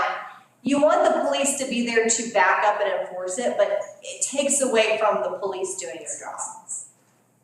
Their job is not to enforce parking and, I mean, yes, some traffic control, but it is for the safety of the residents and the town. It's just not something that I would really recommend. I would be a different division, its own beast that you would build up to, I'm thinking one person who could manage it and then one or two part-time enforcement people patrolling the streets. That would really be called parking ambassadors instead of parking enforcement officers. And they could be trained in a way that would be more of an education and town greeter than it would be just somebody writing tickets all the time. But you suggest 2 hours on Main Street, right? I do. And you suggest the parking garages be unlimited? I do. I think that's something that would have to continually be monitored and only release that after you've gotten a system where you've registered Main Street employees. You need to make sure you know every Main Street shop that already has parking designated. Do they need additional parking in relation to that? Start a conversation with them. You're doing this on their behalf too. They may complain, but they'd be hurting their own business to really complain about this. Register their employees, and they would have their own portal into a system where they could go in and register license plates and put it in. So it puts it on them to remain accountable to this. If there's somebody gets a ticket, it's on them if they didn't put the info in. And then assigning parking, okay, you guys are gonna park here, you guys are gonna park here. So you know what inventory you have, and you know on any given day what's gonna be available for people visiting the town. So to begin, you recommend signage, light enforcement, if any, to start. But start with the new updated signage. And then move from there to paid parking per the signage, correct? Correct. And I would only do paid parking initially for a while on Main Street and not surrounding issues. Because again, if you see that enforcement is not working to turn over Main Street, then I would look into doing a parking. And even if you put paid parking everywhere, you always make Main Street the most, the highest cost to park there, than the garage or somewhere else that we'd be walking. First phase is certainly signage, getting an enforcement plan in there, talking to the businesses, registering the employees, and assigning them parking. After that, you wanna talk to the residents and see, do they need a sticker, do they need something? I don't want a message to residents who may oppose this to say, well, we'll give you a sticker and you can park wherever you want for however long you want. There needs to be boundaries here too. You can kind of just, I think the town can decide at their discretion what makes sense for that. But I think it would help for the residents can know, I live in Blowing Rock, I pay taxes here. Parking, maybe they don't pay when they come and pay for parking. Maybe there's a validation code, or maybe there's something that they can do. I don't know. You guys deal with the opposition more, and you guys are more forward-facing about it than I am. So I want to be sensitive to that and not just say, this is what you have to do. We can customize this to whatever your needs are. But initially, this is what I see we need to do to even make sure we know what we've got, and then we can see what do we need to do next. Would you elaborate on your comment about First Citizens parking lot? First Citizens parking lot appeared to me that they have like one parking lot in the lower tier. Maybe I'm wrong, that's the way it looks like to me. Lower tier after 3 p.m. is very sparse to almost no parking. So I think if there's a way to start a conversation and work out with them, like a rental fee or something, where restaurant employees checking in for that dinner shift could be allocated to going to just the bottom level of the bank. They come in about 3:30, the bank closes at 5:30. I don't think the bank is gonna have 50 people come in, or 30 people come in at the same time in those last 2 hours, I could be wrong. But it would be a way to share parking in a way, and then leave Main Street and Maple Street and those more obvious town parking areas open for. So that'd be a discussion between the bank and the restaurant for the employees? I think the town would have to orchestrate that and say, look, here's what we're trying to do, this is what we're doing. Can we have a partnership here?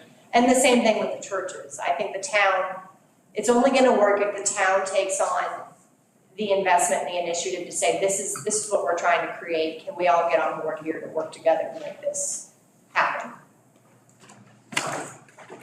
If you see that it's working, then you could let them work it out between, but in order to be able to properly enforce it for First Citizens, everybody's gonna have to register their license plates, and you're gonna have to know who's parking in that lot.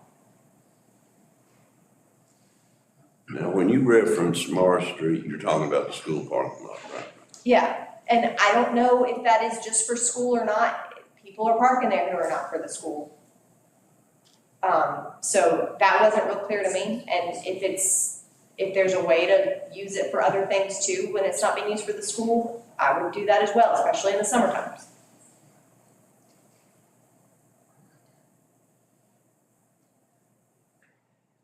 Do you have, go ahead, Kat. No, I was just gonna say, so first phase really is enforcing signage, community education, and registering license plates for employees. Yes.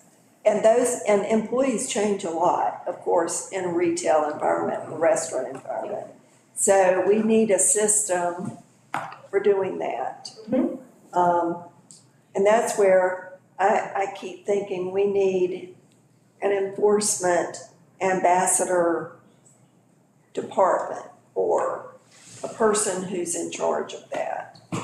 You're going to need someone who can audit that and teach businesses how to do that, because there will be some reluctance to do it, because it's change, and change is hard, but if you're not changing, you're worse off than you are now. And it takes an online system that you guys bring in, whether it be through Passport Parking, they have just an enforcement piece, it's not paid parking and not through an app. And that can work with other paid parking pieces like Honk. Or I have a contact through my work at Reform Parking where he can build custom programs just for Blowing Rock that's yours and not any other companies, that they would be able to go in through their own portal, log in, and put when they get a new employee, put the license plate information in or register them. And also take somebody out or call the parking department to remove somebody. It would take some management, for sure. So, this is all very enlightening, and I appreciate it. And maybe this wasn't a part of your scope, but in terms of quantity of parking, we had another tourism study say that we're 1,200 spaces short. Do you have any thoughts on number of spaces and spaces that potentially we should have, or? Well, my thoughts on that is you're not always 1,200 spaces short. You're not 1,200 spaces short today. Right. You might be in July, or you might be in May, you might be for Art in the Park. So do you build an infrastructure that's gonna create it where you have that all the time, or do we try to build partnerships and for weekends that we know are gonna be big or things, do we work on partnerships and work through a shuttle service or something through wayfinding that we can bring people in and not have the huge investment of building an additional parking garage? Or do you build up on what you have over time? It's just, I don't think you can really answer those questions until you address what's in front of you right now and get that under control and utilize and engage in the partnerships with the businesses, the churches and things that are already downtown, and have the inventory that can help with this to get the employees off the streets. And then, let's see. Council? So for the record, our enforcement plans in the past have been sporadic at best, right? So we typically, if we were to pick a time frame from Memorial Day through the fall, we have enforcement. Typically in the past, that's been on the weekends. This past year, there was an increase to that done for more throughout the week, but it still was seasonal in nature. We haven't really put anything out there since it started getting cold and folks started leaving within that. So we're talking a full plan here, putting someone in charge of it, putting folks that this is what they do. PD in the past has been in charge of it, and it's usually either between retired officers or some part-time folks coming in. We've even used public works folks they had likely to go out, mark tires. So this is, if I'm hearing you correctly, it's starting with getting a software program of some sort, right? The enforcement software that's going to help us with the billing and the tag registration and all the things that go with that. We're going to have at least a team, one full-time person that's kind of heading this up, and it's part-time people that are out reading license plates. And that can be done, in the past, we talked about having a car that drives around or a golf cart, you can do it from your cell phone, right? You can do a lot of different things now. Ordinance change is going to have to be a part of this if we change anything. Hours or cost, because currently the way we are able to do that is ordinances, so that's a piece of this as well. And then a question is this a seasonality? Is this a seasonal approach, or do we do this 12 months out of the year? And what does that look like? I think employee parking and the boundaries that you set for parking needs to be year-round. Because otherwise, they're gonna run you over like a doormat right now. And you don't wanna have to re-educate with every day, every spring that it comes around. And you address the tourism peaks, you address the peak demand of people visiting the town on a seasonal basis. With what you said on employee parking, if I got this right, is that no matter where they park, they still need to register with us. They need to register. That way we know when they're illegal or when they're not. They need to so if they're parking on Main Street, we know this is an employee who's been assigned to First Citizens or a church or the Wallingford deck or something.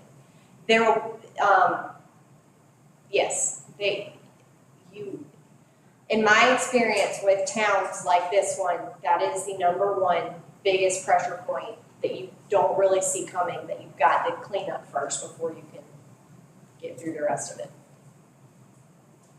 And I think, and also with what Shane's talking about, getting an enforcement software program, what you all need to decide and weigh the cost of, is this something that you want to do and work directly for the town, or there are parking companies that you can hire as a management company to come in and set this up for you and take the heat and manage it.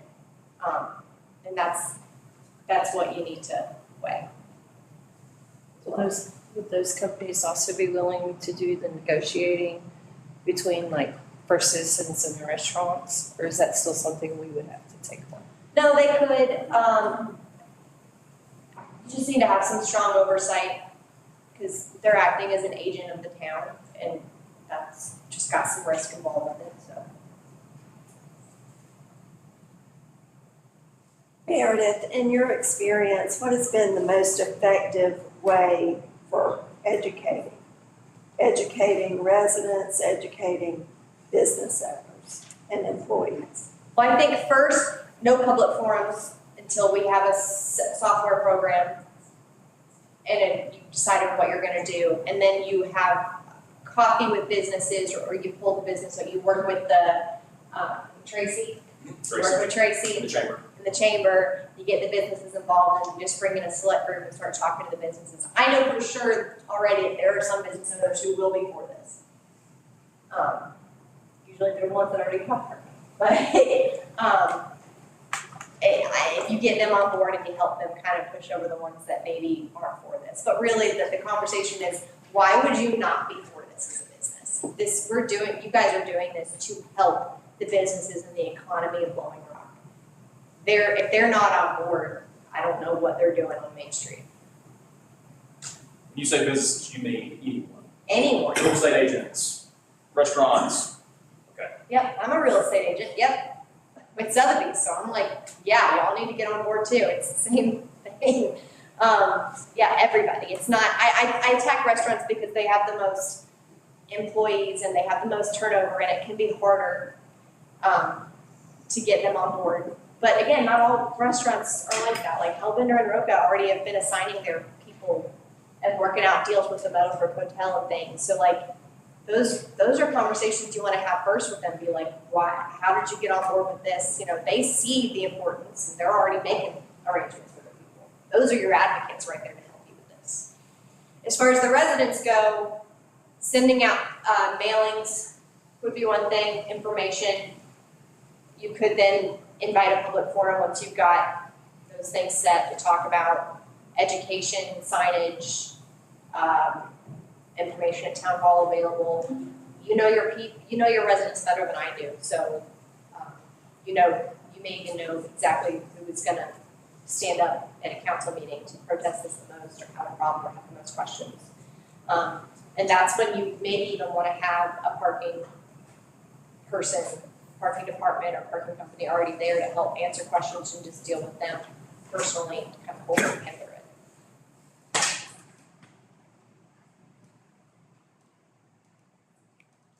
it. I know this created maybe more questions than answers, but I hope it gives some light to a direction. We've all been talking about this for years, and so. I got a call back in 2014 from somebody when I was at McLaurin about Blowing Rock, and it never materialized, so I know you guys have been talking about it for a while. What would, do you have a good example of a success story that would be comparable to us?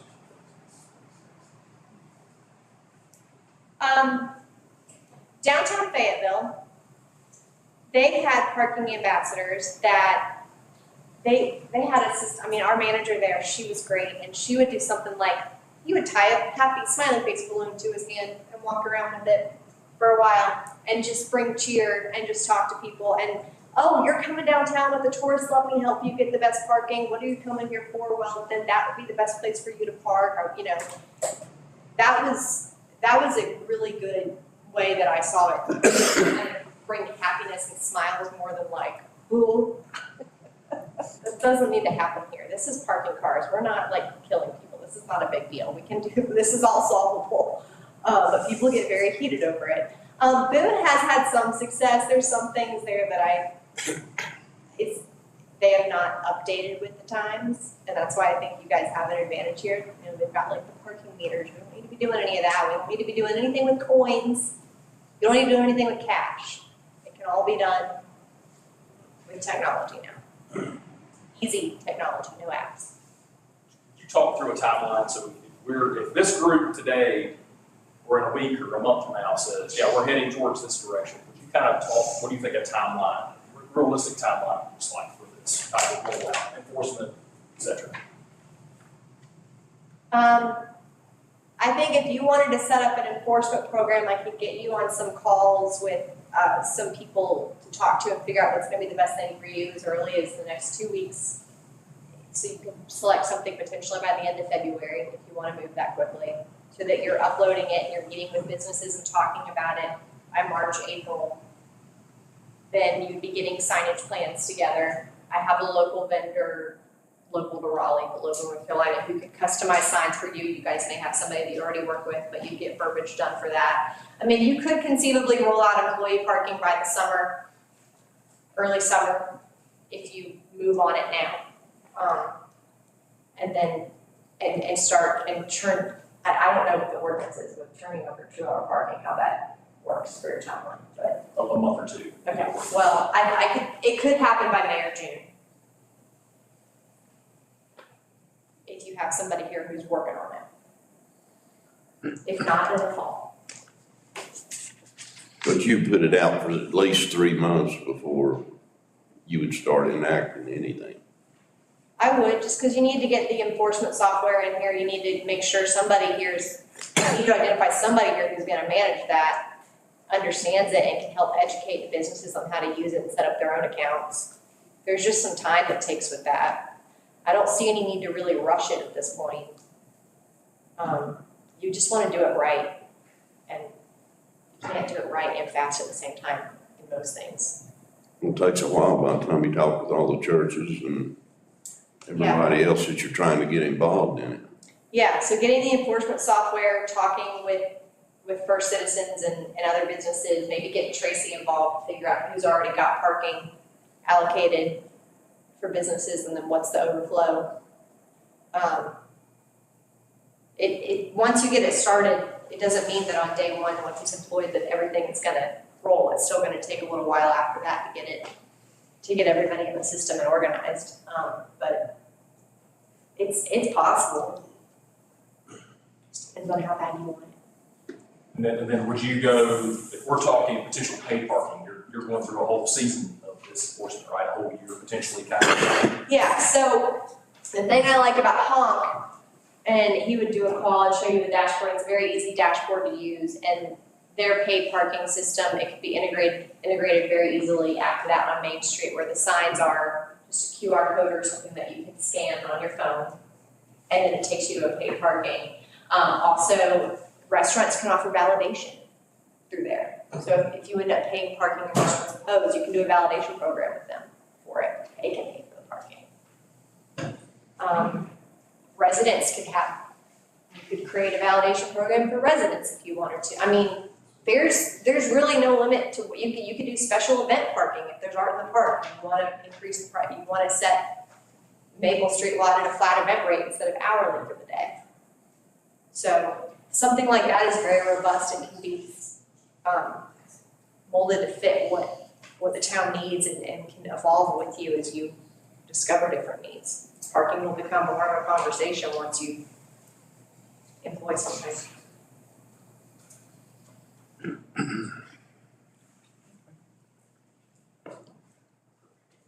Other questions?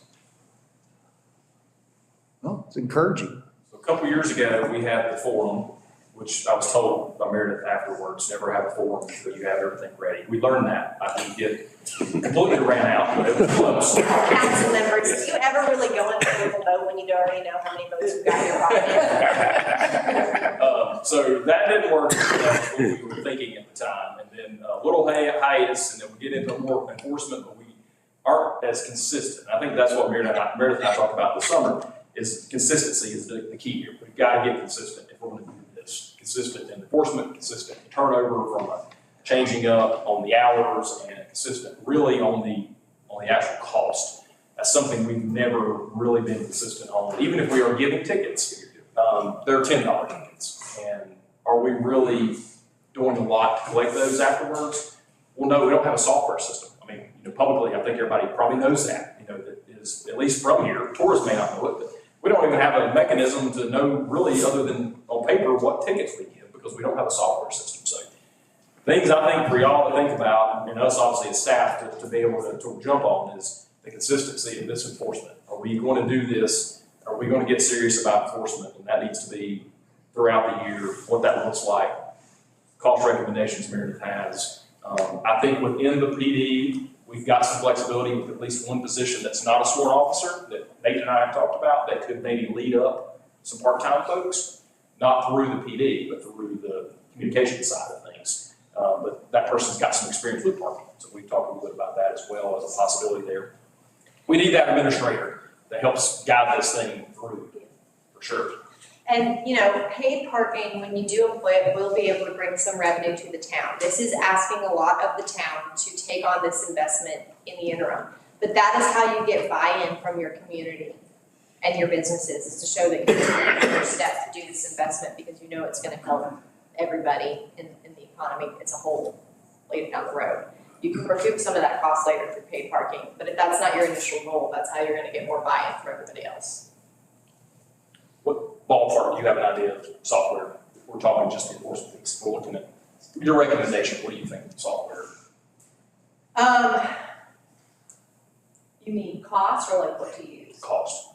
If you're picking for us, what do you think that looks like? Well, okay, so David Stroud is my contact back in Raleigh. He's built enforcement softwares before, so you're looking at an upfront cost, hourly cost of him being able to build it, and I don't really know how much that's gonna take, but I mean, that could be between $5,000 to $10,000. And then there would be a nominal fee going forth to pay like per month just to keep it going and hosting on the site. And he could be there as like troubleshooting and working with Thomas too to make sure that that's going on for any problems that happens. If you use a program like Honk, they'll work with you on the cost, particularly if you're just doing enforcement on the front end. We would just have to that's the direction you definitely want to go. I would just want to do like a Zoom call, joint Zoom call to get those costs. But you're looking there maybe, I don't know, $1,500 a month, maybe less than that, but not certainly not more than that. But they actually charge based on how many zones you're enforcing. So like each Main Street would be a zone, Sunset would be a zone, Maple Street would be a zone, so they kind of will set it up. Passport certainly sets it up that way, and Honk does as well. So with Honk, you would have to employ Passport as well for just the enforcement piece. So you'd probably just be bringing in Passport first to just do enforcement, and they would charge per zone. And we'd have to get updated pricing for them because mine's expired. For the system that could be customized for the town of Blowing Rock, I believe he could build his own enforcement software, so there wouldn't be necessarily an additional cost for that.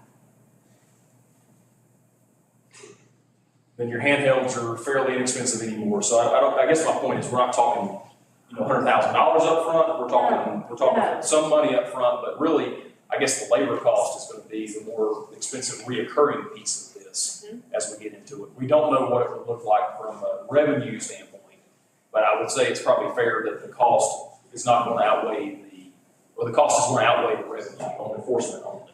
I think that's what we had talked about, is this is gonna be a net loss, so to speak, to the town, but it's gonna be a consistency of putting the structure in place that people know about and provide turnover, which is the big key here. And the schedule for enforcement officers, I don't recommend you even enforce 7 days a week. Now, I also recommend you do not disclose that you don't enforce 7 days a week. But I think with your churches downtown and everything, I think you need to show some grace and not enforce on Sundays. Unless there's a special event or something happening that would override that. But especially, at least if you're gonna do Sundays, maybe not till after 1 o'clock or something, go after that. Tuesday through Saturdays are gonna be your heaviest times that you are gonna need to enforce the most, historically.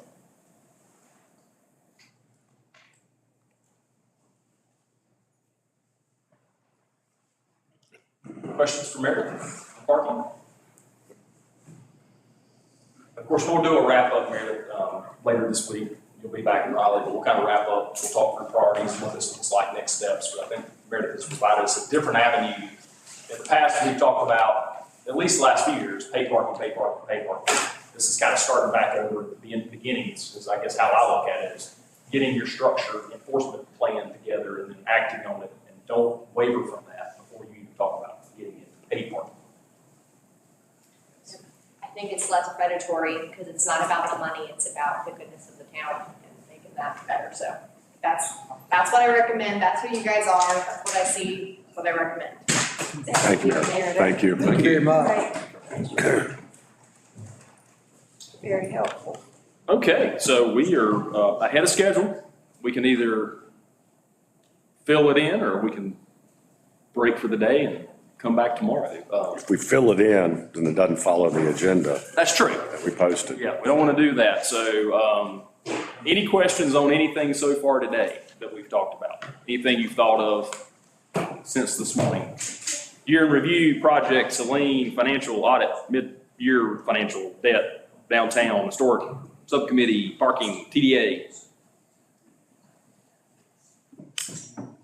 I had a follow-up question on the AMI meters. Yes.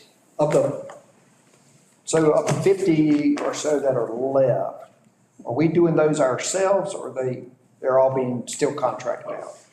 So there's a combination. So Matt, will you elaborate on why both? So there's some that the CamStruck meters have different labeling, so what's plumbed in now for our turn meter won't work with CamStruck. They're giving us price and then coming in and replumbing all that. They're weird sizes. There's an 1.5 inch that we're probably going to reduce to 1 inch, and then there's a couple 3-inch meters and that's where the labeling problems are. So they're going to give us price on those. There's a handful of the boxes are just not accessible, and our staff is going in and digging those up and kind of replumbing those. So it's kind of a mixed bag on the 50 that are left. They're probably going to do the bigger ones, and we're going to take care of the smaller ones. What's the timeline? Hopefully, they're hoping to be out of here by April. Oh, okay. So it's as quick as we can get in there, weather permitting, get in there and do it. And from a cost perspective, kind of heading down that road, we have not spent the money in the contract. So we still have about $70-some thousand of the contract that's not been spent. So of the work we're talking about here, we're not going to be asking for more money. We've got money there that we're still utilizing that CamStruck owes us within the contract. So those 50 meters, or ever how many we end up with, that should fit within what's left in the budget. Correct. Yeah. Good. I had a follow-up question on Please. reservoir and the interconnect. Yes. And could you just update us or remind us about our agreement with Boone? And do we have established price and the status of all of that, given the drought we just went through? We do have an agreement with Boone. We've had an agreement with Boone. We had some years in the past in which there was some confusion on the accessibility of the interconnect. That was what took place a couple, 3 years ago with the town of Boone and council and mayor and others working through the ability for someone to tap into the but we've always had an agreement in place that allows either party to utilize or access that. And the way that it's stated is at the rate in which the towns are charging. So whatever the current rate is, what's being charged for that gallon of water to their residents is what's been established as being what we have always operated under. We have in recent times tried to come together because our rates are different and establish where neither one loses money. It's just a break even. And we have not been overly successful with that conversation. But if we were to need water, they need water. We have an agreement in place. We have the ability, we've tested it. We know how to turn it on. We know how to do all of that. And we do have an agreement that does state that we would be charged their rate and they would be charged our rate. But the two are not necessarily equal. What we've worked on or asked recently, and I look at Charlie and Doug, is because let's just charge cost. Whatever the cost is for that gallon of water, let's do that. That was where we stopped last time with the town because they wanted us to come before a public meeting and have the public weigh in. I recall that now. I let y'all know about 6 o'clock that night that I was not going to be partaking in that. So, but legally, agreement, legally, we've used it, we've tested all this good stuff. If we need it, we're going to use it. If they need it, they're going to use it during the hurricane. That's exactly why we put it back together as quickly as we did, was for them to utilize it. They did not need it by that point. ASU was holding them off until they were able to repair theirs. But it's there, it's operational. But The last one, please, no, ask all you want. Loaded today. We got time. I've been paying attention. During the audit report, and I had a follow-up question for you, and you did a very good job explaining to me. It raised some question about the ARPA money, and that we hadn't spent our ARPA money, and that we kind of got this veiled warning. Can you clarify that? Yeah, so just being really honest, our audit firm tends to send someone here that's a little bit newer, and they've got a list of things that they're going to read off. It's a checkbox, checklist of things. One of the things was the ARPA money, which we utilized a long time ago for the pressure reducing valves and revenue replacement. Now, that kind of got confused with people, I think, that thought they were talking about the Main Street money. That's a completely separate thing. We've utilized our ARPA money. Tasha, at least a year or so ago, we closed out the ARPA money. So we've used all of the ARPA money that was allotted to us at least a year plus ago. We started with PRVs. That's what we used it for. And then we went into revenue replacement at the end of that year. But we closed that out the year before, I guess. Is that right? Last year? Yes. So ARPA money's been spent. We're not leaving anything on the table. The Main Street money has been spent. That's what we talked about this morning. We reallocated the remaining portion of the Main Street money to Maple Street and 221. Now, we do have a drawdown that's left that we're waiting on this little bit of checklist things with the fire hydrants to go ahead and get a final billing and requestment from the state that's out there. And that number will be in the close to 2 million range. Is that right? We're working on that now to get that out there, to get reimbursed for that. But no money left on the table. As soon as we got wind that we were starting to trend towards saving money on the Main Street, I called Ray, Representative Pickett, and said, how can we utilize what we have? Because we don't want to put anything back on the table. So our audit firm was a little bit late, not maybe understanding that. That was appreciative of the reminder, but not valid to us. Okay. Yes. I'm done. Well, plenty of time. We good? Well, tomorrow we have on our agenda, so we'll be back in this room at 9 in the morning, and tomorrow is infrastructure all day. So we start with Memorial Park bids and results and discussion, town reservoir, survey results discussion, sidewalk study results and discussion, street assessments, paving discussions, crosswalks, Main Street, sewer, water line replacement, sewer expansion, anything else you can think of. What have you got scheduled for the afternoon? Yes, that's all morning. Yeah. So tomorrow, that spreadsheet that I showed you earlier, get utilized quite often as we're turning things on and turning things off and kind of seeing where we are. But I would say, great first day. It's always good to be able to have a schedule. I'm sure everybody's tired and check email and all that fun stuff. But appreciative of your willingness to go through this exercise. And I think we had some good exercises today that we shared some good information on, and come back tomorrow ready to go. Thank you, Shane. Thank you. Thanks. Do I have a motion to adjourn? Make a motion. That would be adjourned. 9 o'clock.